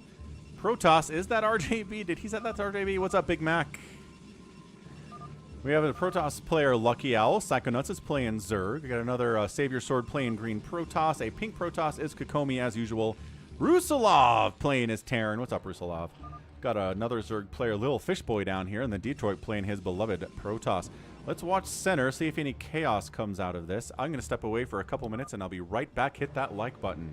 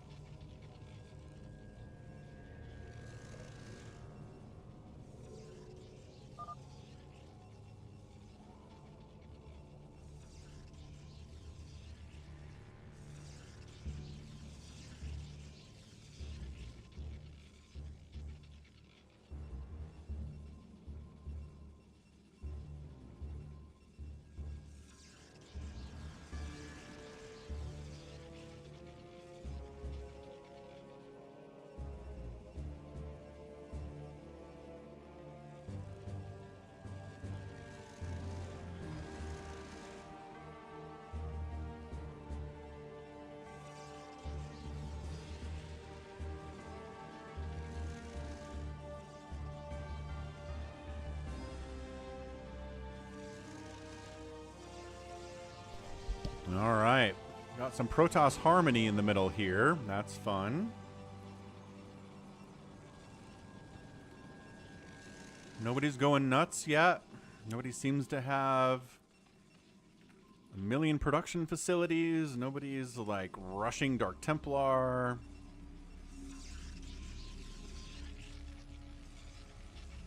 Everyone's got 2 bases. So yeah, everyone is kind of macroing up here.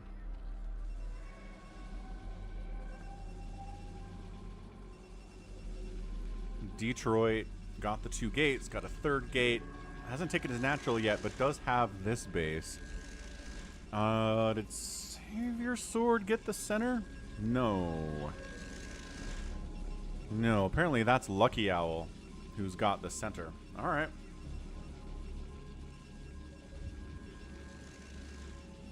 Hey, Tyrion, yeah, definitely crazy. I cannot believe that win. That first Phantom mode was one of the weirder ones. It's been a while since I've been that surprised.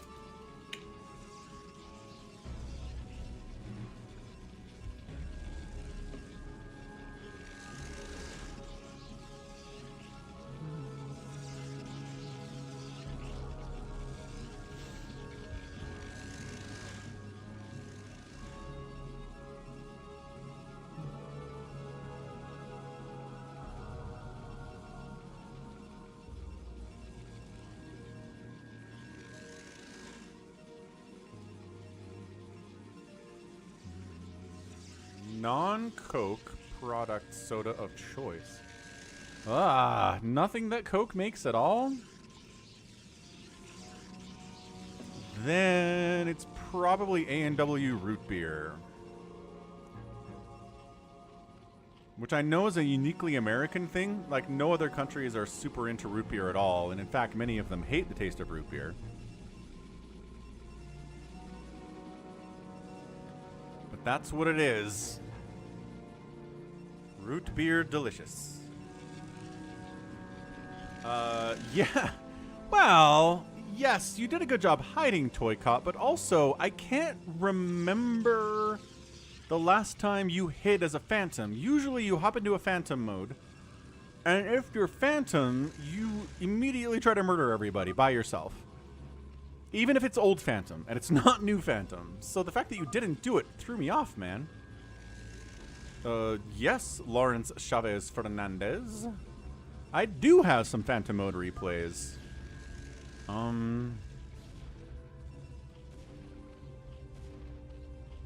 mean, I guess? I mean, all StarCraft does is save the last replay, right? Unless you go in and rename it. Which I haven't done. So maybe I don't have some fastest map replays. RJB, no, RJB has a ton of fastest map replays. Like pro level or what? Arcadiok says Mexican wife does not like root beer, peanut butter, or pickles. Pickles isn't an American thing. Is pickles an American thing? Peanut butter, I can more understand as kind of being an American thing. We did invent that in America. But we definitely didn't invent pickles, did we? Maybe we did. Rusalov, no! Okay. Oh, but we're lagging. We're lagging, folks. Rusalov, you can do it. You can do it, but you do not cast. I do cast fastest map on the channel sometimes. I have a playlist for it. Here, let's see if we can do this. Playlists. Fastest map ever. 228 replays that I have cast of fastest map ever. Unless some of those include... Hang on a second. Some of these include...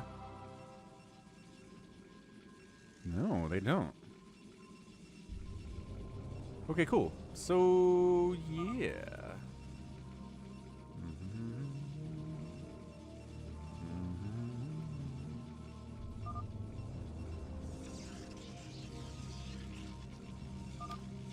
Here's my fastest map ever playlist. Bam.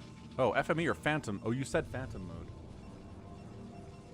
Whatever. If you want to see Falcon casting a bunch of fastest map, Not a bad place to go. 255 likes. We're getting up to 300.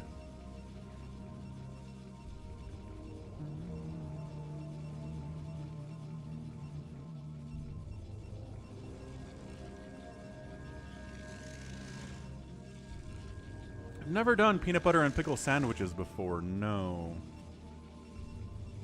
I do like peanut butter, and I do like pickles.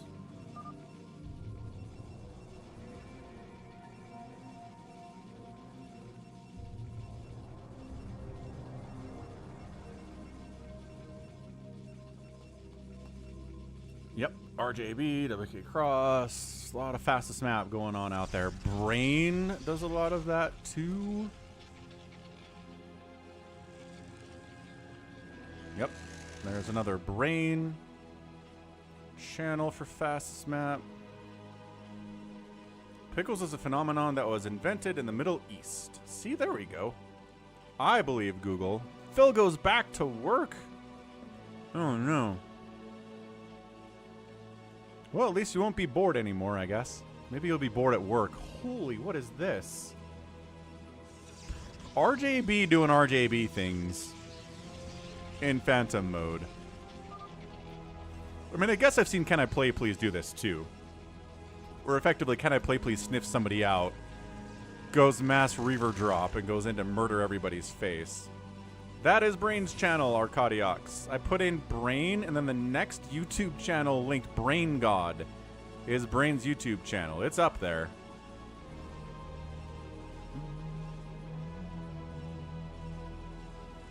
We do have a Brain command, indeed. Brain deserves a link out to his channel for sure. The art of pickling. Okay, sure, but that's pickles. Like, cucumbers are not native to the New World. Cucumbers is an old world thing, unlike, for example, potatoes.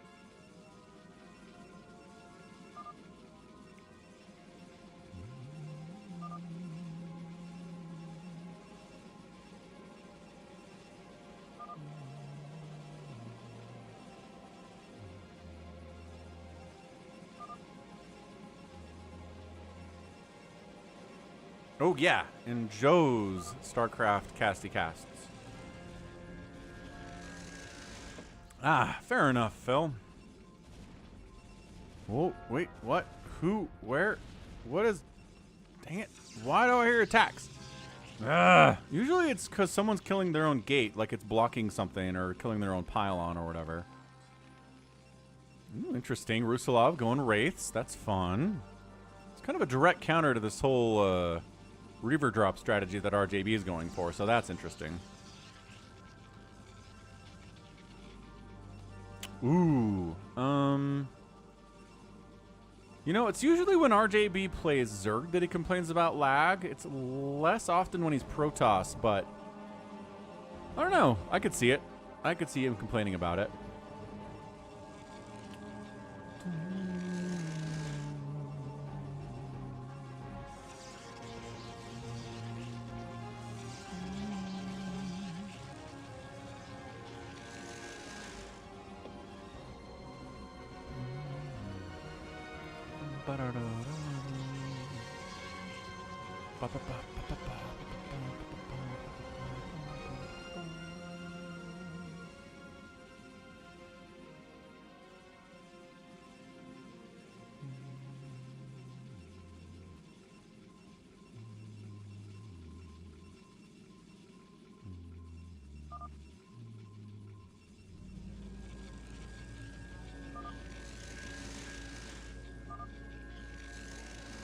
Detroit is a paladin.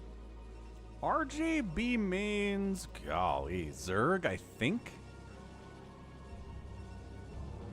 I would say RJB mains Zerg. Fake promise. I guess you could complain about lag if, like, you tried to go for a drop and you unloaded your High Templar, but it didn't respond to your command to storm because of the lag, and then it died. And pretty much that's the only way. Unless you were, like, going scouts. Wait, what? Lilfishboy unvisioned? RJB has too many gateways. There are some accusations flying out there. If you're going mass scout and you're trying to, like, attack stuff like you do with Mutalisks, you can complain about that lag. Okay. So, lilfishboy decides that RJB needs to die when he pretty much has a bunch of lings. You know the man has a bunch of reavers and cannons, right? Okay, so lilfishboy just has a death wish, I suppose is what it is. Although, if SaviorSword gets involved, that could get trickier for RJB, maybe. Okay, and Lucky Owl's getting involved in it too. D-Web on the cannons? Ah, the D-Web wore off, but it's not allied anyway. RJB is still allied with Lucky Owl, and he's getting Reaver dropped. Ah! The allies. Okay. He's too distracted by this to notice that this is happening. Oh, gosh. Alright, main Nex is gonna die. Reaver Micro, he dodged that shot. That was awesome. Dude, the Reaver Micro there by RJB was insane. I really feel like Lucky Owl needs to focus on killing something before this ends. Oh my gosh, he's out of scarabs. He's out of scarabs. These guys are running out of scarabs. Lucky Owl, no! Keep making scarabs for your dudes. Okay, well. Okay. Ooh. And kokomi's here to cause issues too. And Savior. Okay, so all right, fine. Everybody wants RJB dead. He's not really defending himself at all. Let's see what happens here. Wow. Yeah. Trying to make rounds of dragoons to deal with these carriers. The Reavers would be great against everything else, but the carriers are causing a major issue. RJB try to get a counter drop off here on a Lucky Owl. Successfully does get the Reaver unloaded inside the mineral line. Gonna go get some kills here. Absolutely, yes. 10 points to Gryffindor there. Yeah, Kokomi's happy that she gets to use her carriers aggressively this game instead of just sitting there and dying. RJB says, I'm a Slayer, but whatevs. It happens in the Phantom mode sometimes. You just get attacked and killed. Whatever.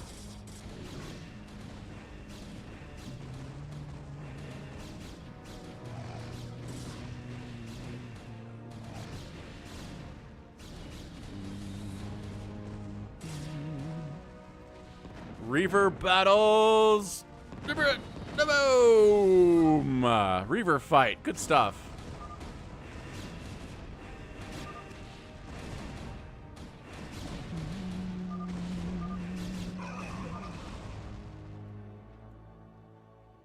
And he was a Slayer. Slayer down. Lucky Owl lost his main for that. But Slayer down, Slayer down. All right. SaviorSword ready to pounce on the death. Lucky Owl ready to pounce on the death as well. Yeah, RJB wasn't crazy salty after that game, surprisingly.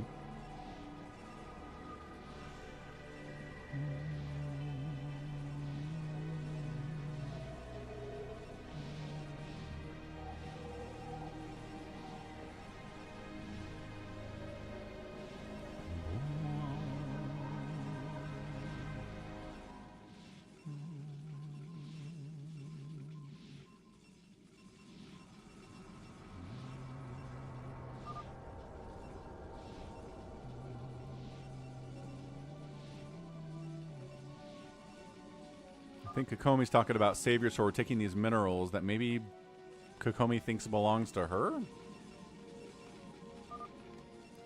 There you go. RJB comes in with a lag complaint. Ah, Kokomi doesn't want her carriers mind controlled by SaviorSword, which is a very real threat. Very real threat. I'm not aiming at you. Well, how does she know that? You mind control people all the time, SaviorSword. Out of whatever. Boredom, I guess.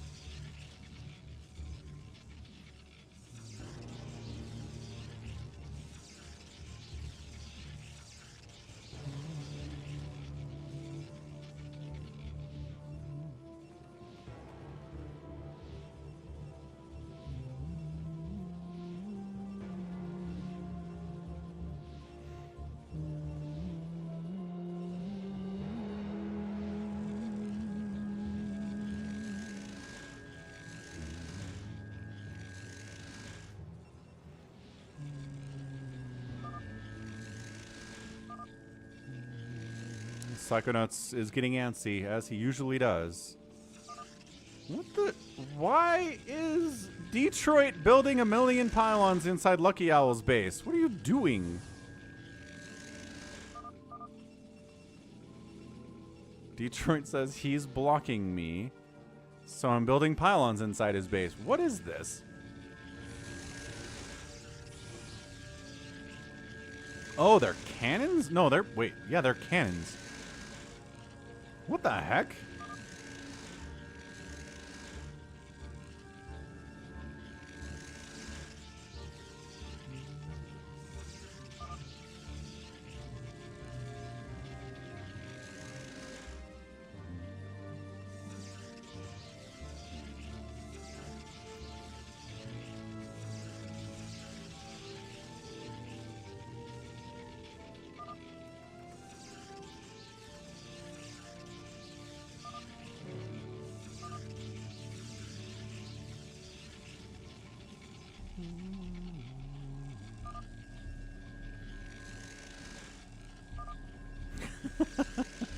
Lucky Owl is so confused by this. I am too, honestly. What the heck?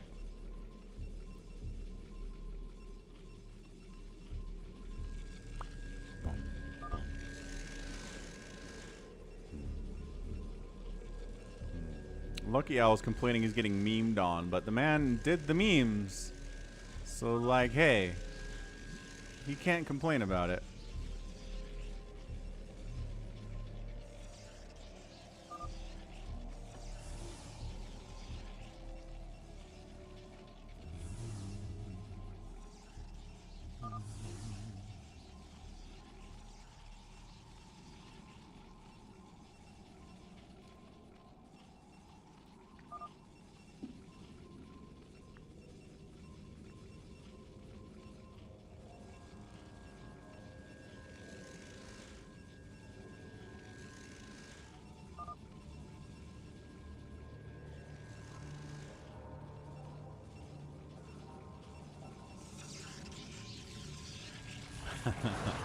Ah! Psychonuts decides to kill Lucky Owl. Alright, fair enough. With your Ultra army, but unfortunately Lucky Owl has a lot of Reavers. So, like... Ugh, did he bring detection with him? Yes. His Reavers aren't firing? Did he not unally? Lucky Owl, did you just try to drop on a Zerg player that you had not unallied from? No, he had Scarabs. I clicked. He had Scarabs. Oh. Slayer, I guess. What the heck is this game? Oh, and then Detroit unallies Psychonuts.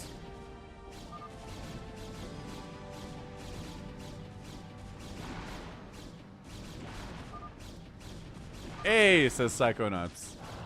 Tries to fight back, but there are so many. These are 5 armor ultras with +2 attack. He just lost a ton of ultralisks to that. Alright. Plague. Who's... What? Oh, Psychonuts is down here. Okay, so Psychonuts is plaguing Detroit. He's going to try to take him down immediately. Which is worth a shot, I guess.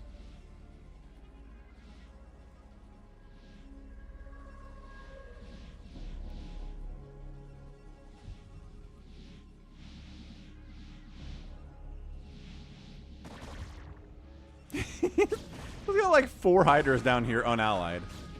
Ah, Lucky Owl did unally the wrong person. I thought that's what happened. That hurts, Lucky Owl. You did get the D-Web Reaver. That's true. Got some nice D-Web Reaver going. Very entertaining stuff.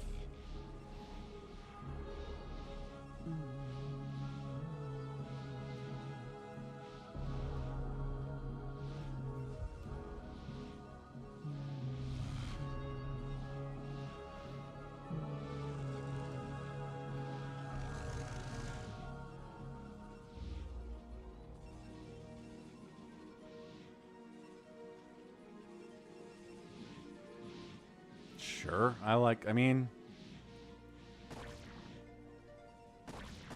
Plague and cannons, man. Doesn't happen enough. This long-distance mining is getting shut down.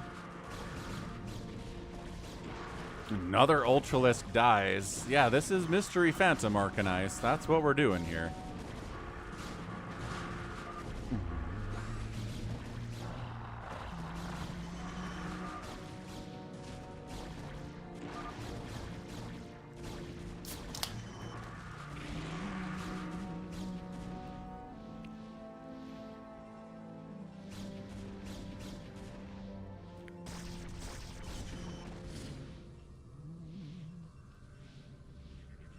Well, cannons live.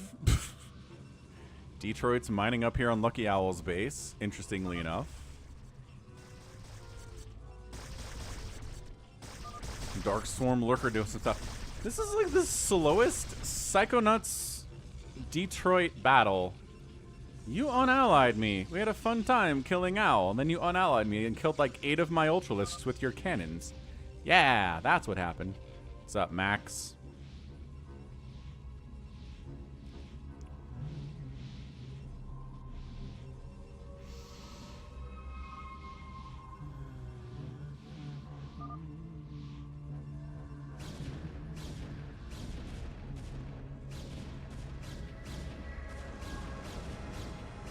SaviorSword killing his own pylons with cannons. That's fine. We can allow that.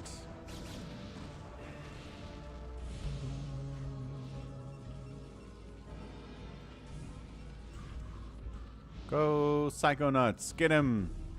Get Detroit.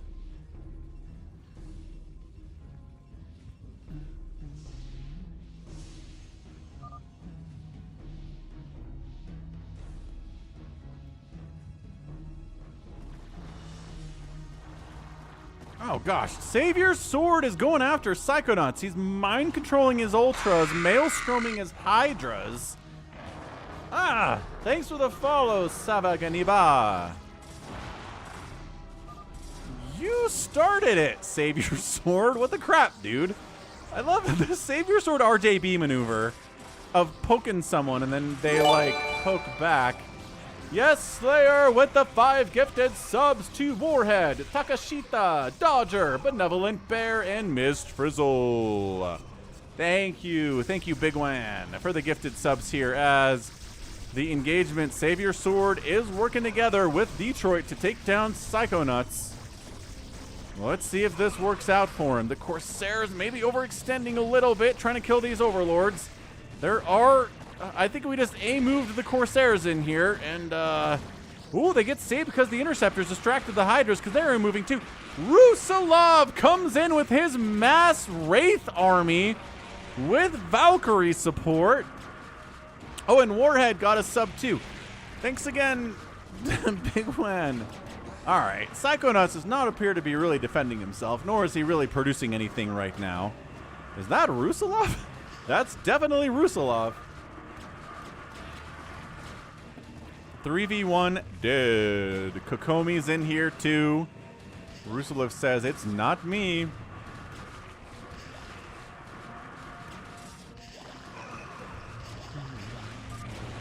If you're Warhead 1979 on Twitch, you got a sub, yeah. But I thought you were War Hedgehog. And he was one of the Phantoms. Ah, Psychonuts was a Phantom. Okay, 1 Phantom remaining then. Because you can only have 2. The max possible is 2 Phantoms. Detroit, again, just building cannons inside people's bases for the lulz. I don't know what that's all about. Rusalov is not taking kindly to this.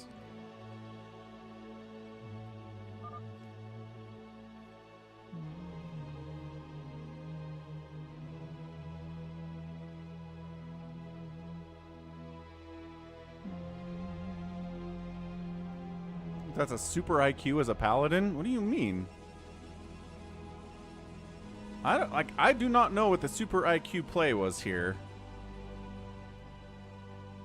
Next time I'm not gonna wait. Savior's gonna die. You're on a list with some other people who feel that way, Psychonauts, yeah.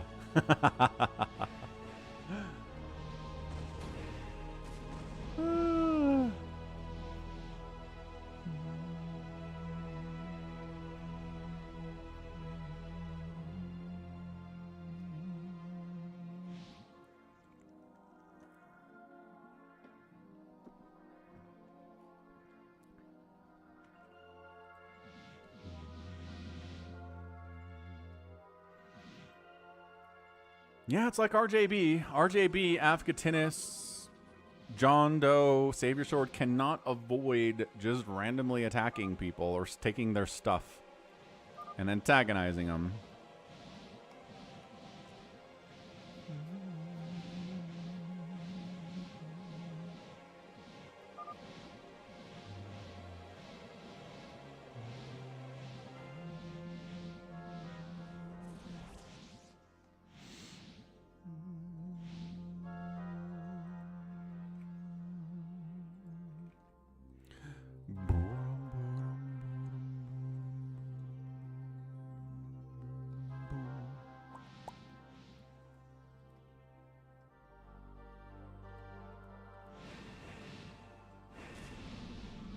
SaviorSword killing his own probes here.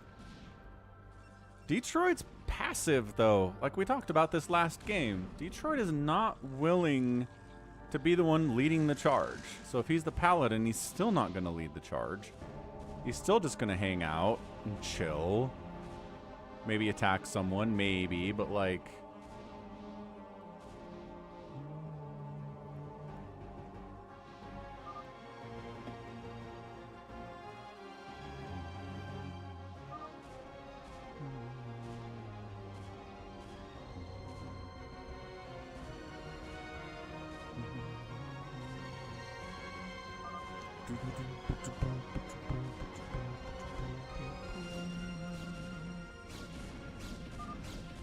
Detroit casually attacking his own Nexus with a cannon because he's so bored.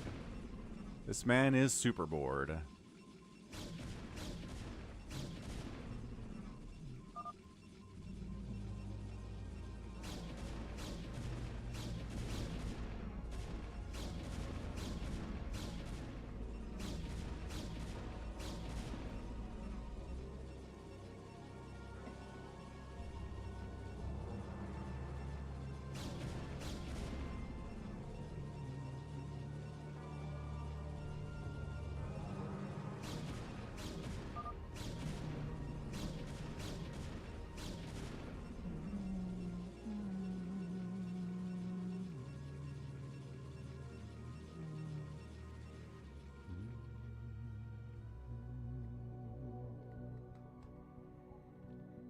All right, kids. SaviorSword. Let's go. You know better than to sit here saying nothing. Let's start some fights.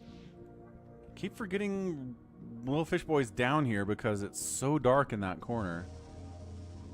Maelstrom attempt on a Valkyrie doesn't work. Mind control certainly does. SaviorSword casually stealing units from Rusalov. Let's see if he notices. Yeah, hamster, I know. Like, that's your opinion, but we have a lot of people who do enjoy the longer, suspenseful version, too. So, like, what we need is an in-between version, where it's not immediate phantoms reveal themselves, but it's also not 40-minute games where nobody's quite sure what's going on, right? We need a little bit of suspense, but then by the 20-minute mark, it's over, you know? Yeah, so we compromise as well as we can. Kokomi, I guess, is a... Oh, Kokomi's being attacked by lilfishboy with mutas, so Kokomi's back to defend her homeland. Turns out muta's aren't very good against carriers. Even if they're upgraded? Go get him, Kokomi. Kill Fishboy. You can do it. All he's got is lings and lurkers and like some mutalisks. Maybe a couple hydras. You got this. You got great upgrades. 333. Kokomi, kill him. Kill him for attacking you. Got to do something. Exactly. You did something and now you need to die.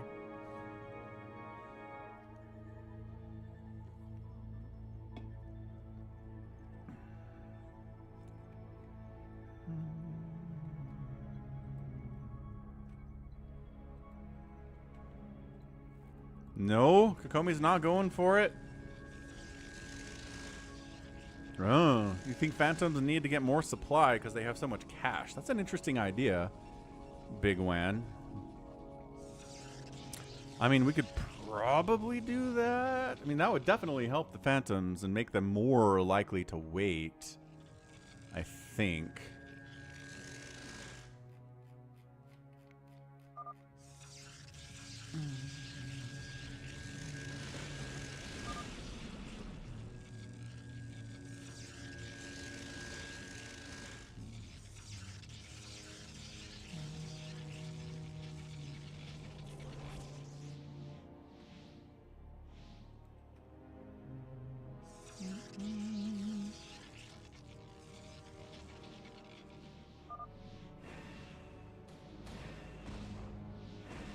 Okay, Kokomi takes a minute, but she gathers up and she's going after lilfishboy. So good. This is exactly what we need. We got to remove people from the pool. Man, Rusalov is still building stuff. I don't know about this from Rusalov, man. No, no truce. Truce bad. Truce, no. Kokomi, no truce. Good. Lilfishboy says no truce. I'm gonna kill your stuff. If all your carriers are over here, then we can move to your base and kill you, except carriers can fly. So their ability to respond to this is pretty good, as it turns out. I would still run lings down into the main. Lilfishboy, running the main. SaviorSword says, I will help. Help what? Help who? Who are you helping?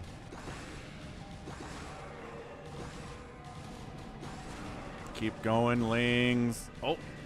Alright. Alright. Oh, mind controlling Kokomi carriers. Alright, alright. Alright. Lings getting in here would be so good. Run, lings, run. Run from the carriers. Run from the carriers. Keep going, guys. Ah, they're following. Ooh, that's a mind control on the Arbiter. Kokomi's carrier fleet is slowly getting whittled down here.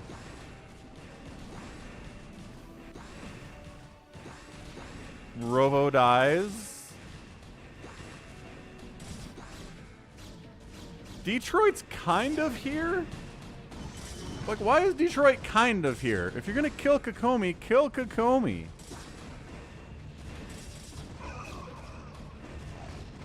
Alright. Another mind control. I'm not sure how much Kokomi's noticing this is happening, but it's definitely happening. We're almost enough energy for another round of mind control on these guys, too. 48, 49, 50. Go, go, go, go, go.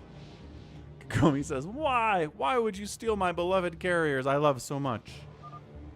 I'm helping fish out. All right, look. At this point, guys, you just need to kill Kokomi. Kokomi is not going to contribute for the rest of the game. Either... Look, Kokomi and Lilfishboy probably both need to die so we can figure this out, y'all. At this point, those two need to die, and then we'll go from there. Because honestly, neither of them are at all threats if they are Phantoms. Kokomi and Lilfishboy as Phantom are not going to win.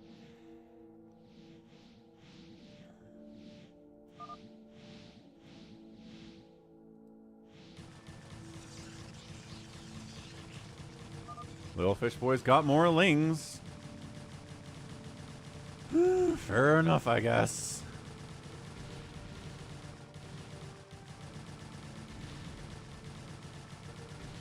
Kokomi just kind of letting her buildings die, I guess, here. That's interesting. Maybe she's just accepted her death at this point. Okay, now the rest of the buildings. Detroit, again, sends 3 Dragoons to the party. Like... just to the party.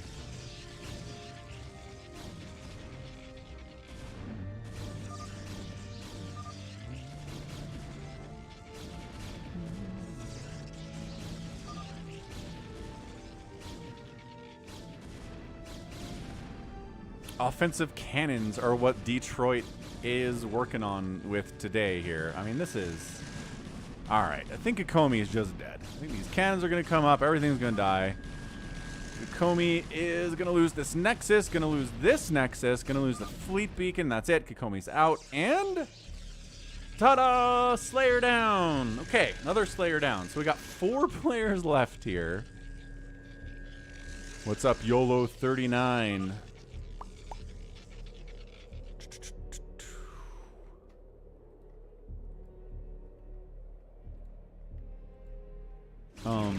SaviorSword decide that Rusalov needs to die. So SaviorSword brings his own Valkyrie army to the fight that he mind-controlled stole from Rusalov. Not quite enough, though, as Rusalov wipes that out. The problem is Wraith, oh, with the Storm especially, not going to trade well against Dragoons. And the Storm, no less. What's up, Michael? How's it going? Welcome to the stream. And Rusalov's mass Valkyrie. Okay, EMP gets tossed down, but nice stasis on the airplanes. Detection would be nice. Once again, Detroit just hanging out. He does send like some Dragoons down, but doesn't actually unally Rusalov for reasons that remain questionable.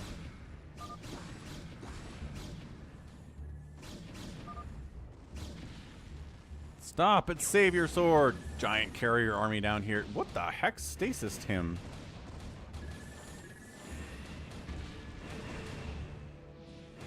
Oh, I think SaviorSword tried to stasis the Valkyries of Rusalov, and he caught... Ah, those are interceptors. He caught some of his own interceptors inside the stasis. Okay. All right, all right. Okay, so Rusalov's getting killed here. We'll see if it's him. I wouldn't be surprised. He has a lot of stuff. Hey, thanks for subbing. Crap sack, super boring. What a YouTube name to have. Where'd they... Oh, they're over here. Yeah, Rusalov is just kind of accepting his fate. He's not really interested in trying to survive here. No, maybe he is going to bring the Valkyries to play. Snipes the Arbiter, so we can't get stasis again, although there's another Arbiter here from Detroit. Detroit Bulk has actually unallied our dude. Valkyries getting thinned out. All the Valkyries are dead. Rusalov is dead, and let's see what we get here. Nobody seems to be celebrating. Oh, wait. He's got an engineering bay. Hold on. Here it is. This could be it. This could be it. It's over. It's over. It was Rusalov and Psychonuts. Who were the Phantoms? All right. Fair enough, guys. So they get wiped out. They did get it down to a final 3, though. Lilfishboy survived. Detroit survived. SaviorSword survived. Nobody had over 100 APM today except for RJB. Yo, what a game. What a game indeed. All right, next up, let's go new Phantom. These ones should go faster, historically. Do we have a new Phantom on this list? No. Do I have to go into the dumb folder? I sure do have to go into the folder. Maps. Downloads. Phantom, low money, fixed, June 2024. I think that's the one. Low money, fixed, 2024. Good. Great. Great. New Phantom. Let's go. Get it on in there. Thanks for hitting the like button. 267 likes. So far, so good. Guys are all doing great. All right, Phil. Catch you later. Oh, 4-5, not 4-1? Okay.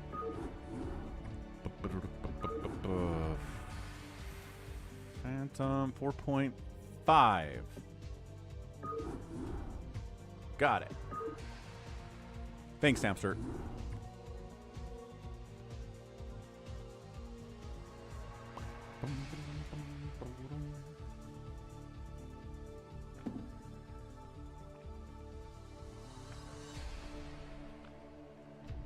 Let's see how many people want to play the new Phantom.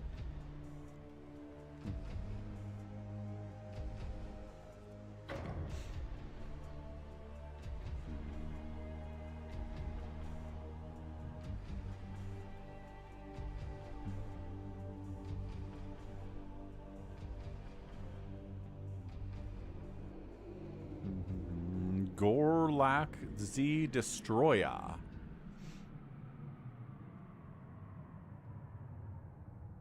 Sure, all right. Again, this is just on US West BattleNet. The password to get in here is SOC. SaviorSword hops in and wants to observe instead of play.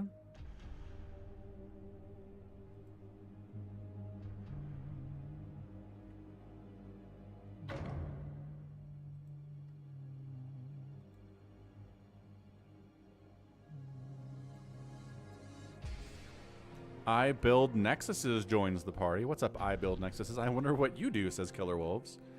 SaviorSword, not a big fan of the new Phantom anyway. Fake promise is Gorlak. Okay. GoriakZeDestroA is here. Arcadiox is i-build-nexuses. Nice. One more spot in here. New Phantom. Maybe not as popular. Maybe. I think we got a lot. Unfortunately, dropped a bunch of people because of the 2 terrible stream crashes we had earlier today. That usually gets people to kind of leave for good, which unfortunately makes fewer people available for this kind of thing. Okay, RJB hopped in. Too late because of the crash. Wait, no.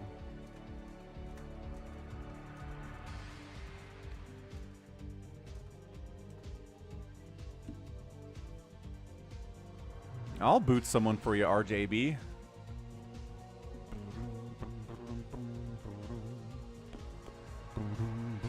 Cool. All right. Who's played a whole bunch today already? Detroit has definitely played a whole bunch already. So, bam. Bam. There we go. All right. We rock.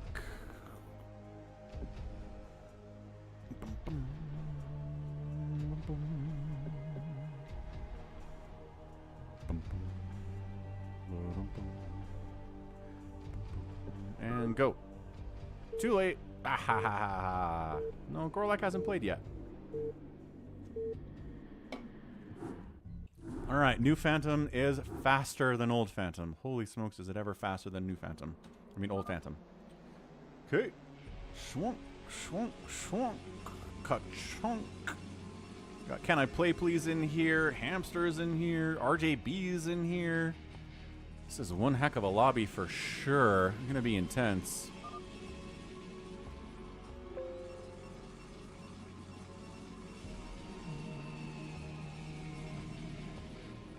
All right, top left, Can I Play Please? Red Protoss, yellow Protoss, i-build-nexuses, who is our Cardiox. We got ourselves a Zerg in the top right, Hamster, GoriakZeDestroA, who is Fake Promise on the right side playing Zerg. KillerWolves is back playing white Zerg, a magenta Terran, RJB, a purple Terran, DarkKnight, and bigwan's playing Zerg too. So we got Zergs, we got Protoss, we got Terrans, we got a good mix. Let's rock. I think in this version it doesn't make any sense to identify who you are, because I don't know that Phantoms... Yeah, there are no Paladins in this here. Hey, what's up? $1 reveal. Yeah, Among Us meets StarCraft, exactly. Oh, ToyCop's been explaining it to you. Nice, thank you, ToyCop. Thank ya, thank ya. Yep. It's, or if you're older, if you're like my generation, then it's called Mafia or Werewolf. The concept of playing a game where everybody is on the same team, but there are betrayers among you. Among Us just kind of took that concept, put it in a video game, got popular, and that's what it is. Si, senor.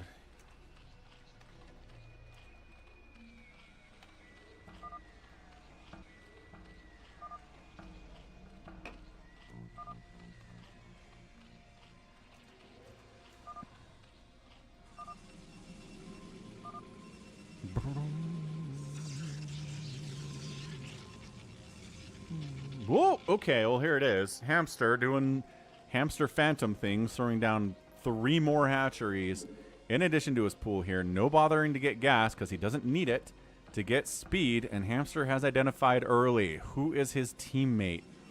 is our question. 2 gates here from Can I Play Please? Not that scary. Maybe.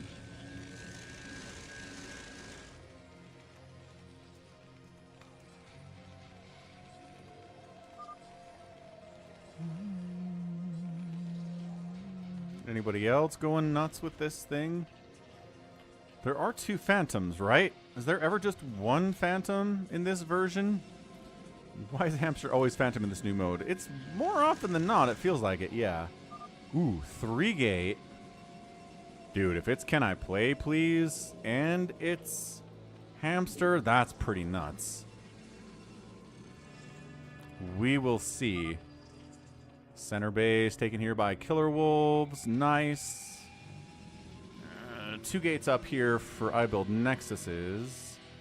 Quick factory in the bottom left here from DarkKnight. Bunkering, factorying up here is RJB. That's interesting. That is definitely an interesting play. But I mean, hamster getting Hydra Den, getting Lair at 330. Have we figured it out, folks?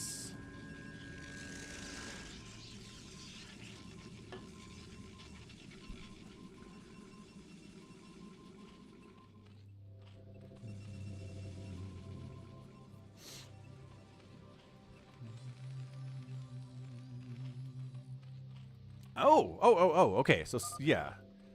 KillerWolves here. Hatch, hatch, hatch. Okay, so KillerWolves, 2 Zergs. So it's a KillerWolves and hamster phantom team.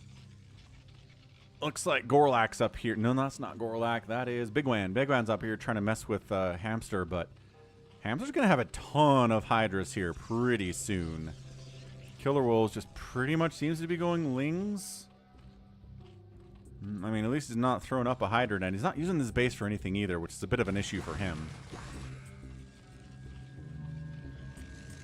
Oh, double Spire.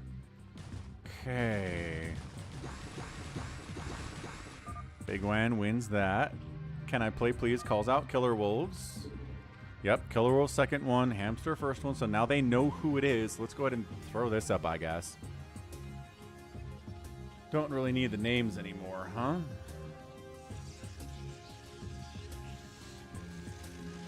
Yeah, KillerWolves floating a bunch of cash, but he is throwing up extra hatcheries. He's going to have available larvae here. But like I say, you kind of, as the Phantoms, you kind of need to kill 3 people super fast. And if you don't kill 3 people, you kind of just get overwhelmed, even if you are Phantoms. Yeah, man. Can I Play Please is here. Bigwan's here. Silverwolf is coming to try to assist. It really looks like Hamster's going for like a super fast Muta rush as a Phantom, which is an interesting risk to take. Silverwolf not A-moving? There you go.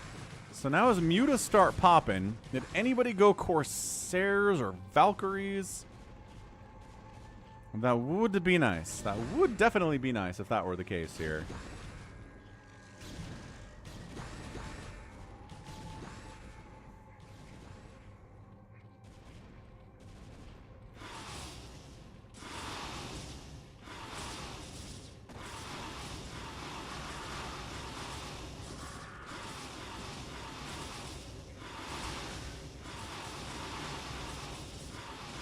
Okay, I mean, Muta's going after someone who has a handful of Hydras, but still, the Mutas don't want to fight them necessarily. I mean, going after drones, probably a better move. The Hydra Den, not bad either here.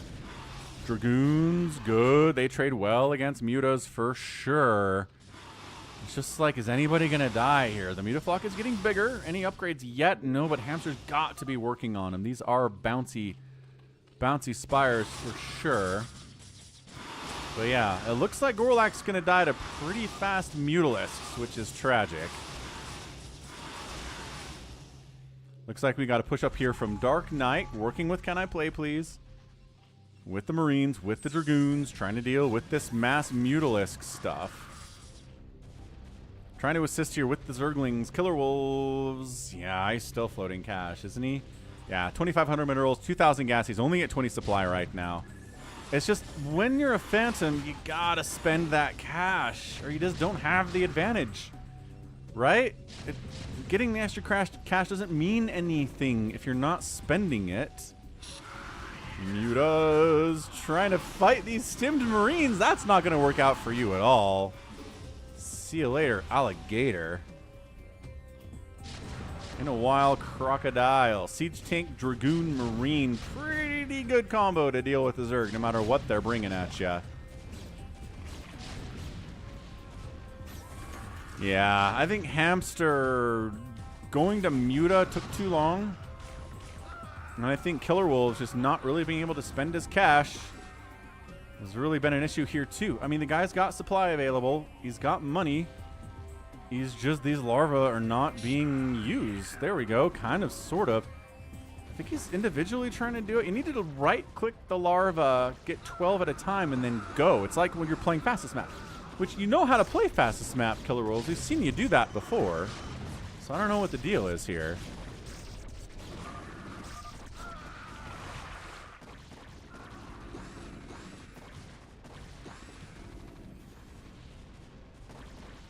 Where did all of his drones go? Okay. Yeah. I mean, this is hamster just getting smooshed. Absolutely smooshed.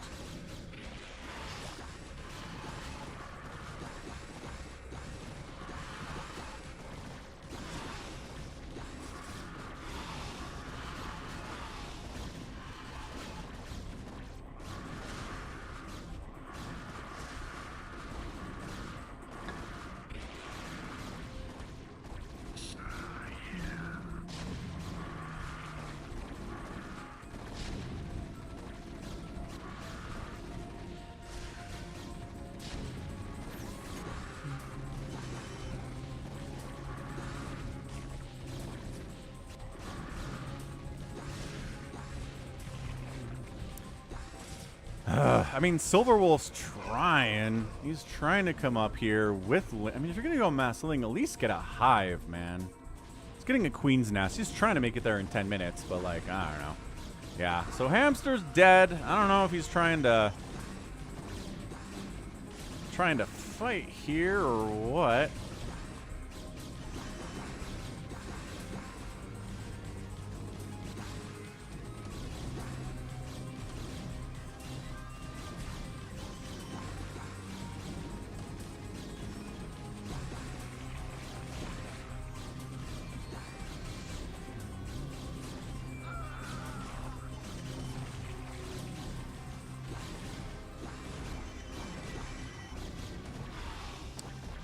I don't know. I mean, like, this one is dead. I don't know what to tell you. There's just nothing happening here that makes me feel like this is going to work. Silverwolf, not quite capable of spending that cash or teching in. I guess he teched into Mutas. Still doesn't have a hive. No lurkers to deal with the Marines that have been threatening him for all this time. Yeah. KillerWolves not quite making it work. Hamster on his own. Yeah, this is just what happens if you're not able to kill 3 of the Slayers in the first 10 minutes or so. It's not gonna work.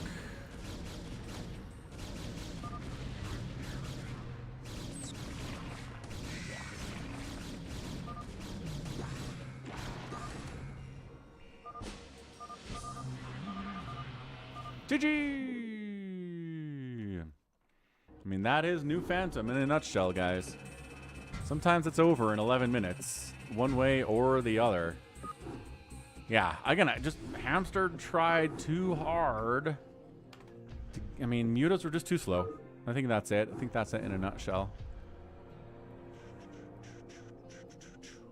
GG's bigwan. Let's try a round 2 here. See if we can get a little bit better maneuver.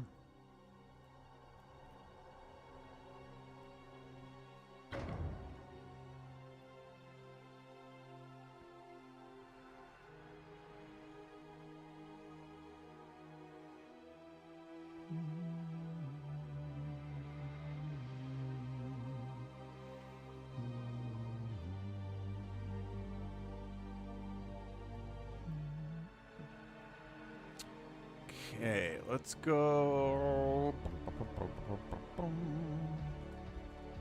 All right, let's rock. Game 2. My units would not select. Well, that's interesting.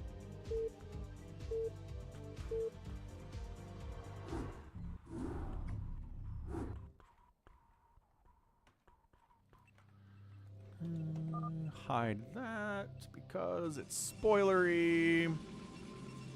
Get the new names up there in the top left.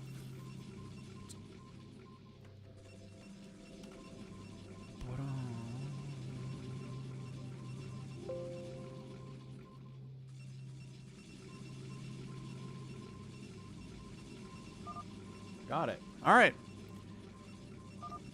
Can I play, please? Top left, red Protoss. Purple Zerg, 12 o'clock, DarkKnight. Top right, Rusalov playing Protoss.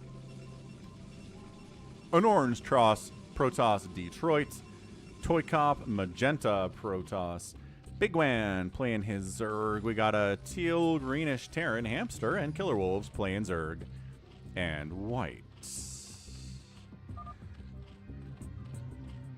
Okay, so I'm gonna step away for just a second. But let's maybe try to see which of these 3 guys maybe are phantoms. We'll be right back.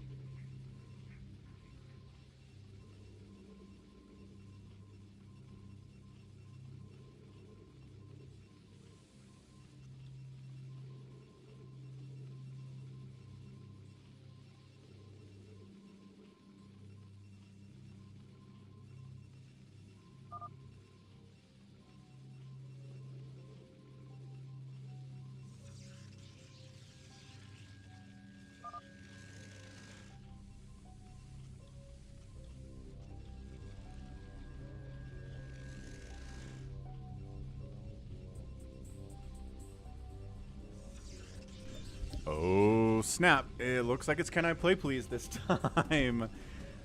Whoo boy. All right, what do we got here? What do we got for our guy? Pylons, gateways, round of zealots first, and then probably into dragoons next of all.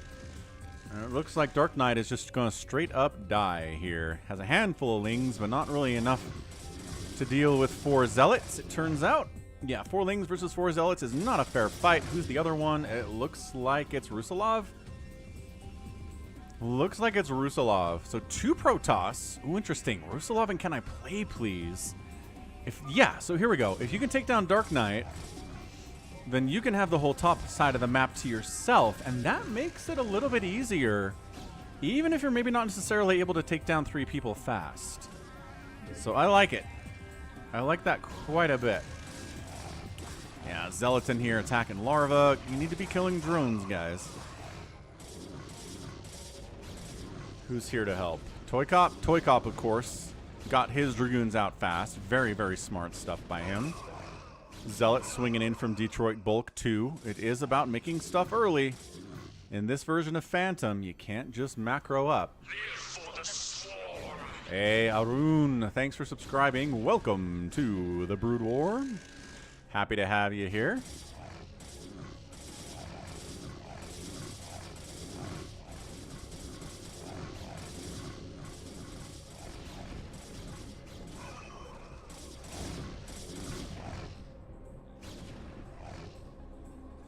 Uh-oh, that's not good. That is not good if CanIplayplz has to fall back here. I thought they'd make a round of Dragoons at some point. I guess there are Zealots here from Detroit, too, so he has to make his own Zealots to deal with it. Chris might be a little bit behind here.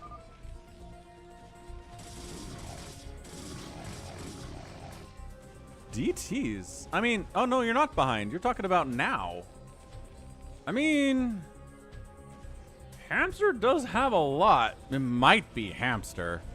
It might not actually be Rusalov at all. This is, I don't know. Hamster's not doing anything, though. If he was, I think if he was the Phantom, he'd be moving out to help CanIplayplz.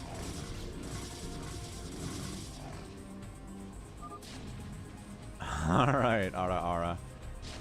Glad to hear it. And the DTs are... Okay, so yes, it does look like it's Rusalov. He went DTs. He's unnecessarily coming up here to kill DarkKnight. He really doesn't have to do that at all.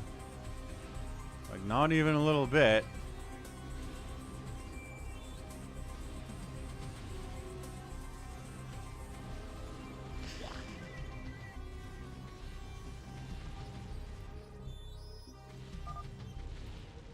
So DarkKnight's dead. Yeah, I think Hamster... Oh, wait, what? Hamster's killing bigwan. What? Oh, DT's out from CanIplayplz too. Wait, hold on a second. Hamster's killing bigwan. Rusalov's out here apparently working along with CanIplayplz. What is... Okay, what is this? Rusalov decides to attack Hamster.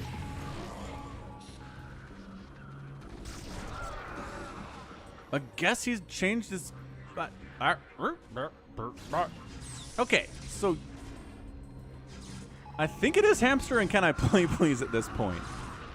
Yeah. Because CanIplayplz is trying to kill Rusalov. Okay, so yes, you're right, Chris B.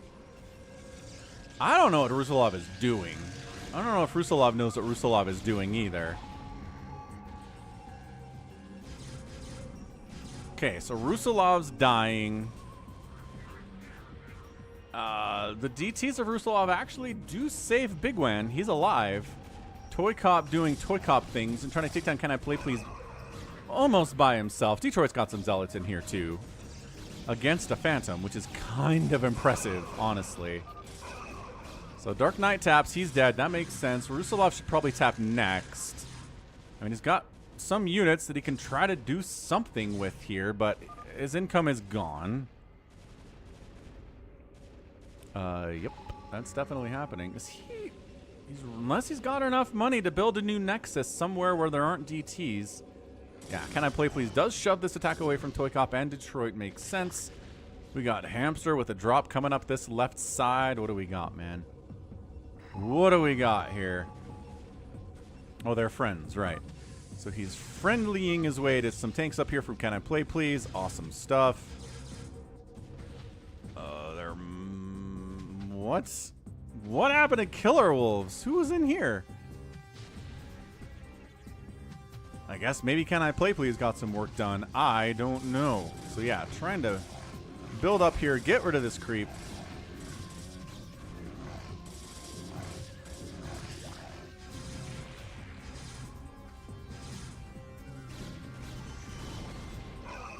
DT's trying to make it work from CanIplayplz, but detection making that a little bit harder, obviously. Rusalov is like, come on, Detroit. Detroit again. So chill and patient in this version. My gosh.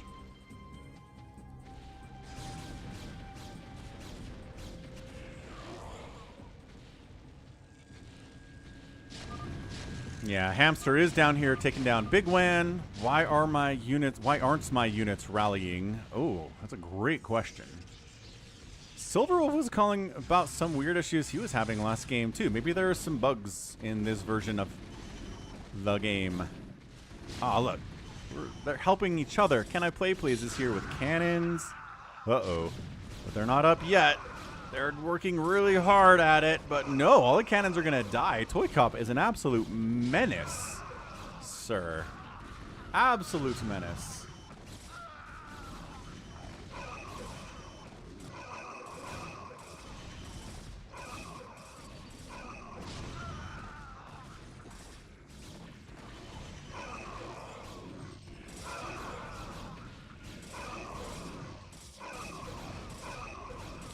CanIplayplz getting pretty big, though. Oh, what the heck? We'll get the names up again. We see how much money everybody's dealing with this way. No one has upgrades. ToyCop's at 0-0. CanIplayplz is at 0-0. +1 attack. +1 mech for Hamster. That's about all I'm seeing right now, though. Detroit? Nope, no upgrades for Detroit. No upgrades for ToyCop. Silverwolf is dead. Yeah, he's dead. Yeah, I don't know what happened to him. Totally missed that, unfortunately. And it looks like we got a Phantom win here. Rusalov's dead. KillerWolves is dead. bigwan's dead. What's that? 3 players dead in the first 11 minutes. Yeah, that's what I'm talking about. Once that happens, it gets a lot easier for the Phantoms. Rusalov's not dead, actually. Rusalov is trying to rebuild, but I don't know if he's going to have time to do that.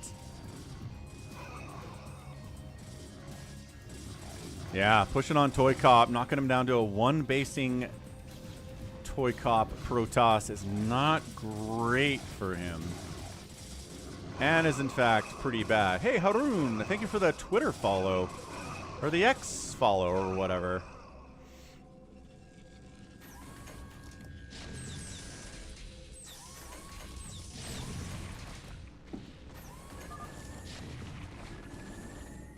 bigwan has a... Oh, bigwan has a drone left. Rusalov, too. KillerWolves is trying to play mind games, being like, I have an whole army, and like a scan says, no, you don't have one. What's up, Fernando? Happy Sunday. Happy StarCraft. Looking good. ToyCop trying to engage here with 1-1 mech against 1 attack Dragoons with no armor upgrades. Yeah, he's got to fall back. There's a medic and a science vessel back here. Is he trying something? I don't think Hamster's messing around, no. ToyCop getting this base is big. Again, spending his cash like a madman. In this version of Phantom mode, the Phantoms get a percentage of the income the Slayers are retrieving. So ToyCop's money income, Detroit's income, it's not a lot. Right? So it kind of gives Slayers a little bit of a chance here. Because as the Slayers continue to die, that removes more of the income for the Phantoms. So it kind of keeps it a little bit even as time goes on, as opposed to old Phantom, where you just get passive income on top of whatever you're mining for the whole game, no matter what. And like spending that money is basically impossible. Like nobody in like a 30-minute old Phantom game has ever, as Phantom, just like been able to spend all that cash, you know? Yeah, it's just a little drop. I was thinking maybe nukes. I don't know what this medic is for. I guess maybe she was part of an earlier drop that got cleaned up. But ToyCop getting pushed front, ToyCop getting pushed back. Nice D-Matrix, loving that.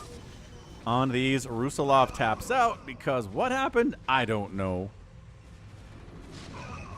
Yeah, ToyCop down here at 19 total supply. No real money left over. ToyCop taps out. 2 best players were the villains. And that's it. We done. I mean, unless Detroit on his own can handle this. Cannot. So Phantom win. Fantastic. What's up, Boas? Zitter? What the heck is Zitter? Oh. Are you, Christmas vacationing me. Mass Archon against the Mass Zealot getting tossed at you is pretty great, honestly.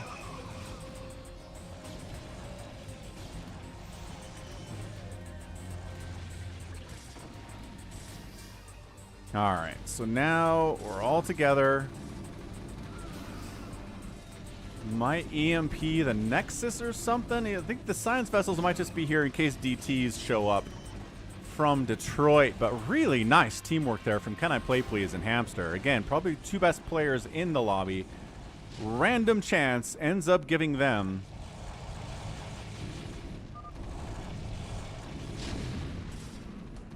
the title here of Phantom. And that's it, man.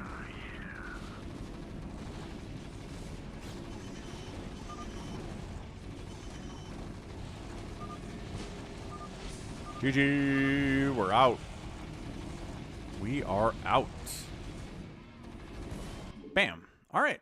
Fantastic. Nukes are one of the things in StarCraft 1 and StarCraft 2 that cannot be overhyped. Suppose that's true. So nicely done, Hamster. CanIplayplz getting that win. Teaming those guys up is always a problem for everyone. So let's go Hero 7v1.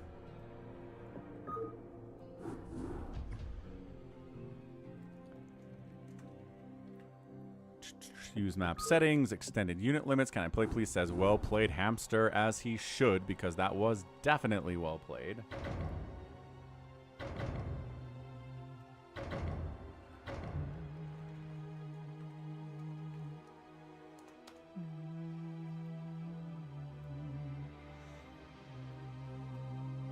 All right, man.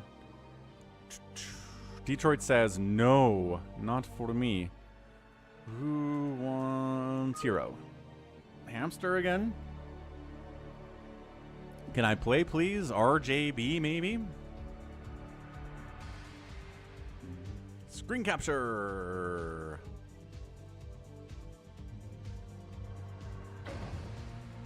Buzzomp is here.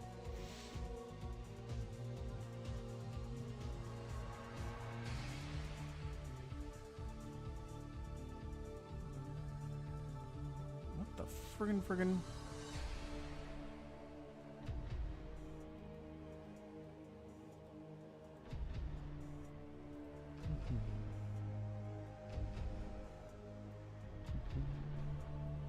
Okay, we got it. I think we're good. I think we figured it out. Terran hero is scary. Marines are scary Marines for sure. Jim, fair and balanced hero. Ooh,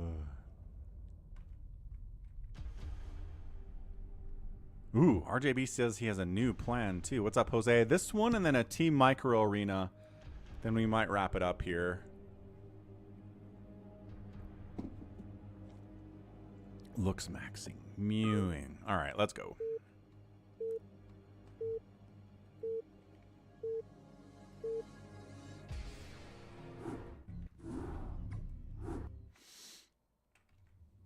All right, here we go. RJB is the hero today. Somebody's lagging real bad. He's Terran. Up at the top, no, top side here is going to be a green Protoss player, SaviorSword, right next door. A yellow Protoss player, Hamster. A red Protoss player, CanIplayplz. A blue Protoss player, Detroit Bulk. We got a white Zerg down here, KillerWolves. We got a blue Terran player. It is bigwan, and then SwordFurb is playing Protoss as well. Buzzomp leaves in case it was him that was lagging. You can give extra cash to the non-heroes if you want to help them. If you don't feel like they need the help, you cannot give them anything at all. And there are two separate levels of economic assistance. One's a lot of money passively, another one is not that money passively. So you can't just worker rush them because there are these auto turrets that pop up. But it only lasts for like 4 minutes. So like I feel like everybody could just go for like a 4-minute timing attack and the hero would die. So I don't know why that's not really a strategy. I mean, cannoning seems to be a bigger deal, as cannons seem to do pretty well against most early heroes, really good against lings, pretty good against rainers too. And we'll see. What's up, Jeff H? Hey, Mac Play More. For dinner. I think we're...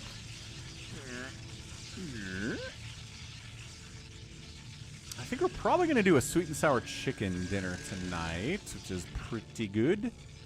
Pretty popular around these places.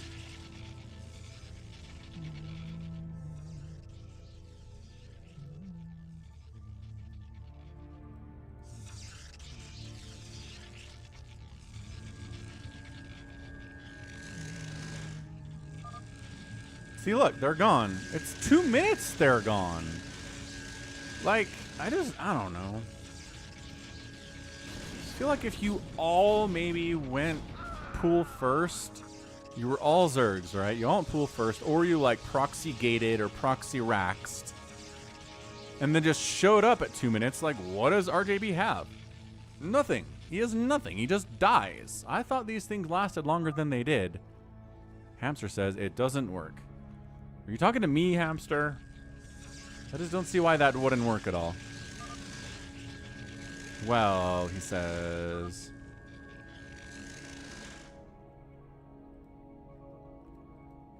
Unless he skipped Marines entirely. Marines hold against 7 people who all went pool first, proxy racks, proxy gates. Like, I just don't know. That's a lot of stuff from 7 players. He's going to mech. He certainly is. One of the strategies for slowing down the hero is wiping out their economy. So you do have to watch out for drops, especially as the hero here, because you have 7 people who can drop your face. And it is not fun if you're dealing with that consistently.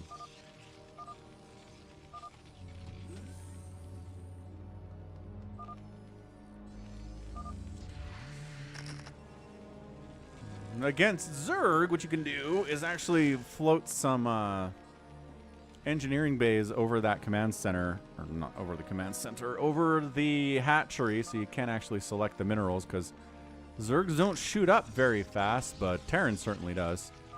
So got some hero gym rainers out. They're doing 130 damage per shot with 3 armor base.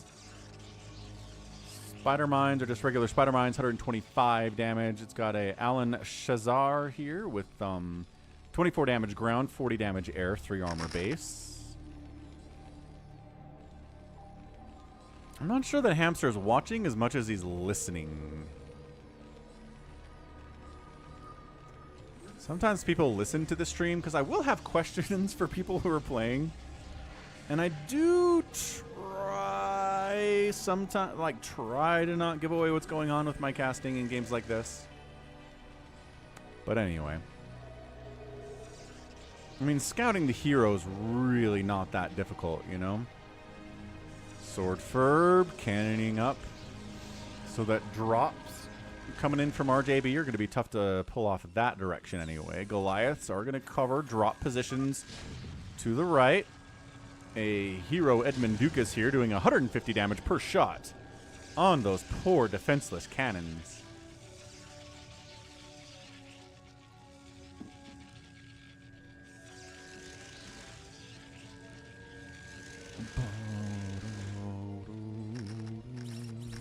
Ooh, steak fajitas. Heck yeah. I haven't had steak fajitas in a while. I would not say no to that either.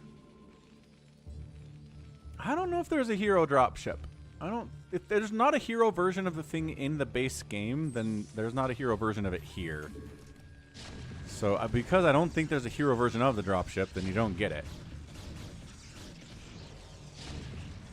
Yeah, trying to use the racks to spot so the tank can wipe out these cannons. There you go. No, why when the tank fires do the cannons get vision of the racks, but not otherwise?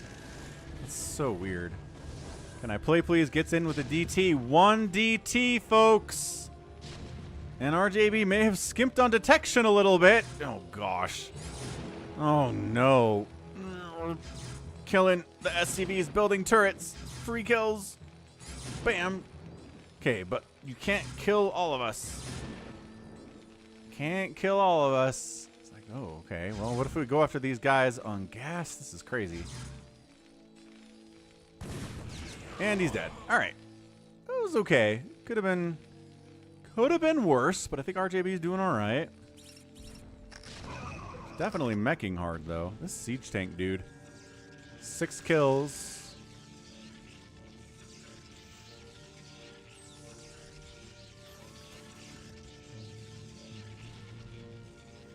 That's interesting, Nintendo. Like, yeah, because I know the tank gets revealed, but if there's something adjacent, it's not actually revealing the unit, it's revealing the area, everything in the area of where the unit is. That is interesting. Alright, so RJB, defend, defend, defend, defend, defend, defend, and then at some point we got to start moving out here, but I don't think you have to do it right now. I mean, ideally, you're moving out and you're killing about 3 of your enemies right away with little Jim Raynors. And then you only have to deal with 3 more enemies, like 4 more enemies before you win. But RJB is trying to do a turtle build where he turtles forever. Nobody of the enemy group is dead at all. And then he tries to take them all at once. And I just don't think that's possible. I don't think even with Hero Terran Mech, that's something you can do. Oh, here's the dropship. Regular dropship. 1 armor, 150 HP, so no. Not a hero at all. But yeah, I just think, in general, there's just no way. I don't think even Hamster could win it this way. I don't think Hamster could win a match where he just let everybody on the enemy team macro up. Right? And then win that way? You have to kill people. NORAD 2 is out. Fighting cannons with its 700 hit points. But, oh my gosh, cannons. That's a lot of cannons, Mr. Duke. Wow. Cannon good unit. Let's see what this guy is all about, though.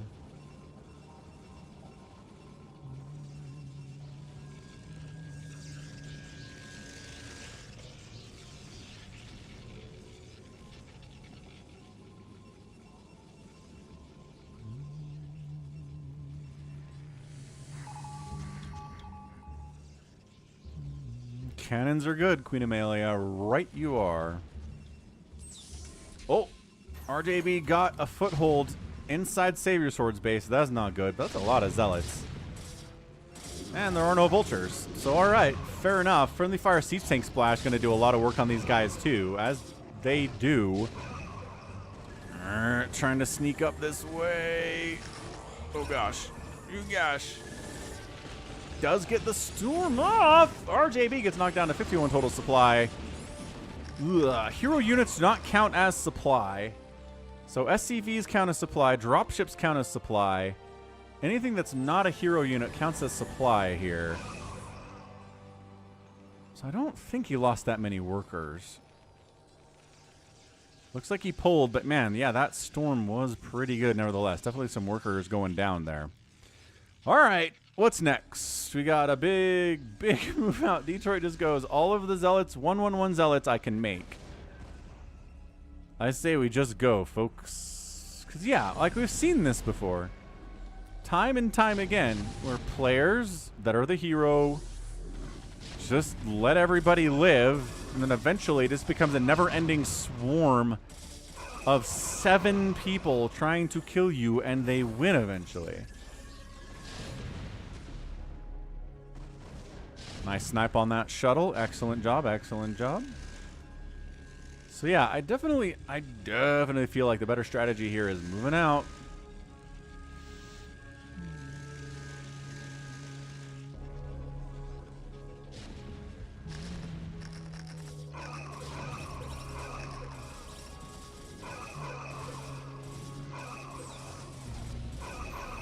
Yeah, here comes Detroit just being like, oh, how many zealots can you handle? You have a lot of vultures? No? Mostly siege tanks and Goliaths, huh? Well, alright. Okay, someone needs to follow this up. Detroit is giving you guys a window, and I'm not sure anybody's taking advantage of that. Maybe. Maybe Bigwan's going to come in here, try to do something. Mutalisks try to do something here with KillerWolves. Going to wipe out that engineering bay, which is spotting. That's nice. And then he's back. He's back with another round of zealots. Battle cruisers are a good answer here too, though, so that's not going to work out. The Hero Vulture is just Raynor,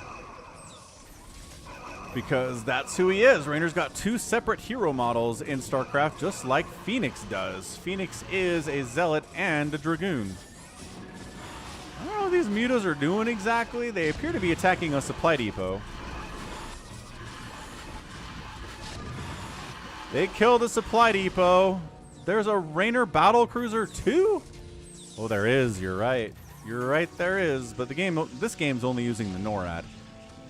See, that's what I'm talking about. Now, SaviorSword's in here with a ton of Zealots and Dragoons, and a bunch of mass scouts are here from Hamster too. Let's see if the non-hero scouts can easily take down a NORAD. They kind of can. The Goliaths, obviously a bigger problem, as usual here, but SwordFurb went scouts too. All right, so we got the mass scouts, ladies and gentlemen. The mass scouts are here. Please put your trays into the upright position. The scouts are here to deal with literally everything. Ah, got a storm drop off there too. Can I play, please? We'll never relent. Never relent. And I think RJB is dead. He had an idea, but it simply was not enough. Is bigwan getting greedy? Bigwan's trying to get greedy. He's unloading a little bit too close, and the enemy siege tanks are going to obliterate your position, bigwan. Yeah! There it is. Exactly. Scouts. Real-time lighting blinding us to what's actually happening here. But all the battle cruisers are dying.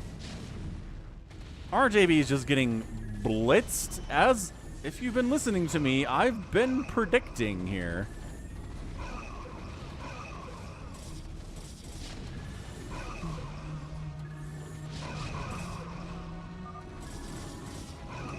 Goliaths don't get range by default, do they? Heroes have one less range? Why on earth?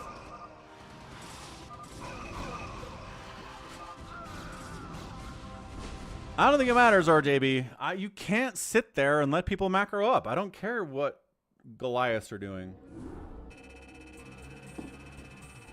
Can't do it. Not a viable strat. Cannot let everybody do whatever they want in Hero 7v1. So Team Micro Arena is going to be the last thing of today. Team Micro Arena 7.4 Hyper. What does Hyper mean? Oh, Hyper One edited it? Where is Hyper One these days anyway? No, he's a StarCraft 2 guy.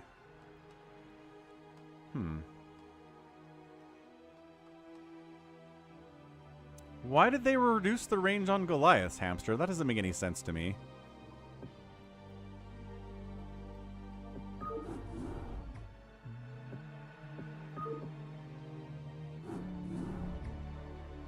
Like, who...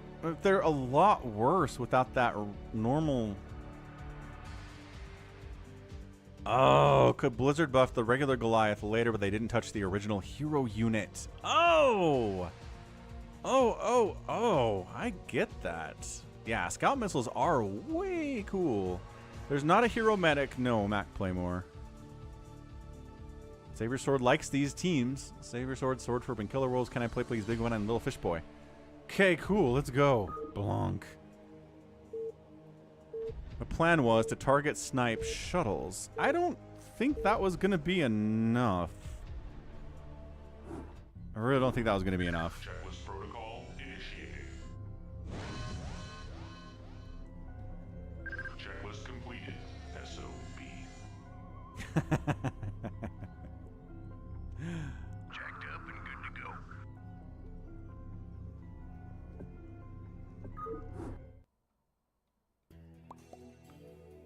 All right. Team Fire is KillerWolves, SaviorSword, and SwordFurb. Team Water is Team CanIplayplz bigwan and lilfishboy. Ally chat on, everyone says. Let's go. Let's not let the other team hear what we say. So this is just a game where you only micro. No macro. You can choose what units to get from a list of units, right? Little groups here. Do you want a couple vultures? Do you want a reaver with a shuttle? Do you want some lings, right? And then as you kill stuff, your kill count goes up. And then what you're able to do is buy higher tier units, hero units even sometimes, like a Zax. And then even larger groups of units are available to you as the game progresses, as you get more kills. More and more stuff is available all the time. So yeah, it starts out kind of smaller groups of units, kind of weaker stuff. But as time goes on, we get bigger groups of things, more reavers, more siege tanks. We get hero battle cruisers joining the party. We get infested Kerrigans out who can ensnare and storm and consume, like really, really, really powerful Kerrigans that are a lot of fun. See you later, Richard Button. Hamster says you can turtle as Terran on Hero 7v1 if you can get to mass BC. I don't think so, man. Not if there are that many scouts being produced all the time. I don't know that mass BC is all that like viable. Regular old scouts did super well against those hero BCs. And yeah, if you're skipping Marine Rainer, I don't know if that's a good idea. Like, don't even worry about medics. Marines are that good. And if you skip them, it's bad news bears. Alright, so let's see. It looks like KillerWolves has the high kill score right now. He should be able to be selecting better units at some point. The goal is to kill your enemy's Nexus. Right? Got 6,000 HP and 6,000 shields. But at this stage of the game, attacking the Nexus is really not that viable of a strategy. What you want to be doing is getting kills on enemy units. Oh, the spider mines! God, SwordFurb just popped in there. I think took a spider mine hit. Yeah, totally took a spider mine hit. And then is able to pick up in time to avoid the next one, but yo.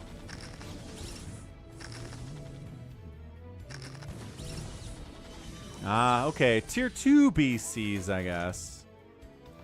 That's fair. 2 TBs. Well, I would like to see how Tier 2 Rainer BCs do against regular scouts in mass from like 2 or 3 players, right?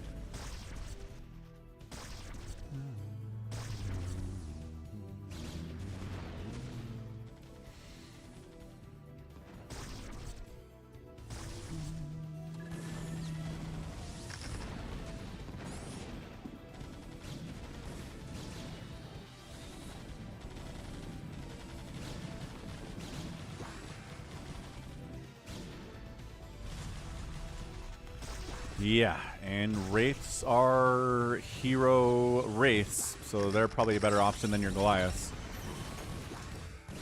You're going to make new units entirely. Like, the model? You want to be able to model Brood War units?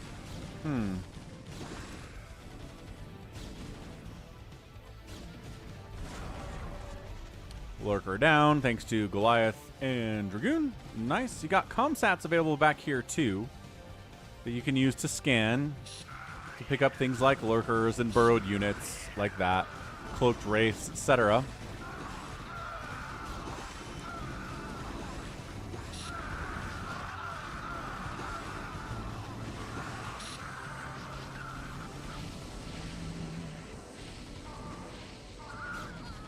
Oh, fire bats, man.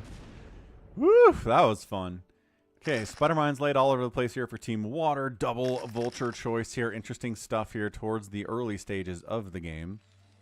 If you don't want your enemy to get kills and your units are very injured or you just want to get rid of them, you go to a ground suicide and they'll die, but the enemy doesn't get credit for those kills. If your teammates kill your units too, the enemy doesn't get your kills. So Spider-Mine Vulture here. Unfortunately, KillerWolves decided to go for some Zealots in the midst of a bunch of Vultures and Spider-Mines, which is a little bit of a dicey situation there. Kind of tough to do. Vultures running around, trying not to get sniped by anything. And if your teammate kills your units, they get the points. Nice. So more reason than ever just to have your teammates kill your units if you want them to die, instead of using the suicide flag. Hamster says, I wish it wasn't that way, but it is.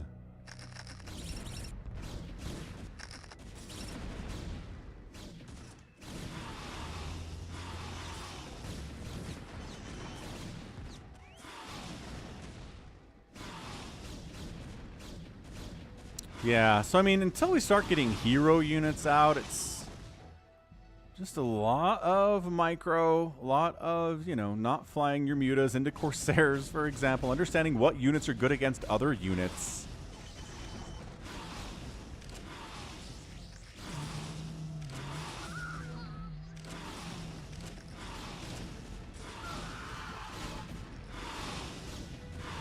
Yeah, muta's going down. Start getting hero phoenixes at some point. Cloaked Race going to take down a Dragoon here from SaviorSword. There's a scan. Did you accidentally pick Ghost, says Hamster. To who? Who picked Ghost? Oh, man. SaviorSword's Ling just popped in. Spider-Mines wiped him out. Like, that's why Spider-Mining or Lurkering your enemy spawn is so friggin' good. So strong. I like this Marine Muta Goliath setup. Looks like bigwan has got the highest kill score at the moment. Very good, very cool by him. Wraith's getting scouted out here. You get an SCV for repair, which is kind of neat.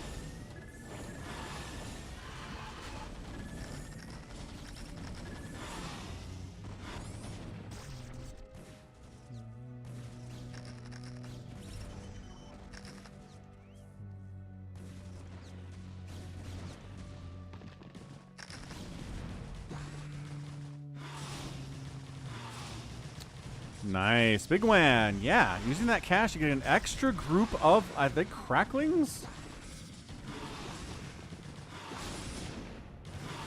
Yeah, I feel like these are cracklings, man. Dragoons are especially terrible here.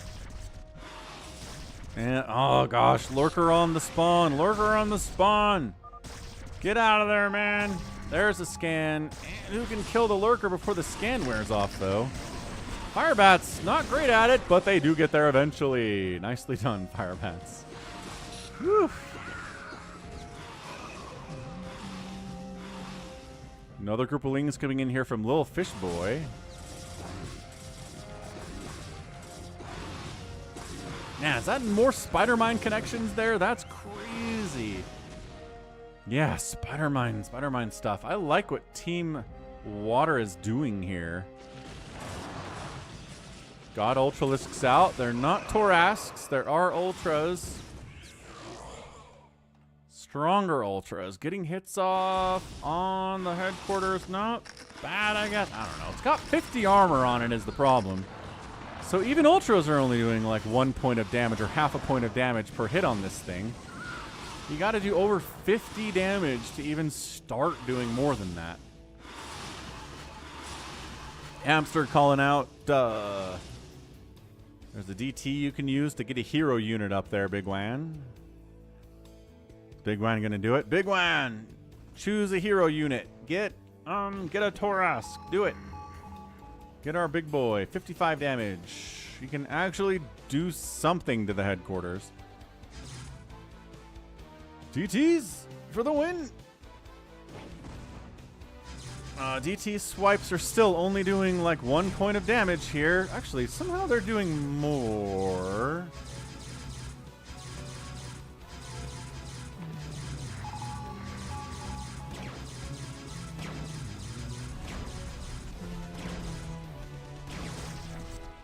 Torask! We did it!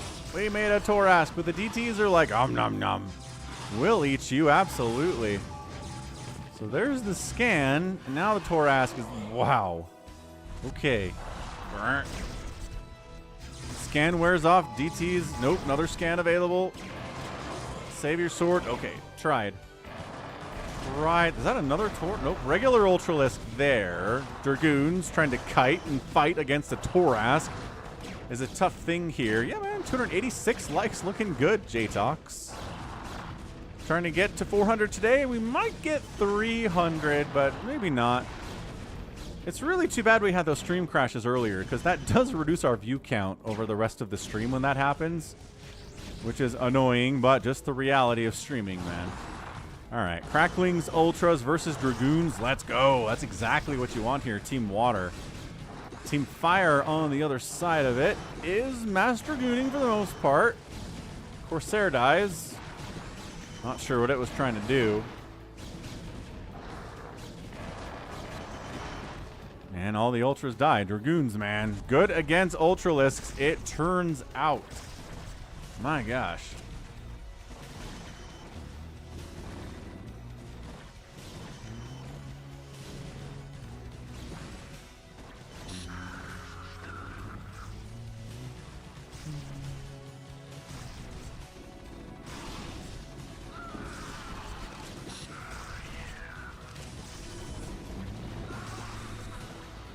Yeah, you can Hero Reavers too, man. Ooh, ooh, ooh. Where my Hero Reaver at? Is there not one? There's no Warbringer?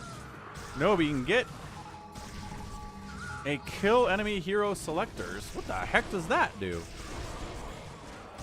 Why would you buy a ground suicide flag? What is going on here? I don't even know. Whatever. Nexus up north taking some hits. Our guy Bigwan still has that kill score lead, but SaviorSword is right behind him, and CanIplayplz is in third. So lilfishboy struggling a bit here. KillerWolves struggling a bit here after the early stronger open from KillerWolves. It's a flag beacon. That should be replaced. Yeah, good call. Probably.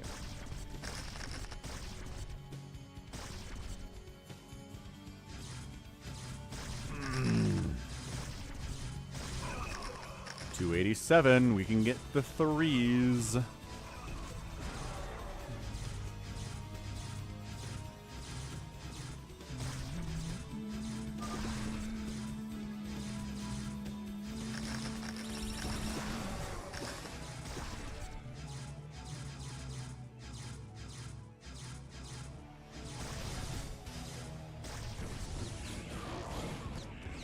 So they've eaten. Oh, he's up there. Phoenix is up here doing 250 damage per shot on the enemy Nexus.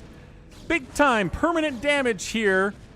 Oh, SaviorSword with the maneuver that might just win the game here. A sub 15 minute, maybe. How do we deal with this? Good call, Guardians. Okay. Guardians save it. Nexus at 1615 health. Out of 6,000. That is not good. Excellent stuff here. Dragoons come in to try to deal with these Guardians. Cracklings doing what they can to this headquarters as well. 1455. Okay, Cracklings, Guardians, and a Torask have joined the party here against Mass Dragoon, which we saw do pretty well against the Torask. Not as good against the Cracklings. Good micro there from Bigwan. Getting some good surface area on these Dragoons. They all die. Yo, let the Torask get some hits in there too. Reavers. No! Both the Reavers die without getting a shot off. Whose lurkers are these? Ah, okay. Team North lurkers then. Woohoo! That was brutal. Okay, storm on an obs. That's unfortunate that happened. Trying to storm these DTs that are going to clear it out. KillerWolves loses Mutas to Storm because Storm is overpowered. We get 2 High Templar and an Archon with that move. Want to pick Phoenix, says SwordFurb. Bigwan's back into Ling Ultra. Huge fan of Ling Ultra, man. Last time I played Team Micro Arena, I went a bunch of Ling Ultra. It was very cool. Very strong. Jack's jet lag. Thank you. 289 likes. Looking good. 2 SC. Oh, there she is. There's our MVP. Infested Kerrigan here. Under control of CanIplayplz. She has Consume. She has Cloak. She has Ensnare. She has Storm. She has all sorts of good answers here. SwordFurb. trying to storm the enemy. Okay, the enemy wraiths actually ended up storming some friendly tanks too. But at least you got the kill score for it, I guess. I don't know, man. Phoenix. Ah, Phoenix takes down Kerrigan. Is fighting against a NORAD too, but seriously injured and has to retreat. Yo. Who's up here? KillerWolves has got a hero unit to select. Yeah, man. I don't know. It doesn't take that much to knock over the headquarters of Team South with a feather here. 800 HP on that thing. Phoenix tries to come back in, but nope. Not at all, say the Dragoons. Definitely not. Not allowed to do that. Woo! Getting lurkers when enemies have a ton of lings on your butt is amazing. Look at all those kills. Shield does recharge, but it's not crazy. Oh my gosh. No, it was a crazy fast shield recharge. Boo. Boo. Shield recharge is boo. And back up to 6,000 shields immediately. I still want to remove that. I don't think it's necessary. It just extends the game for no reason. Like, I don't get it. NORAD 2 trying to fight in conjunction. Oh, does Yamato down an Ultralisk. But now there's a lot of Dragoons ready to fight you. Using high ground pretty effectively, but okay, big time Ultra. See how little this is. Yeah. Lurkers are trying to kill. Lurkers not like the worst thing against Ultras, I guess. Somehow, some way. They're not hero lurkers or anything. SwordFurb coming down. Regular old DT swings. We'll get through that shield again no matter what. Do our best. Bigwan, 60,000 kill score. Bigwan's on fire right now. Does not win the battle against the DTs after all. Arc, look at that Archon spazzing out, surrounded by Crackling's Guardian spawn. Archons are dead. Archons are extremely dead. Good heavens. Yo.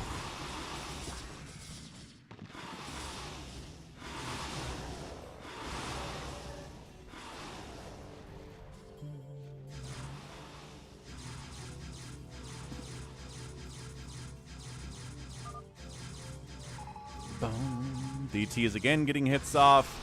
D-web on these cracklings so they can't attack the headquarters. That's a high IQ move. I like that quite a bit. How long does this D-web last? Okay, there we go. Must have just caught it at the very beginning there, too. Corsairs here from SaviorSword trying to cover this area. Maybe make it easier to drop a Phoenix back here. I think that'd be pretty cool.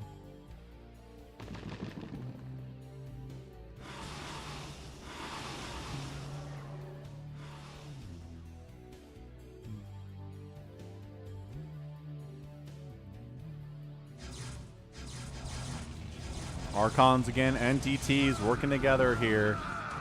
Shields going down. Woo! Those exploding medics, man. Simultaneous death there. DT's still putting work in. EMP the headquarters! Yes! That's a great idea. Why didn't I think of that? Seriously, though. Why on earth? Man. Scan. The DTs of SwordFurb are getting some serious work done here. She's jockeying around third place here. I like how the mutos are attacking the headquarters. Good job, guy. Dude, the DT ball of SwordFurb is crazy. The DTs are hacking everything to death.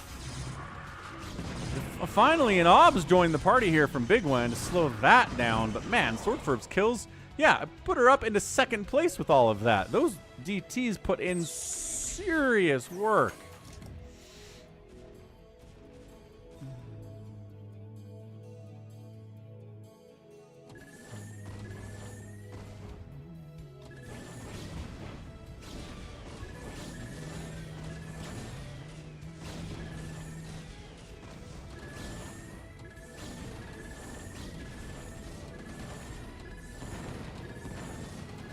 Got some scouts, because what is the Falcon Sunday Brood War stream without scouts, obviously. But yeah, Team South here is on the defensive right now with 800 hit points on that Nexus. Not happy about it. Fishboy's got a hero unit. Let's go, Fishboy. What you gonna get? Gonna get the battle cruiser. Yes. Love it for him.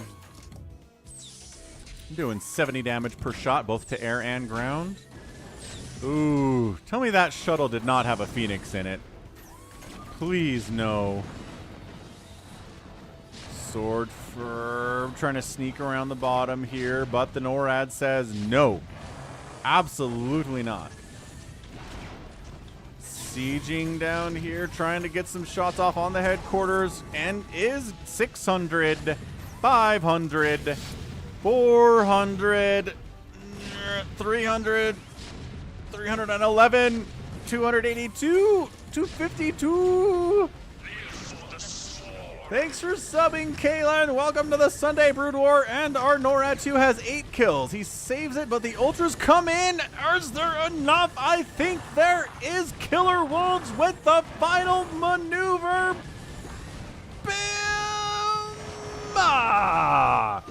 Winner! KillerWolves, SaviorSword, SwordFurb. Woo! What a match. That was nuts. Yeah, good stuff, though. I wish it showed actual killed units in here, but it doesn't. Oh, no stats for us, but GG, man. That was tons of fun. Tank dropping was great. Obviously, SaviorSword's Phoenix dropping behind the enemy Nexus on the south there was super killer.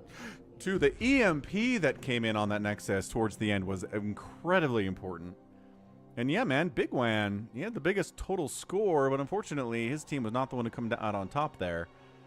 At the combination of Team North coming in and ruining everything. So again, GG's there. That was a ton of fun. And that's going to be it for me today. So we're going to head on out. But thanks, everyone, for being here. Thank you for the gifted subs from Yes Slayer. That was awesome. 5 gifted subs from him, too. And bigwan there had a good time in the Team Micro Arena. We got a super chat from our Kodiaks. I think our Kodiaks gifted some subs, too. Did he do that, or is that somebody else I'm thinking of? Who did all those gifted subs? Andrew with the super chat was awesome, too. And overall, fantastic. Fantastic showing. Yeah, thanks, KillerWolves. Thanks for playing. Let's go ahead and see someone to follow that we can raid here real fast. I guess so, SaviorSword. We'll see. I don't know if my friends list is full right now. All right, looks like it's I'm Jiralaya. I can never pronounce this name.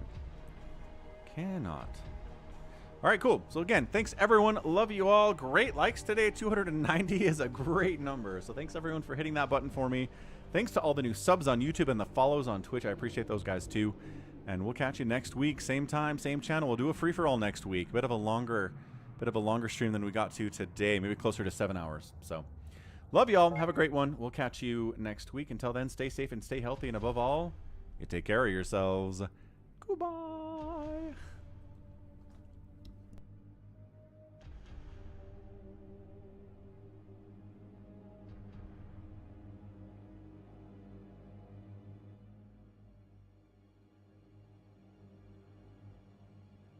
Vessel here against the Scourge.